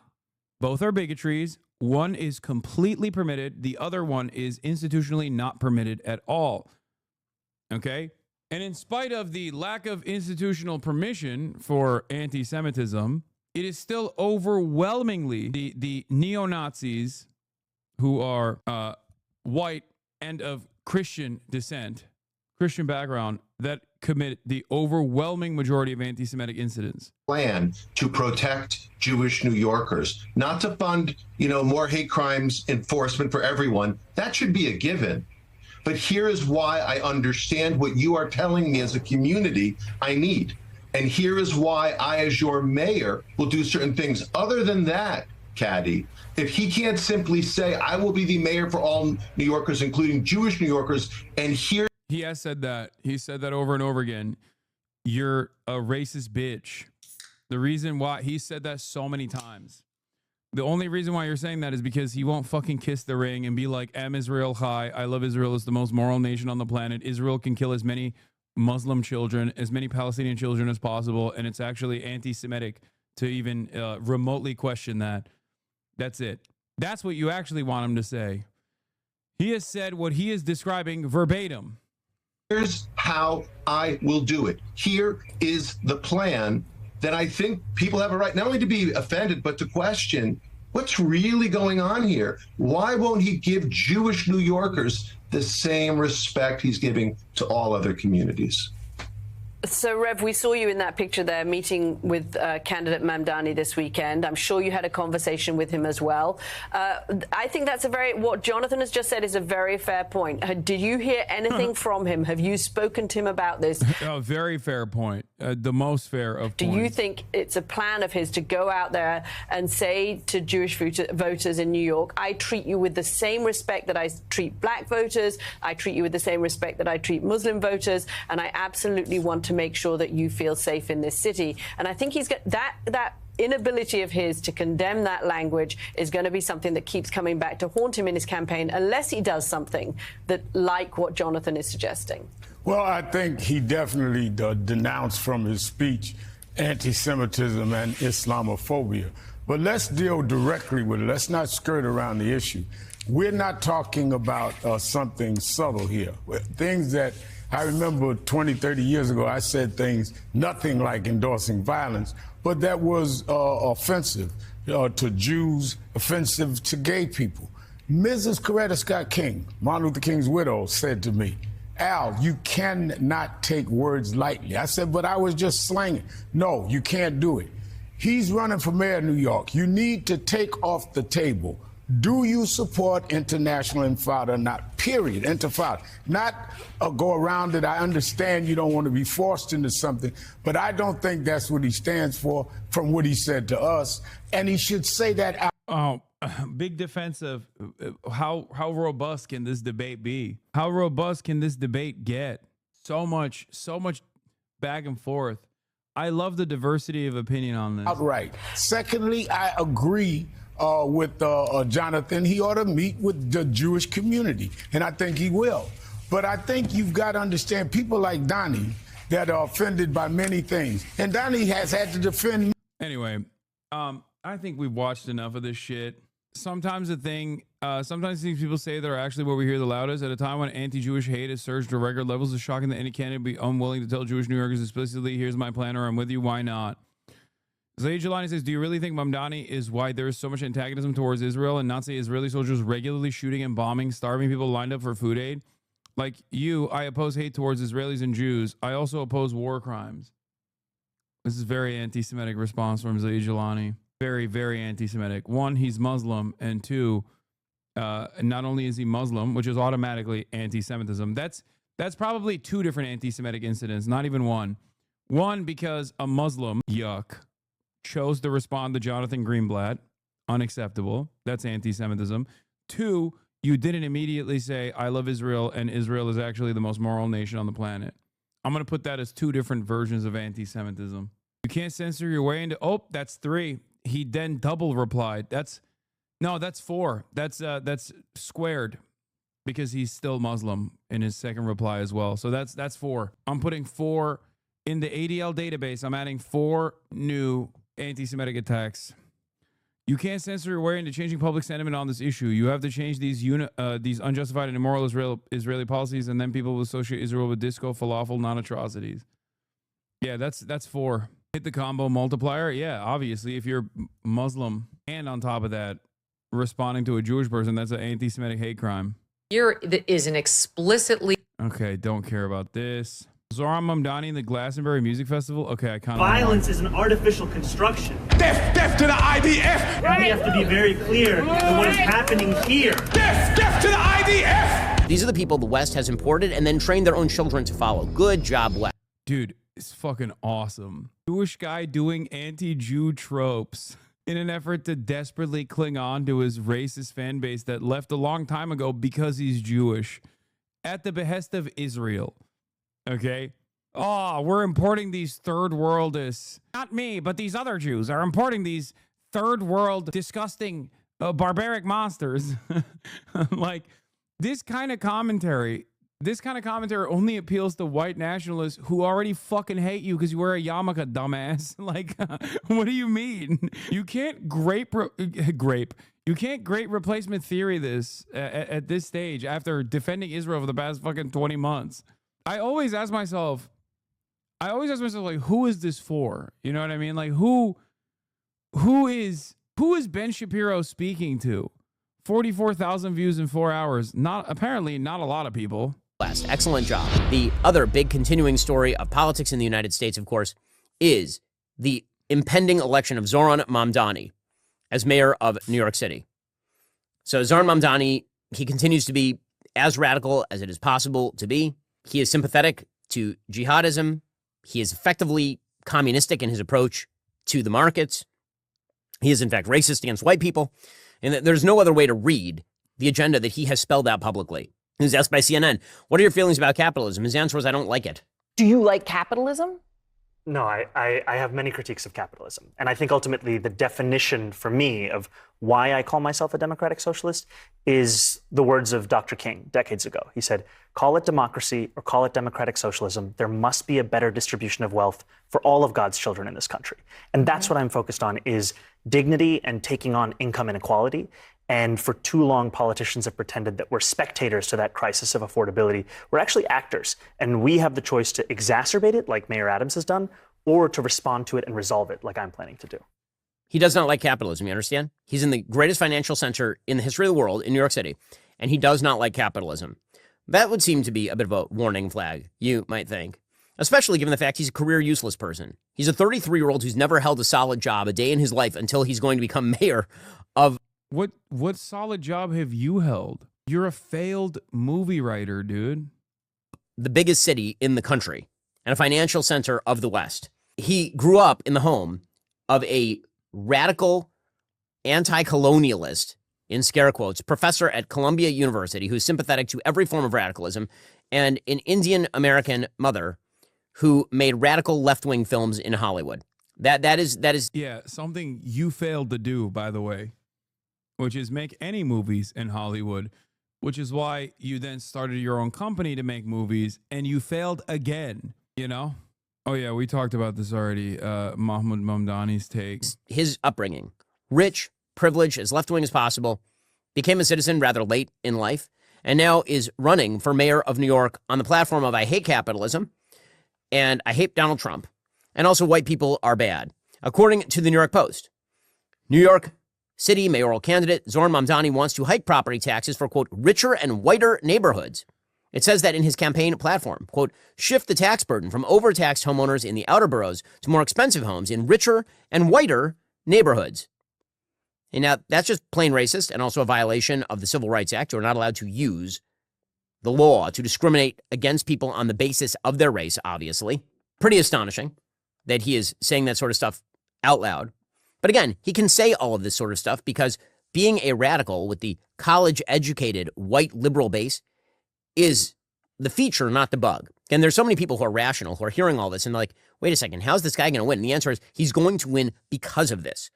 Because the virtue signaling on the left is just that strong. It is that important to be radical. And the omnicause must prevail. They're going to elect a guy who literally said that violence is an artificial construction. Here he was, not all that long ago, talking about violence while he was promoting defunding of the police. Oftentimes, we've even found as legislators. All right, I don't really care about the Zoran shit. I want to see the death of the IDF. I want to see him fucking mauled. Okay, let's see. Maybe he'll shit on Tucker, too. Jerry Dunleavy writing, Zoran Mamdani's relationship with Sarsour went largely men. October Israel. Yeah. Brad Lander also friends with Linda Sarsour. Too late, Ben. Nobody gives a fuck about that either. That's like Ben trying to do the fucking 2016 era smears of being like Linda Sarsour is anti-Semitic. Why? Because she's pro-Palestine. Yeah, you got it. Okay. Palestine. A group that instructed its foundation stores or love socialism or love like foreign-born midwits running their cities? Probably not. That guy was the only person in the New York City mayor's debate to say he wanted to focus on New York City. All the candidates were asked, if you could visit a foreign country, what would it be? And they all, of course, I can't wait for Ben to be like, it's actually deeply anti-Semitic that Tucker Carlson said this. You are supposed to go to Tel Aviv to be the mayor of New York. Said Israel, great. And he said, I wouldn't go anywhere. I'd stay in New York. And like, if I want to meet Jewish constituents, I'd go to their synagogues, their homes or whatever, but I'd be here in New York because that's what I'm doing. I'm running New York. That's my job. Well, he gave the right answer. He gave the right answer. At least, and he's talking. I totally oppose his program. Absolutely. I don't think it works, but he's talking about economics. Yep. And everyone else is talking about foreign policy. Why is it hard to talk about economics, domestic economics? I don't know. Apparently they don't know how to fix it. Unbelievable. Okay, again, saying that you oppose his agenda and then praising him for talking about economics as a communist is pretty incredible. But again, the horseshoe theory there is all about the fact that Mamdani hates Israel. Oh, wow. Ben hates Marjorie Taylor Greene and Tucker Carlson. Wow. And so, of course, to some of the people that you just saw on your screen, which is why they've been expressing so much support for all of the opponents of Israel that they can find on their shows. And that's kind of an amazing horseshoe theory thing happening right there, because that's not actually what Mamdani said. If you actually go back and watch the debate, he didn't say, I don't want to focus on the Middle East. I just want to focus on what's happening here. He literally said he believes in the disestablishment of Israel as a Jewish state. That's what he actually said during the...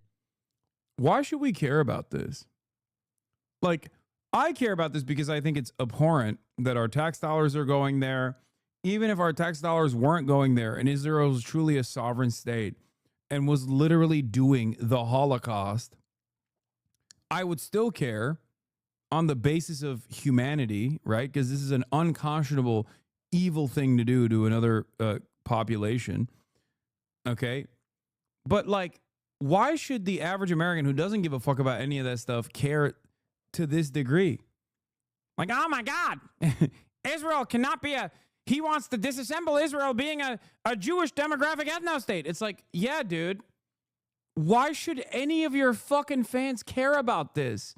If anything, they'll care about it in the opposite direction because our tax dollars are propping this shit up. Like, what is this take? The debate. So that's a complete mischaracterization in order to... I looked at the comments. Yeah, it's mostly just like fucking herd or whoa, Zoran, a Muslim talking about colonialism, violence, artificial construction, like people that watched only the first half of it. Mamdani would run from a real soldier if he bumped into Netanyahu. Defend Mamdani because Mamdani is, of course, a rabid Jew hater, a full-scale anti-Semite who supports terrorism. And this does say something about the radical left. The anti-Americanism, the anti-capitalism, the anti-Israel, the anti-Jewish of it, they are all linked. They are all of a piece. It is all about destroying systems that are successful. It's all about that. It's, by the way, also linked to anti-Christianity. All of these things are of a piece. Nah, not really. Good luck with that, man. Yeah, good luck. Good luck with this narrative. I don't think the people that care about defending Christianity are on board with this at all, you know? The omni cause exists because of its omni opponent. And the omni opponent is the system. Capitalism. Free markets, private property, free speech, strong foreign policy in the face of nefarious and evil enemies. Traditional. Okay, this is boring. All right, yeah. Okay, all right, here. I just wanted to watch him mauled over the fucking death to the IDF shit. Glastonbury is apparently a giant music festival that happens in the UK, broadcast on the BBC. And at this gigantic music festival in Glastonbury, there was a person that I had never heard of, who you also probably have never heard of, calls himself Bob Villain, right, as opposed to Bob Dylan. And this person got up in advance of a band called Kneecap, which has, of course, gone out and campaigned against Israel and talked about how evil Israel is. And he decided that he was just going to call for the death of IDF soldiers, and also he was going to shout about... I love these kinds of videos, and it's because they're literally just like crying about how much everybody hates Israel. Okay? It's awesome. It's just like, why does everybody hate Israel? Like all he's saying here is just like, everybody hates Israel. I don't like it. Why do you should love Israel instead of hating Israel. Have you thought about loving Israel? About how the West should essentially fall. Here's what he had to say, shouting at a gigantic crowd of people flying flags for Palestinians, terrorist groups. And yeah, I don't think you'd give a fuck if they were flying Israeli flags, right? You love that shit. So, spare me. All the rest. These are the people the West has imported and then trained their own children to follow. Good job, West. Excellent job. We've done it all right? From working in bars to working for Zionists. And if we can do this, I promise you, lot, you can do absolutely anything that you put your mind to. I'm telling you this. Free, free! Free, free, free, free! Alright, but have you heard this one, though? Death to the IDF! Death to the IDF! Death to the IDF! This was broadcast on the BBC. Death to the IDF! Dude, there are tens of thousands of people in the crowd, and they're fucking cheering death to the IDF, which of course I would never. I condom. I condom. Disavow. I mean, come on. Oh, I condom so hard. Did you notice Ben saying Bob Villain was imported? Just clear great replacement dog whistle while pretending to speak out against anti-Semitism? No, yeah, I did. That was the first thing I noticed, which is why I laughed. He's like, he's doing the Jews did great replacement in our beautiful Western civilization while simultaneously defending Israel. Like, who is this for? You're just... Death to the IDF! Hell yeah, from the river to the sea, Palestine must be, will be, inshallah, it will be free. So, just going to point out, Hamas is not going to attack that music festival. Not like the Nova Music Festival, because all of the Hamas... Yeah, because it's not slammed next to a fucking open-air prison as a part of an ongoing apartheid system that is being propped up. It's because it's in England and not in fucking... Or it's in the UK and not in fucking Israel, okay? Stands are in the crowd at this one. Maybe Hamas is attending. They found some of their favorite bands. This was broadcast in living color on the BBC. By the way, it wasn't just that this human piece of dreck suggested death to the IDF. He also ran around the stage shouting, quote, "I heard you want your country back. Shut the fuck up." This part was the best. Like, watching white ladies, like, I did not understand what the UK was about. This dramatically changed my opinion. Okay? Like, that's awesome. Like, I never in my life would I have thought a British Barbara, like with a sunflower hat like this, would be like, "Yeah, heard you want your fucking country back, yeah? In it, shut the fuck up, in it." Love that. Okay, that's what he said on the stage there. So first of all, great ad for Nigel Farage's Reform Party, which says, get all of these people out of our country. Great ad for them. But this is indicative of a rise in not only, it's all the things. It is hatred for the West. It is hatred for the civilization that has granted them all of their power, all of their economic might, all of their privileges, all of their free speech. He just straight up, he's saying, like, black people should be grateful. Like, that's what he's saying. He's like, know your place, black person. We gave you all of your economic might. That's crazy. He's like, you're an immigrant. You're permanently an immigrant. And you should know your fucking place. And you should also be deported. Nice. Right? And that, of course, is combined with the reason why they hate Israel. They don't hate Israel just because it's filled with Jews. Of course, that's one reason. They also hate Israel because Israel, they believe, is an extension of the quote-unquote colonialist West. That is the real reason they hate Israel. So, again, disgusting and vile, but indicative of a new left-wing base that exists across the political boundaries that separate. No, you don't understand. He hit the air quotes, so it's not real, okay? You see, you don't actually have to make an argument. You can simply present it as wrong, and then that's it. You can simply just go, quote unquote, Western colonial expansion when referring to Israel. And then as long as you hit the air quotes, then everybody knows that the thing that he's quoting is wrong. He isn't the only British institution in cleanup mode today, With hindsight, the BBC now says it should have pulled the plug on this iPlayer live stream on Saturday. Oh, no. Oh, dude, they're going to fucking put this dude in jail, by the way. That the sentiments expressed by punk act Bob Vylan, who led the crowd in a chant of death to Israel's army, the IDF, were anti-Semitic and unacceptable. Why? Why is it anti-Semitic? Can someone explain this to me? It's a fucking army that's doing genocide, okay? Like, if you were to say, during World War II, if you said the death to the Wehrmacht, okay, death to the SS, death to the Gestapo, would this be considered like a anti-German rhetoric? Like, would anybody care? Should anybody care? I don't. And it clearly, no one in that fucking crowd cares either.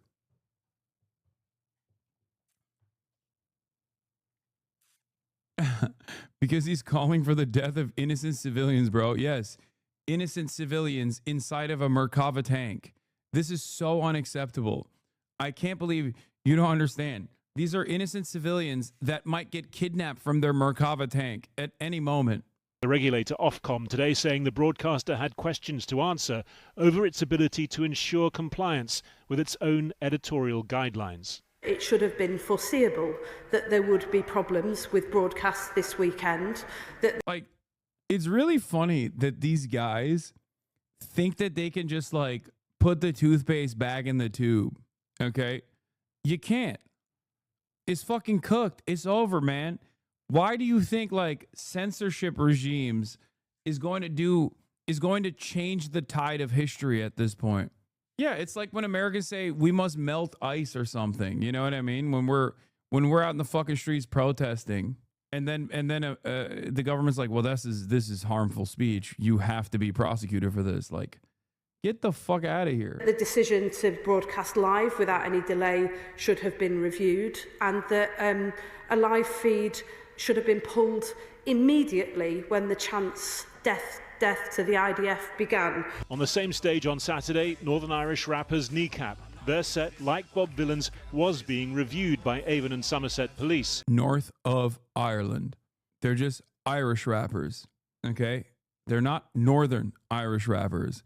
They're just Irish rappers from the north of Ireland, if you want to be specific. This afternoon, the force said it had begun a criminal investigation into both performances, saying this has been recorded as a public order incident at this time, while our inquiries are at an early stage. The investigation will be evidence-led and will closely consider all appropriate legislation, including relating to hate crimes. The Shadow Home Secretary, Chris Philp, has called for frontman Bobby Vylan to receive the same treatment under the law as Lucy Connolly, jailed for 31 months for inciting racial hatred in the aftermath of the Southport child. Yeah, this is not what happened to the IDF. So I feel like there's a difference here. You know what I mean? I like that all of the people that were like, oh yeah, if you incited a fucking pogrom, which for the record would be illegal even in America. Okay? Like, America has free speech, but if people's statements actually led to this kind of fucking straightforward pogrom, I think like they probably would prosecute that. And in the UK, there isn't the same like unlimited free speech that we have here in the United States of America. But like the idea that what he said about a foreign army currently doing genocide is the same as like demanding that people go out and fucking murder Muslims in whichever town that whichever town they exist in the UK, and then on top of that an actual pogrom happening. Like, this is not comparable. Child murders last year. In a social media post, she called for asylum hotels to be burned with their occupants still inside. The court interpreted her language as directly saying, I guess, to be fair, yeah, Trump did actually incite a riot. He did incite an insurrection, and then we rewarded him with the presidency. So I guess in America, you wouldn't go to jail either way. to people, go and burn down hotels. So if you look at the sentencing judge's remarks, you will see he emphasized the volatility of what was going on in this country here and now. If it's an incitement to violence, not against individuals, but against an organization, which is a lawful organization in another country. Big question mark. What is our jurisdiction over it? Wow. I worked for a record label. Bob Vylan have now been dropped by their management agency, and visas for their US tour have been revoked. There are also calls for their appearance at a festival in Manchester this weekend to be cancelled. They didn't respond to our request for comment on the accusations against them. I do want to ask about Syria, but first I just want to get very, very briefly. I might want to go on and on, How Matt. do you I don't know. how do you decide? Well, my question is going to be very, very. Oh, all right. Yes. How do you decide when it's okay to speak about revoking someone's visa? Wait, UTA? They were with UTA, the men who own United Talent Agency, who now dropped Bob Vylan, help fund illegal settlements in the West Bank, and the ADL, which pretends to oppose bigotry, but in reality is pro-Israel astroturf that exists to suppress pro-Palestinian activism. UTA dropped them? That's fucking lame as shit. Look, you guys know I am repped by an agency that also is very pro-Israel. Virtually every agency in Hollywood is very pro-Israel, so much so that this happened at CAA, which is a different agency, one of the big three, big four, technically it's big three, whatever. And Maha Dakhil was only saved because Tom Cruise kicked in and was like, you are not fucking firing my agent.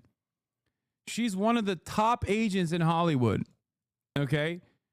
And CAA, one of the most important talent managers at Creative Artists Agency, CAA, literally almost got fucking dropped. Why? And this was early on, for the record, Thursday, 23rd, November 2023. It was like a month after October 7th. She faced intense criticism for describing Israel's war against Hamas as a genocide on Instagram. What's more heartbreaking than witnessing genocide? Witnessing the denial that genocide is happening, she reportedly captioned one of her posts. She apparently also reshared a statement first posted by the Free Palestine account, which read, you're currently learning who supports genocide. That's the line for me, Dakhil wrote at the time, reacting to the post. That is what CAA almost fucking dropped one of their top fucking agents over. Think about how insane it is that they were willing to drop one of their fucking top agents over. Like, this is, I don't know, maybe this is too inside baseball, but this is like, this person is like, these people at these agencies, when they get to the level that they're at, when they get to the level of Maha Dakhil, like, they have done untold amounts of atrocities and they are unmovable from their position. Okay. Like, you could fucking kill someone and you'd be fine. You have an incredible clientele. Like, you have all these like top clients. Like, Tom Cruise is one of your fucking clients. Like, of course. That's how high level of an agent she is. And they almost fucking dropped her. I know it's from November 2023. I explained it. What happens if your agency drops you? Literally nothing. My agency didn't actually drop me after October 7, but they did tell me to, pipe down a little bit and that no deals would be coming down my way. And I laughed about that because, most of the work that my management and my agency does is just separate, is basically telling inbound deals that I don't want to work with them. So no deals coming in. This is what motherfuckers think. There's always deals coming in. Okay. It doesn't matter. These guys only care about fucking numbers. Is your agent pretty big at WME? He stole digital clients from CAA. Yes. I get deals all the time. I just don't take them. Yeah.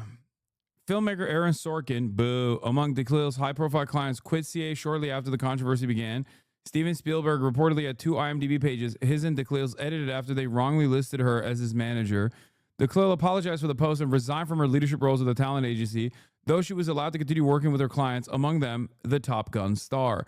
Variety has now reported that Crew 61 may have played a direct role in mitigating the fallout for Dakhil after the Mission Impossible star expressed his support for the agent during a meeting at the CAA office earlier this month. I made a mistake with a repost. Like, they made her fucking apologize, dude. They made her apologize. That's how fucking freaky the environment was post October 7. Feels like a lifetime ago at this point. Bob Vylan's statement. I said what I said. Take notes. This is how you do it. As I lay in bed this morning, my phone buzzing nonstop, inundated with messages of both support and hatred, I listen to my daughter typing out loud as she fills out a school survey asking her feedback on the current state of her school dinners. She expressed that she would like healthier meals, more options and dishes prepared by other parts of the world. Listening to her voices, her opinions on a matter that she cares about and affects her daily reminds me that we may not be doomed after all. Teaching our children to speak up for the change they want and need is the only way that we can make this world a better place. As we grow older and our fire possibly starts to dim under the suffocation of adult life and all its responsibilities, it is incredibly important that we encourage and inspire future generations to pick up the torch that was passed to us. Let us display to them, loudly and visibly, the right thing to do when we want and need change. Let them see us marching in the streets, campaigning on the ground level, organizing online, and shouting about it on any and every stage that we are offered. Today is a change in school dinners. Tomorrow is a change in foreign policy. I said what I said. Yeah, I'd love to have him on the stream. What is this? Some billionaires got rich building companies that make the world a much better place, but other billionaires have been very successful at selling stuff that's harmful on net, and others basically just inherited money, and it's hard to really generalize. A lot of discourse prompted by those posts, most of it responding to ideas that are not in the text. I think it would be good if people tried harder to become more plotting and literal about things. What? I don't care about Matt Iglesias, man. Fuck him. Here, Health Secretary West Streeting says he wishes the Israeli embassy would take the violence of their own citizens towards Palestinians more seriously. This wasn't just about the people on stage. The Israeli embassy said last night that when such messages are delivered before tens of thousands of festival goers and met with applause, it raises serious concerns about the normalization of extremist language and the glorification of violence. This was as much about the audience as it was about the performers, wasn't it? Well, I'd say sort of two things in response to those words from the Israeli embassy. You have an ultimate out. Israel does not have any standing to tell anybody what's what. Israel defenders don't have any standing to tell anyone what's what. Okay? They can say whatever the fuck they want. You can just be like, what are you talking about? You're literally doing a genocide. That's it. Suck my dick. Okay? That is the only answer. What do you mean? Oh, you're worried about people fucking chanting death to the IDF? Okay, don't fucking do a genocide. Boom, easy. Oh my God. Oh, people don't like Israel. Oh, what am I supposed to do about it? Fucking yell at people? Yell at people until they like you? What are politicians supposed to do about it? Firstly, I do think that, like, if I take the equivalent of the war in Ukraine, I'm unequivocal about which side of that war I'm on. I want Ukraine to win. Would I be celebrating or chanting for the death of Russian soldiers? No. I want to see an end to the war, and I want to see an end to the conflict. I'd also say to the Israeli embassy, Could you imagine? Oh my God, that's actually really funny, because like everyone was like, all Russians are orcs. They all need to be ethnically cleansed. Okay? That's the type of shit that was popping off in the Western world when Russia unjustifiably invaded Ukraine. Okay? Could you imagine someone going to jail over that statement? Could you imagine someone being censored over that statement? And that's a war. Okay? This is a fucking genocide. It's like extra war. Like, that is still unacceptable, still immensely violent. Okay? Totally fucking the responsibility of Russia. But this is genocide. Get your own house in order in terms of the conduct of your own citizens and the settlers in the West Bank. So, you know, I think... Some with the controversial takes again. Let's go. Wait, what? There's a serious point there by the Israeli embassy I take seriously. I wish they'd take the violence of their own citizens towards Palestinians more seriously. I mean, that's the lightest way to fucking criticize. Because for years and years and years, decades in fact, in covering this building, it's always the mantra has been, Visa records are confidential. Mm-hmm. And yet we have a situation where an entertainer in the UK... Look, all I'm going to say is this, okay? All I'm going to show you is this. The latest tempest stirred up by the singer who unleashed Gangnam Style on the world. Psy was in Washington yesterday to perform for President Obama and his family at the annual Christmas in Washington benefit. But first, he had to apologize for some anti-American rapping in his past. ABC's Dan Harris here with the details. Good morning, Dan. This was a shocker. Didn't see this one coming. Psy, the cherubic South Korean author of the ubiquitous cherubic. Please get this out of my head. Dance craze inspiring Gangnam Style is, it turns out, a man with a controversial past, one that is now ensnaring the President of the United States. Late Sunday, the President and his family mingled with elves. Merry Christmas! And posed in front of a Christmas tree at what is usually a festive but deeply unnewsworthy Christmas in Washington event. But mixed in with the cheer this year was controversy, courtesy of this guy in the red sequin top, seen here getting ready to take the stage. Oppan Gangnam Style. He is Psy. You will know him from the Gangnam Style music video, the most watched clip in the history of YouTube. Turns out the man who made countless Americans dance around like drunken horses has a history of vitriolic anti-Americanism. Yes, Psy, the guy who's been on every talk show from Ellen to Leno, where he even performed for U.S. troops. Bro, does anyone know what he's saying? Because I do, and I've talked about this before. I wonder if all the new heads know, because it's crazy. Back in the early 2000s, Psy got up on stage in his home country and smashed a toy version of an American tank, and later performed a song whose lyrics included, "Kill those expletive Yankees who have been torturing Iraqi captives, daughters, mothers, daughters-in-law, fathers, kill them all slowly and painfully." Psy issued a statement saying he was deeply sorry for how these lyrics could be interpreted. How could they be interpreted, dude? What do you mean? Oh, man, he's so dope. Yeah, that's my fucking goat, dude. Be interpreted. Despite an online uproar, President Obama decided to attend Sunday night's Christmas show. The White House insisted it had... By the way, it's not even a mistranslation. It's also very deliberately why he's saying that. He literally in the song says, who have been torturing Iraqi captives. Okay? Like, he leaves nothing up to questioning. Yeah. And the song he wrote was after a U.S. tank ran over 2 Korean schoolchildren, I believe. Yes. It is directly in context. How these lyrics could be interpreted. Despite an online uproar, President Obama decided to attend Sunday night's Christmas. How will I defend you, dog? Yeah, there is no... I mean, he very clearly stated it, you know? No control over the guest list. One big question now is what will happen next to Psy's meteoric career? Again, it's like, I can't believe Psy would say such a horrible thing. Also, how about you stop the systematic rape and pillage of Korea, you know? It's like, especially in that part of the world where there is an American base, there is unlimited violence, okay? Mass rapes, car accidents, no penalties whatsoever. Like, as an American, do you accept his apology? I'm actually annoyed that he apologized. If you were sitting around making up horrible things that a pop star could say that would get them in trouble, you'd have a hard time coming up with worse things than this. Oppan Gangnam Style. While Psy is now calling his protest language inflammatory and inappropriate, the man with the invisible horse and lasso now has to figure out how to rein in a controversy that threatens to make him a one-hit wonder much faster than he otherwise might have been. Come on, it was barely an apology. While it's important that we express our opinions, I deeply regret the inflammatory and...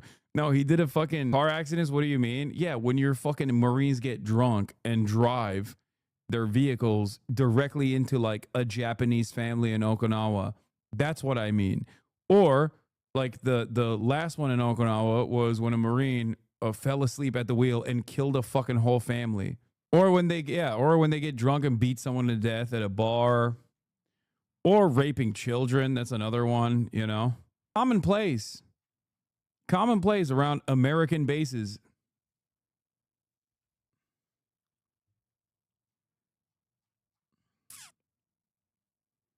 Anyway, the reason why I showed that is because this is not new.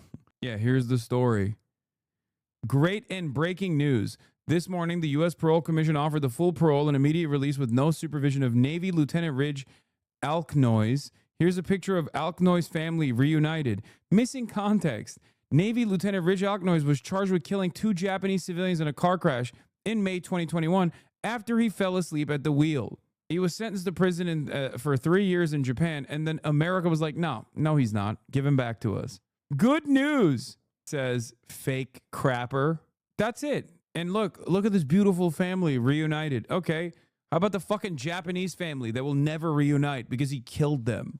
Oh, this is another one. U.S. soldiers charged in Japan for rape of a minor. Also hilarious that they use this Getty image, by the way, because that thing that you're seeing also routinely fucking crashes into Japanese houses and kills people. If it doesn't crash into Japanese houses and kills people, Japanese people, it ends up killing the fucking Marines on board, which it did as recently as twice last year or like a year and a half ago. This is the reported incidents. Anyway, let's continue. Let's see. Has had his visa revoked very publicly by the Deputy Secretary of State in a tweet, retweeted by Secretary Rubio and confirmed by other officials. So what's the deal with this law? Does it not really apply unless you want it to? Unless you don't want to talk about it? Well, yeah, I can't speak to the decisions at the times of when to discuss something of this sort. What we do know is a very public dynamic with individuals. We have a very public policy and procedure and process now that we're discussing regarding national security and how we are handling the visa process.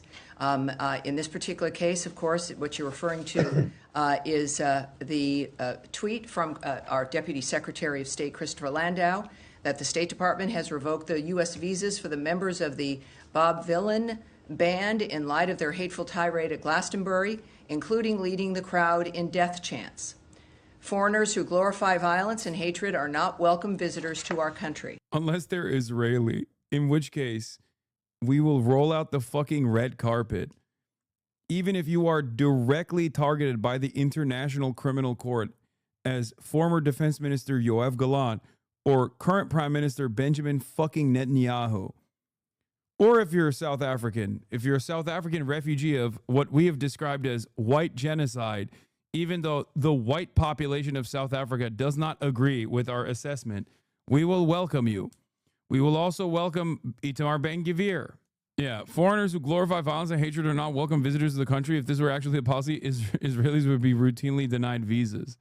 Nope. Now, we've stated that when it comes to how we vet people, if they are going to be coming here to be helpful, to be nice people, to be great tourists, or if they're coming for other reasons, that every sovereign nation has a right to decide who's going to come to this country.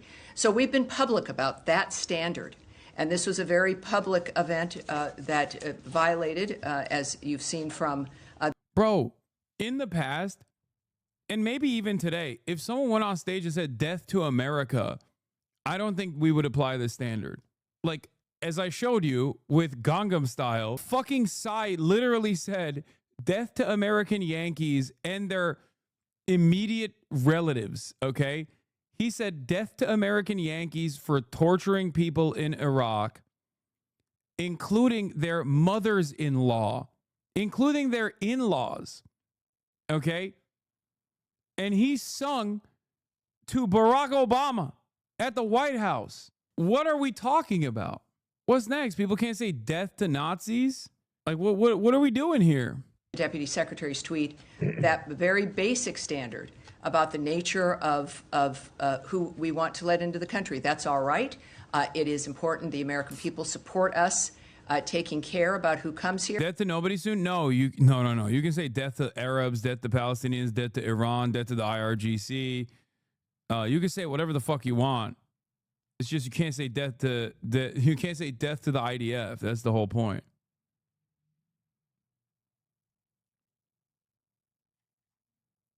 Here, and I think his tweet and the Secretary's language and his approach on the policy speaks for itself. Okay, so it's basically, if it's a public kind of facing thing, then well, you're I didn't okay say that. with... I said in this case that's what has occurred.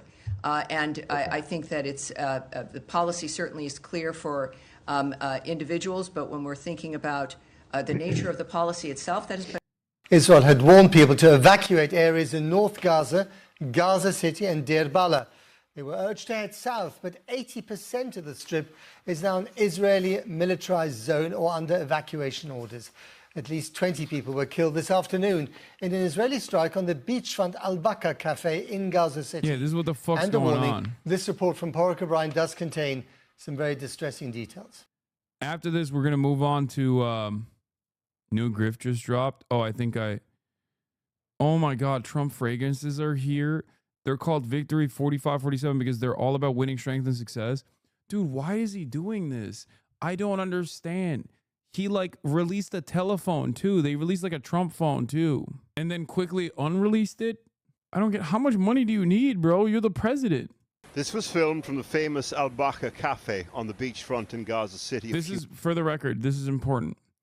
The Al Baqa Cafe is one of the areas that has like working internet, and that's where a lot of the journalists gather.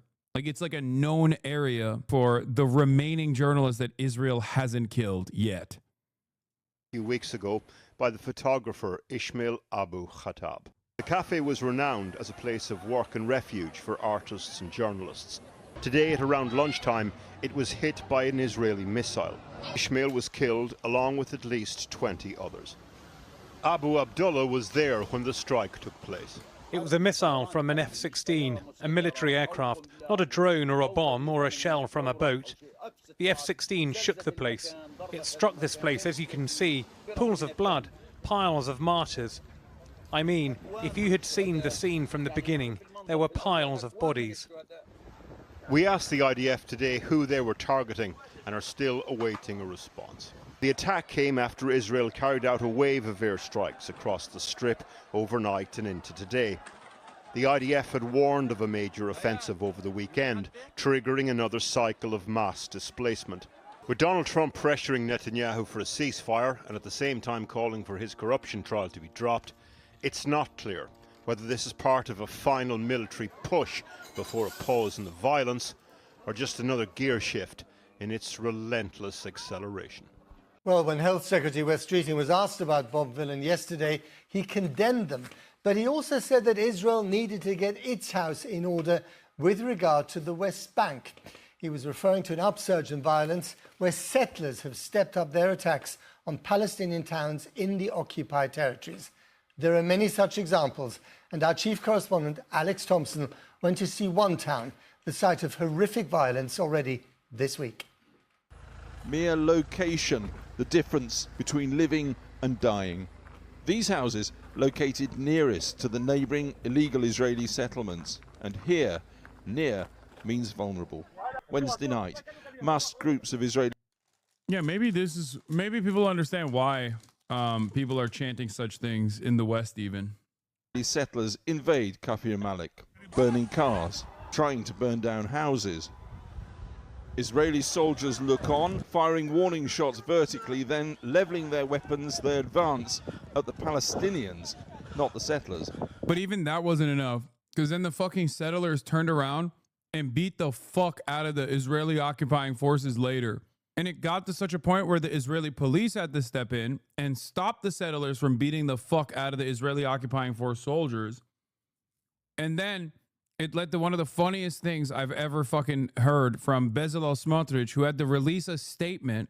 He had to release a statement condemning the settlers and saying anyone who raises a hand against the IDF is like raising a hand against their own. Settlers and the IDF are one and the same. Yeah. IDF and settlers are one and the same, he said. Look, the incident on Saturday night in Binyamin will still be investigated and clarified. Meanwhile, what is clear? Live fire by the IDF against Jews is forbidden and dangerous crossing of a red line, deserving of a thorough investigation and personal conclusions. He's saying that the IDF shot in the vicinity of Jews, like settlers, and therefore it was worthy of like a retaliation. The IDF and the settlers are one and the same. Whoever raises a hand against the IDF fighters is still against the settlement, not for it. And yet live fire on Jews is forbidden and dangerous. Twice he mentions this, as in he's more mad still at the IDF. Amazing. For decades across the West Bank, Israeli settlers have been stealing Palestinian land. Now, though, emboldened by... Yes, only on Jews. Yes, he's saying that specifically. No, he's not mixing his words, brother. What are you talking about? What is this? Why do you want me to watch this? Take a day off. Israel's wars, and with support from far-right government ministers, they appear to feel they can act with impunity. And at the first house they got to in Kafir Malik, the car remains burned out, windows smashed. Inside, evidence of an attempt to set fire to the house. Palestinian villagers here say 17 people were in at the time, 11 were children. Cars burned out in several surrounding streets. Bullet cases where Israeli soldiers opened fire on Wednesday. One village elder said he saw the settlers coming in a 30-car convoy. The commoners are just crazy. They want to kill everybody. If they can kill the kids before the old man, they will do it.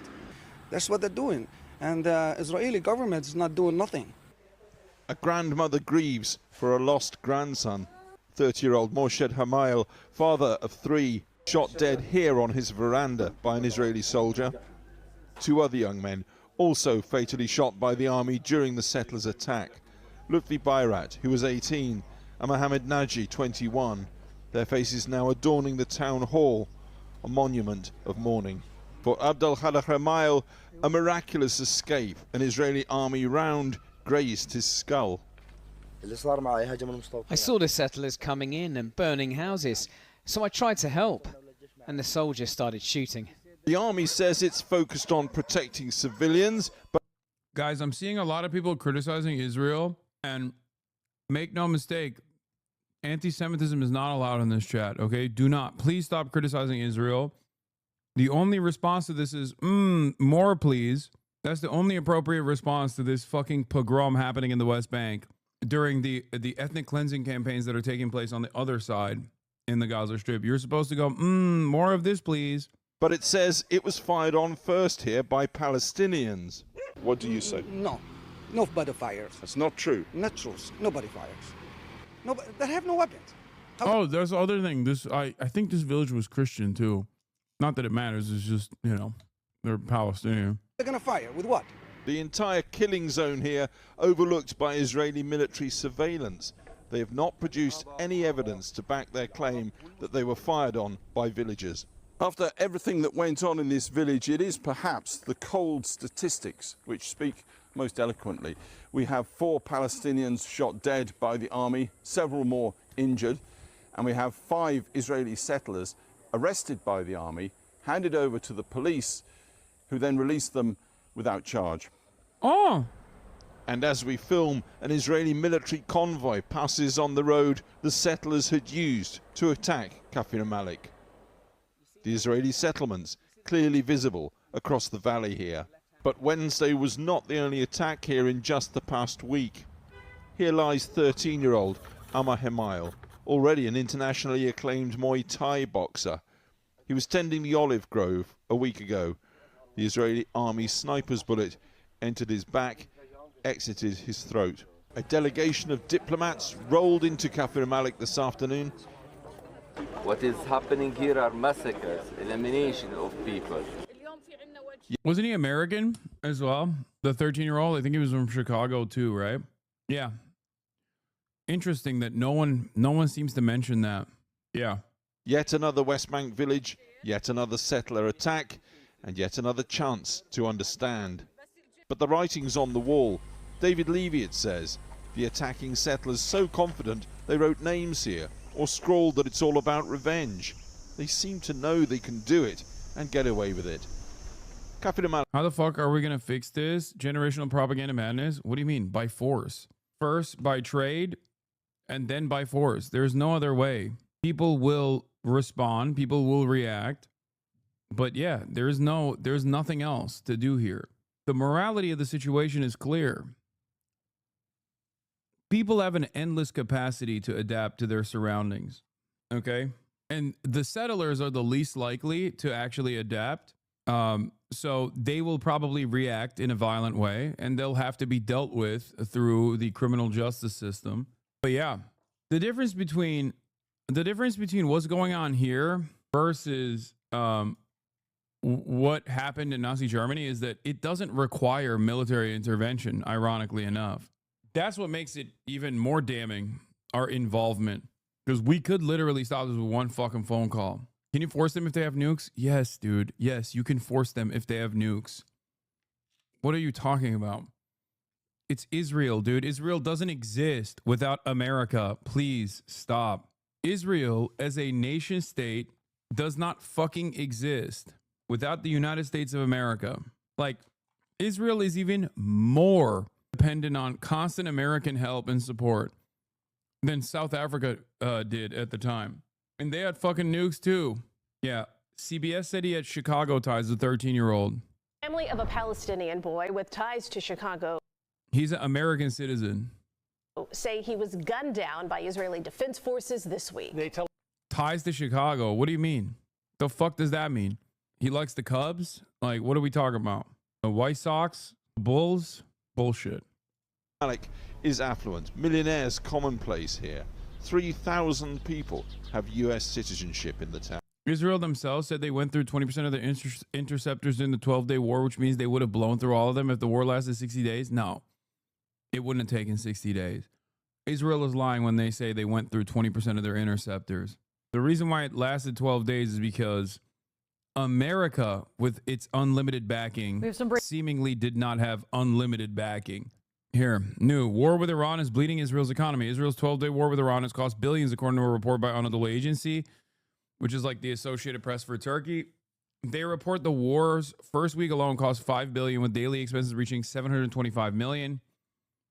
Most of that, $593 million, was used for offensive strikes, while $132 million went to air defense and military mobilization on the daily. Wall Street Journal reported that daily cost of missile defense systems range from 10 to 200 million.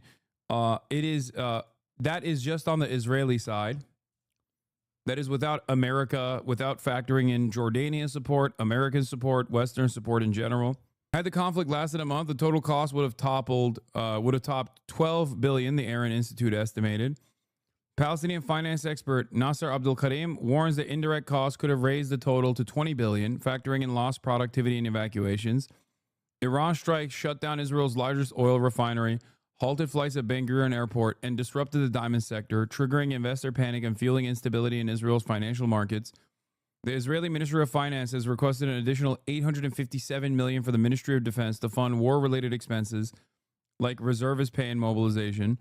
At the same time, it proposed cutting $200 million from health, education, and social services to help fund the deficit, which, by the way, smoking on that Israeli healthcare pack, no disrespect, but like you get to experience a little bit of that sweet, sweet American austerity, okay?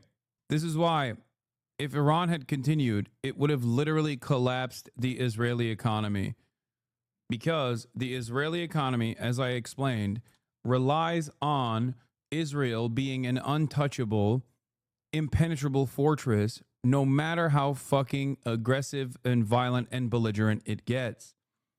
This is why I also said Israel reacts differently to force. Military deterrence is the only thing. Military deterrence, military intervention, and military deterrence is the only thing Israel responds positively to. That's it. And also, Netanyahu is coming back and will visit the White House next Monday as Trump presses for a ceasefire in Gaza. Trump on Friday told reporters that we think within the next week we are going to get a ceasefire in Gaza, but didn't offer any further explanation for his optimism. Trump has also signaled that he wants, and this is another thing that I fucking called, early heads will remember. I said this even during the election season, but certainly after, that Trump is going to try to create a scheme in exchange for the ceasefire.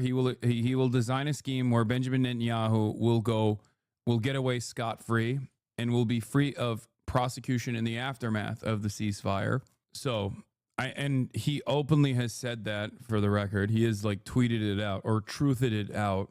Oh, meanwhile, the U.S. State Department today approved $510 million in weapon sales to Israel, including JDAM guidance kits for its bombs, which includes 3,845 KMU 55 8B kits for BLU 109 bombs, 3,280 KMU 572 FB kits for Mark 82 bombs. Don't know why they would be replenishing their depleted sources while simultaneously claiming that they want a fucking ceasefire. But I guess it's much tinier than previous weapons transfers. So I guess that spells something positive. After Israel hit Iran's South Pars refinery, Iran struck the Bazan refinery in Tel Aviv, which supplied 60% of Israel's diesel and 48% of its gasoline in Q1 2025. Bazan is just now saying operations are gradually resuming, with full recovery expected by October. Haifa oil refinery was shut down, as you guys know, with Iranian rockets. Now we get back to the United States of America. Oh, last thing I'm going to say about this. Whatever you make of this and wherever it may be going, I think we have to agree on one simple fact. The toothpaste is fully out of the tube here, and the mail cannot push it back in with any amount of body snatcher style pointing and screeching. Furious Glastonbury crowd chants death IDF and Free Palestine in scenes aired live on the BBC. Felix says, was just talking to someone about this. There's no partisan or cultural counterweight for hundreds of millions of people seeing thousands of the worst images they've ever seen, and then hearing almost every prominent figure in Western politics say, this is fake and I love it. The toothpaste was out of the tube when people were taught that genocide is wrong. Okay? You shouldn't have done that. For decades after the Holocaust took place, that the Holocaust was an unconscionable evil thing. Because if you do that, eventually people are going to realize we're watching one unfold, okay? Because no one, and I mean no one, is going to look at the situation and go, oh, never again meant just for the Jews. No, of course no one fucking feels that way. That's not true. It's also not a true statement to begin with. Never again means never again. Not never again just for the Jews, and that Israel gets to do whatever the fuck it wants. Clearly, even Jews that don't live in Israel are already decoupling from Israel in more meaningful ways as well. So if they didn't get the message and they got inundated with propaganda from the start, then it's very difficult to teach like some fucking corn-chucking Nebraskan that these are, you know, God's special children that get to do genocide and we have to keep giving them money. They're not going to see that. All they're going to see is children being fucking annihilated with our tax dollars, and then every single fucking Western media figure and every single politician turning around and saying, don't feel some type of way about this. Otherwise, I will turn around and say you're anti-Semitic, and I'll actually arrest people. I'll actually throw people in jail. When that happens, what is that person supposed to think? What is the corn shucker in Iowa or Nebraska or Idaho supposed to think? He's going to be like, holy fuck, I heard about this stuff that like Jews control the media. Now I'm seeing it. Okay? That's the only thing that Israel is doing at this point, is just creating tremendous resentment, not against just Israel, which already is over, but also against Jews as well. Yeah, he did say if he doesn't get to pick and choose which Jewish people he talks to. Greenblatt argued that unless Mamdani engages directly with the Anti-Defamation League, he won't truly address Jewish concerns. Yeah, that's what his demand is. Come and kiss the ring. Anyway, now let's get to the firefighter ambush in Coeur d'Alene, Idaho, which is a famous location for actual anti-Semitism, not like the fucking fake, like, oh, I don't like Israel conversation. Was the head of operation for Atomwaffen. I mean, it's like a fucking neo-Nazi, white supremacist, white nationalist breeding ground. Breaking developments, Idaho authorities have identified the shooter accused of ambush. Yeah, I live in Idaho and I've been to Coeur d'Alene, and there are literal Nazis, like proud Nazis with swastika flags. Yeah. I'm not saying like, oh, they're Nazis because they're like fascist Republicans or racist. I'm saying like actual fucking straight up swastika wearing Nazis. And killing those two firefighters in the mountains by Coeur d'Alene on Sunday. A third firefighter who was also shot is now fighting for his life after surgery. The local sheriff says they believe that the shooter, who was later found dead, set a brush fire to lure the crew to the site and then opened fire on them. Here's dispatch audio as the attack unfolded. Some law enforcement right now, there's an active shooter zone. They're shot. BC3's down, BC1's down. Everybody's shot up here. Law enforcement, code 3 now up here. CNN's Mark Morales is here now with breaking details on this. Mark, what are you learning about the suspect? Well, Brianna, we now know who law enforcement thinks did this shooting, and they've identified Wes Raleigh, 20 years old. He's from the Idaho area. And as you know, the identification in this kind of a situation is very, very important, because now investigators can take that full court press and really try to figure out what the motive here was. They could do search warrants on his home or places of business. I mean, my instant speculation, I heard where this happened, was that, oh, this is 100% not like an Iranian sleeper cell or anything like that that the media can fucking even present, and very much the type of person that does engage in the anti-Semitic violence, the fucking neo-Nazis. But it turns out, and I thought initially, there's no way that this is like a fucking 20-year-old, given where this happened and the significance of the area. I thought it wouldn't be like a 20-year-old, but like a 45-year-old, you know, former military. Because that's usually the profile of this type of activity. This is like old school white supremacist, Aryan nation type activity. Turns out it is a 20-year-old. Business, or they could even talk to loved ones, people that he knew, anything that can help them really dig into why he did this. Now, law enforcement was able to. The reason why I want this question, because you keep asking this question, okay? Because once again, process of the ceasefire talks is going well is bullshit. So if you answered this question before, I'm sorry, but if you want to answer this, the situation keeps getting worse. What are the other options to stop this genocide? The reason why you keep asking this question is because I feel like you're doing Fed bait. Like you're asking this to, I don't know, entrap someone or something. Okay, just keep up the pressure. That's it. Just keep up the pressure.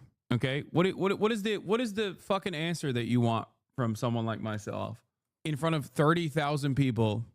What is the answer? What do you think I should say here?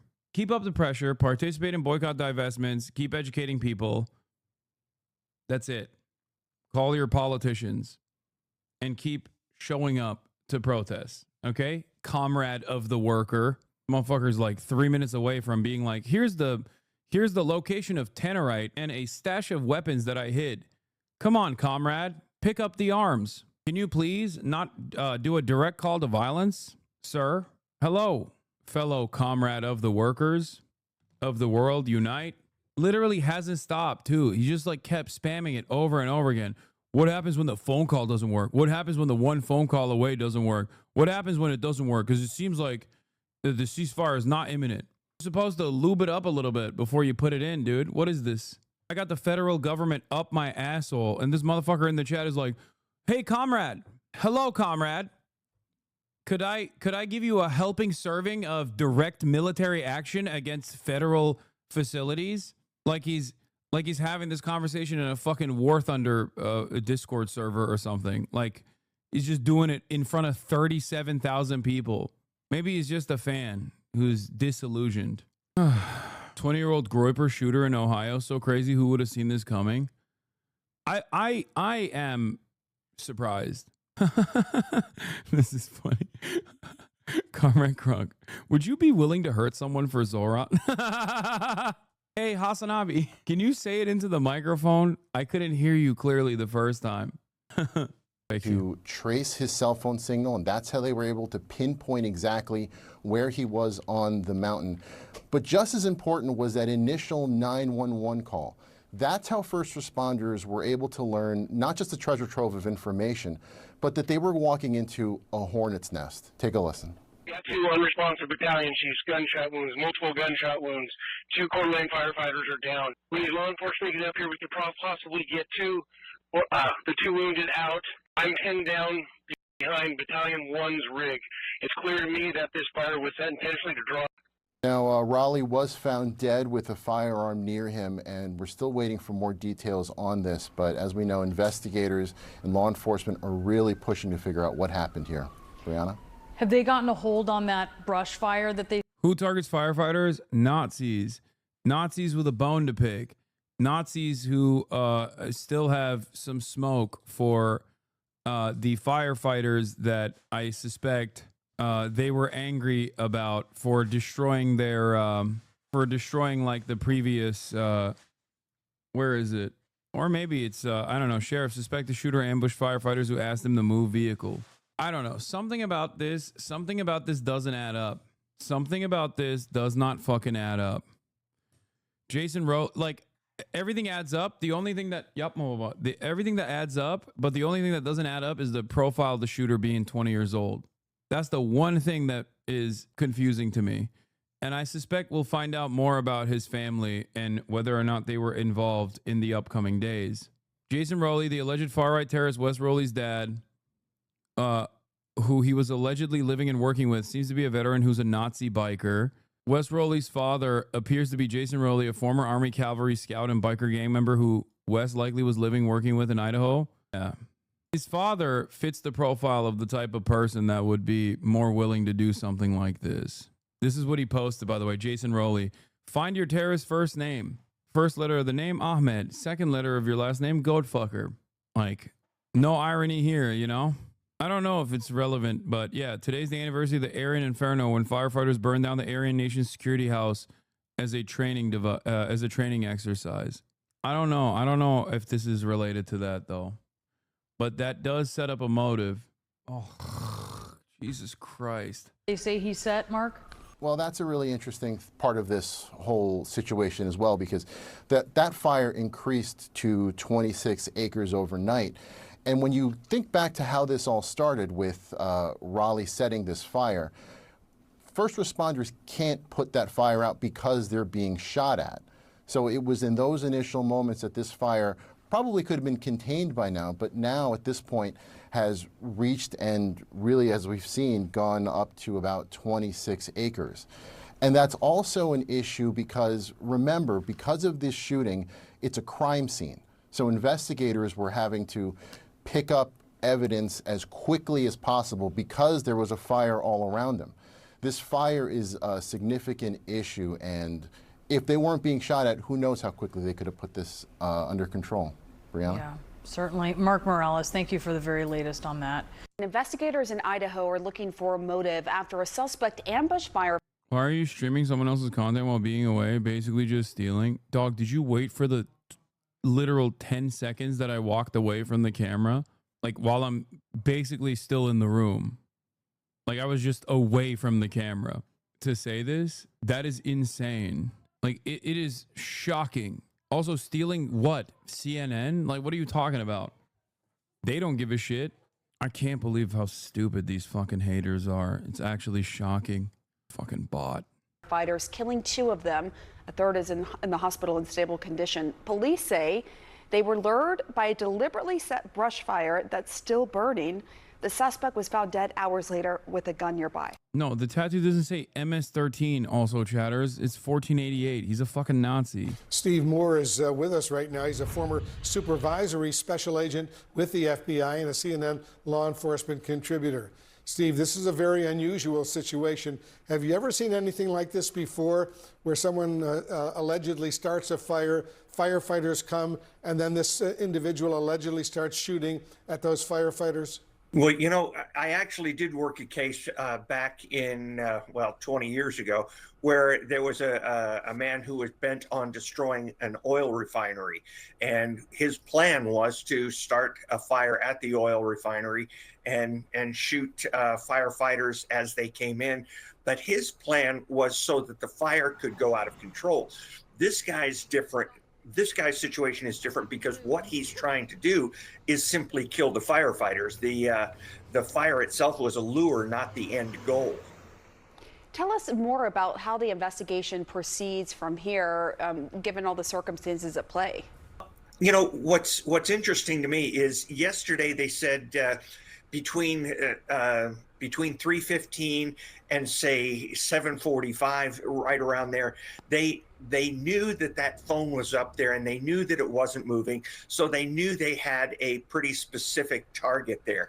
And during that time, 4.5 hours, they already knew the number of the phone, obviously, and they did a lot of investigation in that 4.5 hours, which helped them to determine, before they even got to the body, whether there was going to be accomplices, a potential motive, things like that. So they knew a lot about the person they were looking for before they even found him. Yeah, just so disturbing. Very disturbing. You know, I mean, why would you go after a firefighter? Something about the information that we're being presented doesn't add up, especially considering his stepfather, I think, or his father, being a fucking neo-Nazi. The man suspected of ambushing firefighters who responded to a blazy set on Canfield Mountain, fatally shooting 2 and seriously wounding a third, did so after firefighters asked him to move his vehicle. First responders who rushed to a grass fire on the east side of Canfield Mountain Sunday quickly found themselves under attack from a gunman who shot from a tree. Authorities confirmed Monday that Battalion Chief John Morrison in the Coeur d'Alene Fire Department and Battalion Chief Frank Harwood of Kootenai County Fire and Rescue were fatally shot in Sunday's attack. Dave Zidal, as an engineer with Coeur d'Alene Fire Department, was wounded and remains in critical condition. Police identified the shooter was Wes V. Rowley, 20 years old. He had previously lived in California and Arizona, but had resided in the Coeur d'Alene area since 2024, police said, apparently living out of his car. Around 300 law enforcement officers from local, state, and federal agencies converged on Canfield Mountain after the shooting. While the suspected shooter was at large, fire crews were unable to approach the blaze and community members were stuck on the mountain. Hours after the fatal shooting and subsequent standoff, police used a cell signal to hone in on Rowley's location, finding him dead with a shotgun nearby and flames closing in on his body. Police said Rowley appears to have died by suicide. Rowley's motives remain unclear Monday.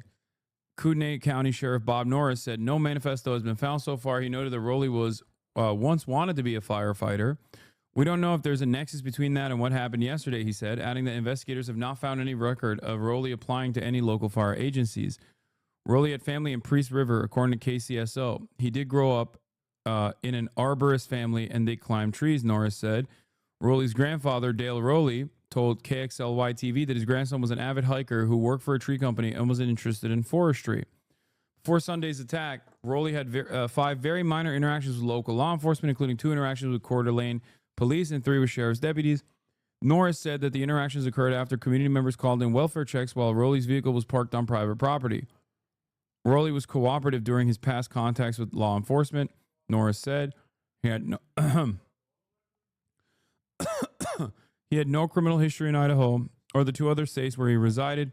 During a news conference Monday afternoon, Norris showed a photo, he said, was posted on Rowley's Instagram story shortly before the shooting. The story feature allows Instagram. The photo appeared to show Rowley dressed in camo pattern clothing with a mask covering the lower half of his face.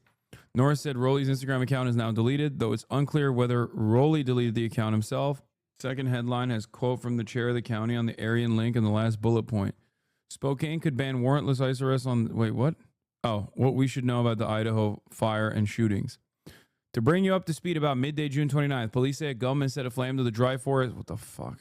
Dry forest on Canfield Mountain, just east of Dalton Gardens, between Coeur d'Alene and Hayden. As the blaze spread and firefighting crews were investigating how to fight it, he opened fire on them, killing 2 and wounding 1, who was in critical but stable condition. Sunday evening, local, state, and federal law enforcement immediately responded, and a short time later, the shooter was dead. We don't know whether he died from police gunfire from the shooting himself. No, they said that he shot himself, right? They said he shot himself in the head with a shotgun. There is no evacuation order at the moment, but the fire is still burning. Kootenai County Sheriff Bob Norris advised local residents to monitor.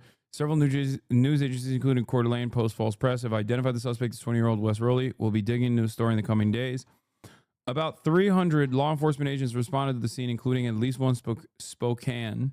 Are you happy? Based immigration ICE agent. Most were stationed for several hours at Cherry Hill Park on the east side of the ridge. What the fuck was an ICE agent doing? Range saw the following law enforcement agencies on scene. Federal Bureau of Alcohol, Tobacco, ATF, U.S. Border Patrol, U.S. Marshals, Washington State Patrol, Idaho State Patrol, Spokane County Sheriff, Kootenai County Sheriff, Liberty Lake Police Department, Spokane Police Department, Post Falls Police Department, and Kellogg Police Department. The shooter's body was located via a stagnant cell phone signal by a federal surveillance helicopter at 3:16 p.m. and scooped up about an hour and a half later. Though investigators are still trying to determine a motive, Bruce Mater, the chair of the Kootenai County Board of Commissioners, referenced Coeur d'Alene's long history with white supremacy in a press conference. He said his comments were inspired by media speculation that the shooter could be influenced by white supremacy. Here's a lengthy quote from Mater, which references activity by Aryan Nations, a white supremacist hate group that was headquartered in Hayden and was later dismantled largely by grassroots activism. June 29, 2025 is a day that we will not forget in this community. It is the day evil showed his face, and we lost 2 outstanding professionals of the highest quality. I cannot fathom why anyone would commit such a heinous act. This kind of senseless violence is unheard of here. This is not who we are as a community, and when we hear how others portray the people who live here on the news, it's not true. What happened here decades ago is not reflective of the fine people who live here today. I want everyone to know that this is a wonderful place to live. The reason why he's saying that is because everyone immediately suspected that this was a fucking, Aryan Nation style shooting. Wait, were the firefighters Nazis? No, man. What the fuck? And no, the reason why I'm saying this doesn't add up is because, not to say that there isn't, I'm not implying that this is a false flag or something. What doesn't add up is the shooter's background. Like, it's shocking. If this was like a revenge killing against the fire department for, like, I don't know, burning down the former Aryan nation stronghold, right? Then a 20-year-old is not going to fit the profile of a shooter because it happened a long fucking time ago. That is the work of like an older former military vet, neo-Nazi, more so something like his father, Wes Rowley's father, Jason Rowley, former Army Cavalry Scout and biker gang member who Wes was likely living / working with in Idaho. You know? Yeah. Coeur d'Alene, Idaho, northern Idaho. Who was it again that made their base of operations for the past handful of decades? Is the Aryan Nation, or Atomwaffen, right? Coeur d'Alene hate groups arrests extend North Idaho's long history with extremism. 31 members of a white nationalist group were arrested in Coeur d'Alene. Members of the Patriot Front, a group described by the Southern Poverty Law Center, described as a white nationalist hate group, were arrested downtown near a Pride in the Park event when the police pulled U-Haul truck and found the members. There's a lot of fucking Nazis in Idaho. There's been a lot of Nazis in Idaho. There still are a lot of Nazis in Idaho. This type of Nazis. Today is the anniversary of the Aryan Inferno, when firefighters burned down the Aryan Nation Security House as a training exercise following the demolition. Activist Greg Carr built the Human Rights Education Institute on the grounds of the neo-Nazi compound. But that was in 2001. Like, this kid wasn't even alive at that point. Do you understand why I said this doesn't make sense as a reason, unless someone else was involved? Do you see what I'm saying? So I don't know. Something about it just makes no sense. But yeah, of course, predictably, right-wing grifters are already lying about the Idaho shooter and claiming he's trans. Got to muddy the waters to make sure accurate information doesn't get out. Yeah. I think the uncensored shirt here is like him wearing like a Trump shirt, by the way. I'm pretty sure who said it was early on this morning.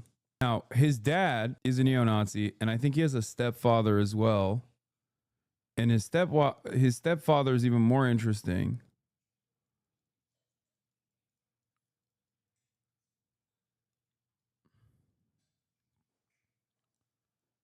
His stepfather is like, it's not a Trump shirt. Oh, it's his dad's tree service. I thought it was a Trump as Rocky shirt or something. Tack train. Don't just put up North shit and say he's a neo-Nazi. Brother, what are you talking about? Like, he's a neo-Nazi because he's a part of a neo-Nazi biker gang. Further, Jason Rowley, a.k.a. Wolf Warhees selections, this time a pic of him and a fellow Army Cavalry Scout in Afghanistan. Another one where he's holding a copy of the Necronomicon next to his skull. Actually, I think his hand tattoo just says Wes. This dude's mother sure had a wonderful taste in men. Honestly, pretty fucked up vibes in general and the whole family. Also, a lot of Nazis are into like Nordic shit, including historical Nazis. Like the actual old school Nazis, like 1930s Nazis, were also deeply invested in like redefining German mythology by associating their own shared history, their own shared mythology with like Nordic runes and shit like that. So yeah. Anyway, we'll find out more about this story in the next couple of days, unless something even more insane happens again. After all, it wasn't that long ago when a fucking right-wing guy went and killed Minnesota lawmakers, like tried to assassinate every Democrat in the fucking state. And then the Republicans were like, nah, that's Antifa, actually. And then that was it. That story happened not that long ago. It's crazy that like we're done with that story. So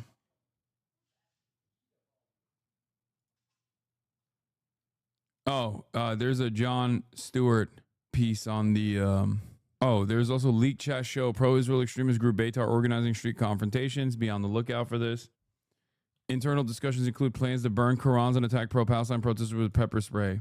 Far-right activists, including members of Beitar, a pro-Israel extremist group known for racist violence, have been running a constellation of WhatsApp group chats to plan counter-protests against pro-Palestine demonstrations and commit potential hate crimes against Muslims.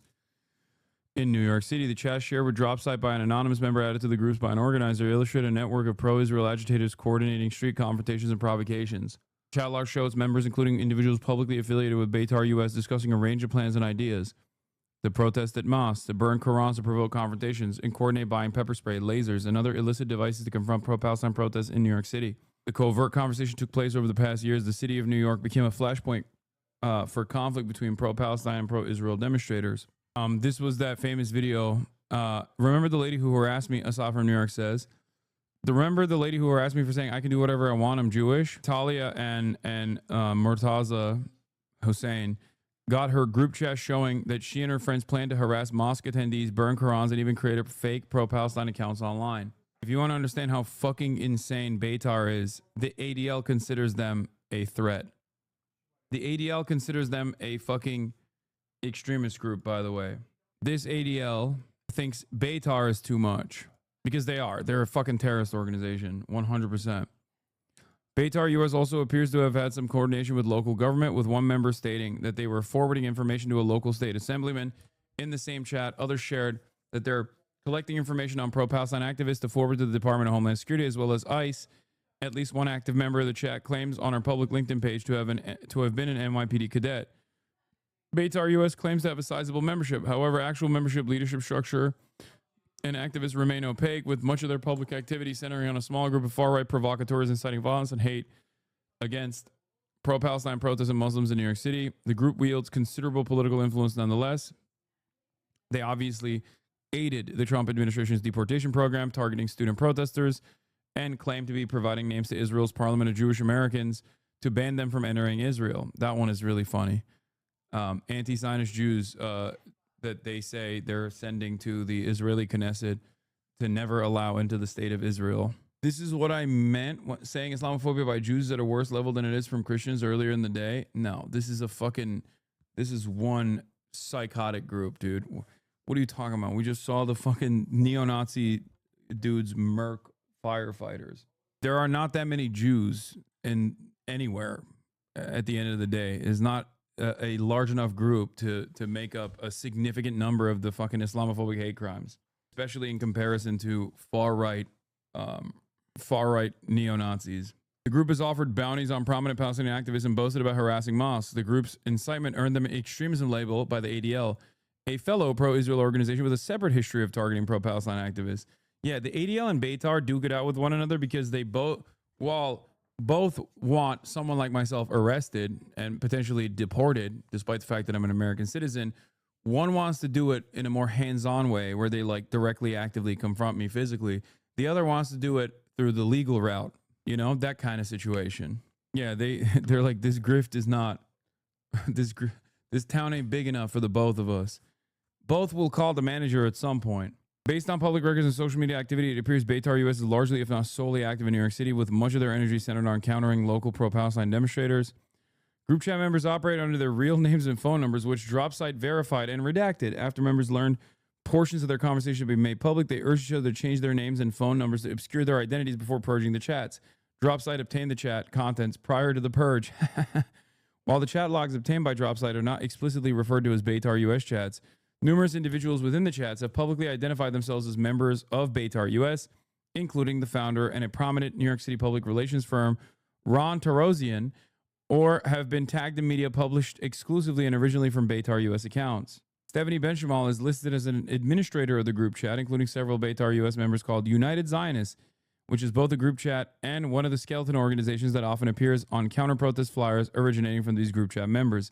Benchamal recently appeared in a since-deleted video on social media attempting to instigate confrontation with volunteers for the New York City mayoral candidate Zohran Mamdani.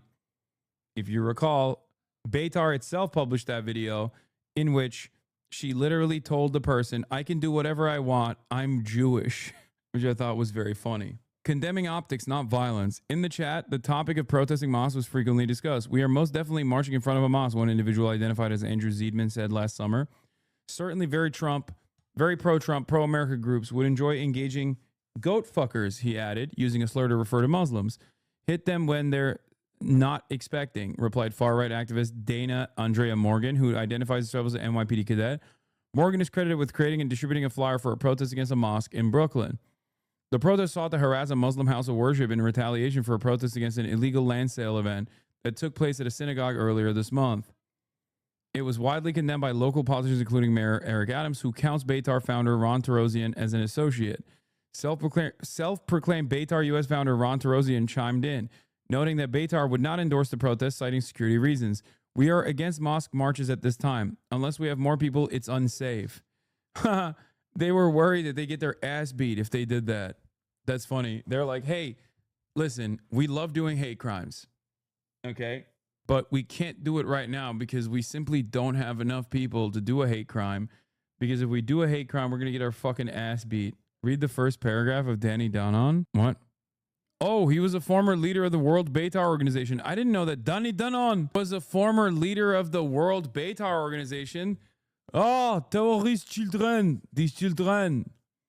Well, he's moved on to bigger and better things. My favorite dipshit. Danny Danon. Why? Are you anti-Semitic? Remember that flyer to harass Hamas? Beitar claimed it was fake. No one in the community knew about it, except they did. Beitar founder Eric Adams for New York City, an associate Ron Tarosian, said privately Beitar couldn't endorse it because they didn't have numbers at this time. The chat show, it's so funny that these guys are desperately trying to do like hate crimes against Muslims, but they just don't have enough people. Like the reason why people went to a synagogue to protest wasn't because it is a Jewish place of worship.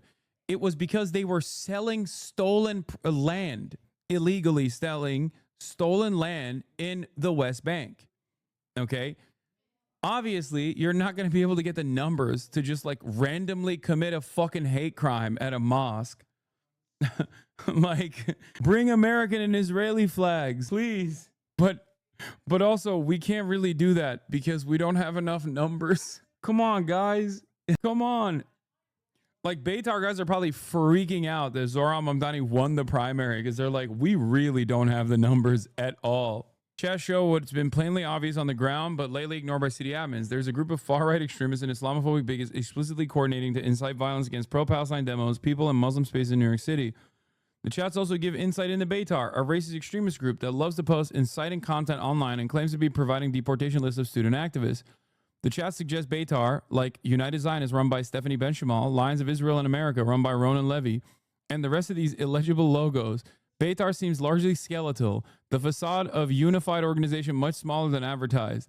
That also makes sense as to why there's always like 3 guys at these fucking counter protests. Like, whenever there's like a fucking mass mobilization that takes place and there's like hundreds of people minimum, if not thousands, there's always like 3 lone dudes being like 3 lone dudes trying to fucking fight and then run behind the cops. It's genuinely shocking that all of Beitar's members could not have elected Whitney Tilson. I thought they had the numbers. Yeah. Half of the people I'm willing to bet in these group chats are already people like Brace that are fucking, you know, reading the group chats so that they can make podcasts about it, or Talia, so they can deliver reporting on it to Drop Site. Like, they don't have any fucking motion. It's literally like 1 to 2 rabid Islamophobic psychopaths. Also, why would you take matters into your own hands when the American government is on your side anyway? You know what I mean? That's why I never understood like the pro-Israel rally that took place in DC. It's like, what do you want? More genocide? You literally are getting everything you want. You don't do a protest if the government is on your side. Then it's just a parade, you know? It doesn't make any sense. That's the reason why they don't have any numbers, because it's like, even if someone were to agree with them, they'd be like, why would I put my life on the line? Why would I identify with this publicly when everything I want is already happening? Like, not included in the reporting, but my favorite part is where they blew up the chats because one of them thought I had gotten access after a random account posted selection screenshots from the chat. They thought they had booted me by that point. I was never in the chat. There were multiple people who were in the chats leaking from them. Some of it sparked by that call to harass a mosque. When Brace and Talia become fake members of Beitar to lampoon or report on them, Beitar's total membership probably goes up 25 to 50%. That's the other thing. It's got to be hard. Oh, yeah, this was funny. When, Beitar Worldwide posted this after Zohran won. Evacuate New York City. Come home to Israel. And then, wait, I think so. Yeah, Yaakov Wolf said, you first. And then the account responded, we're already in Israel. Imagine if Muslims were planning to attack a synagogue. Yes, I can imagine, especially because people have, not just Muslims, pro-Palestinians have mobilized against not like random synagogues, but synagogues that were engaging in an illegal thing, okay? An incredibly immoral and incredibly illegal thing, such as selling stolen land in the West Bank, okay? And that was roundly criticized as an anti-Semitic hate crime, which is crazy. What is the actual crime is that a place of worship is being used as a mechanism of displacement and land theft. What the fuck? Yeah, this is what I was talking about. We urge all Jews to evacuate New York City. You first. We are in Israel. Also, Beitar is onto something with this one. ChatGPT is woke and pro-Palestine. Yeah, it's just like a bunch of schizo dudes, man. They just like get together and fucking talk about how much people hate Israel or something. Like, that's all this is. I give no fucks with blinding these motherfuckers. Do it.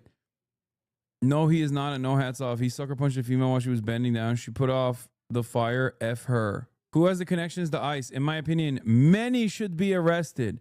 Oh, I'll smoke a joint off the burning Quran and a burning pic of Nasrallah, lol. We are most definitely marching in front of a mosque. I have recruited major non-Jewish allies who will join me. Let her be confused. We will also be marching in front of her Staten Island home. Hit them when they're not expecting. In their internal chats, members and supporters of the groups discuss ways of provoking street confrontations. They want to burn a Quran, all this stuff. Oh.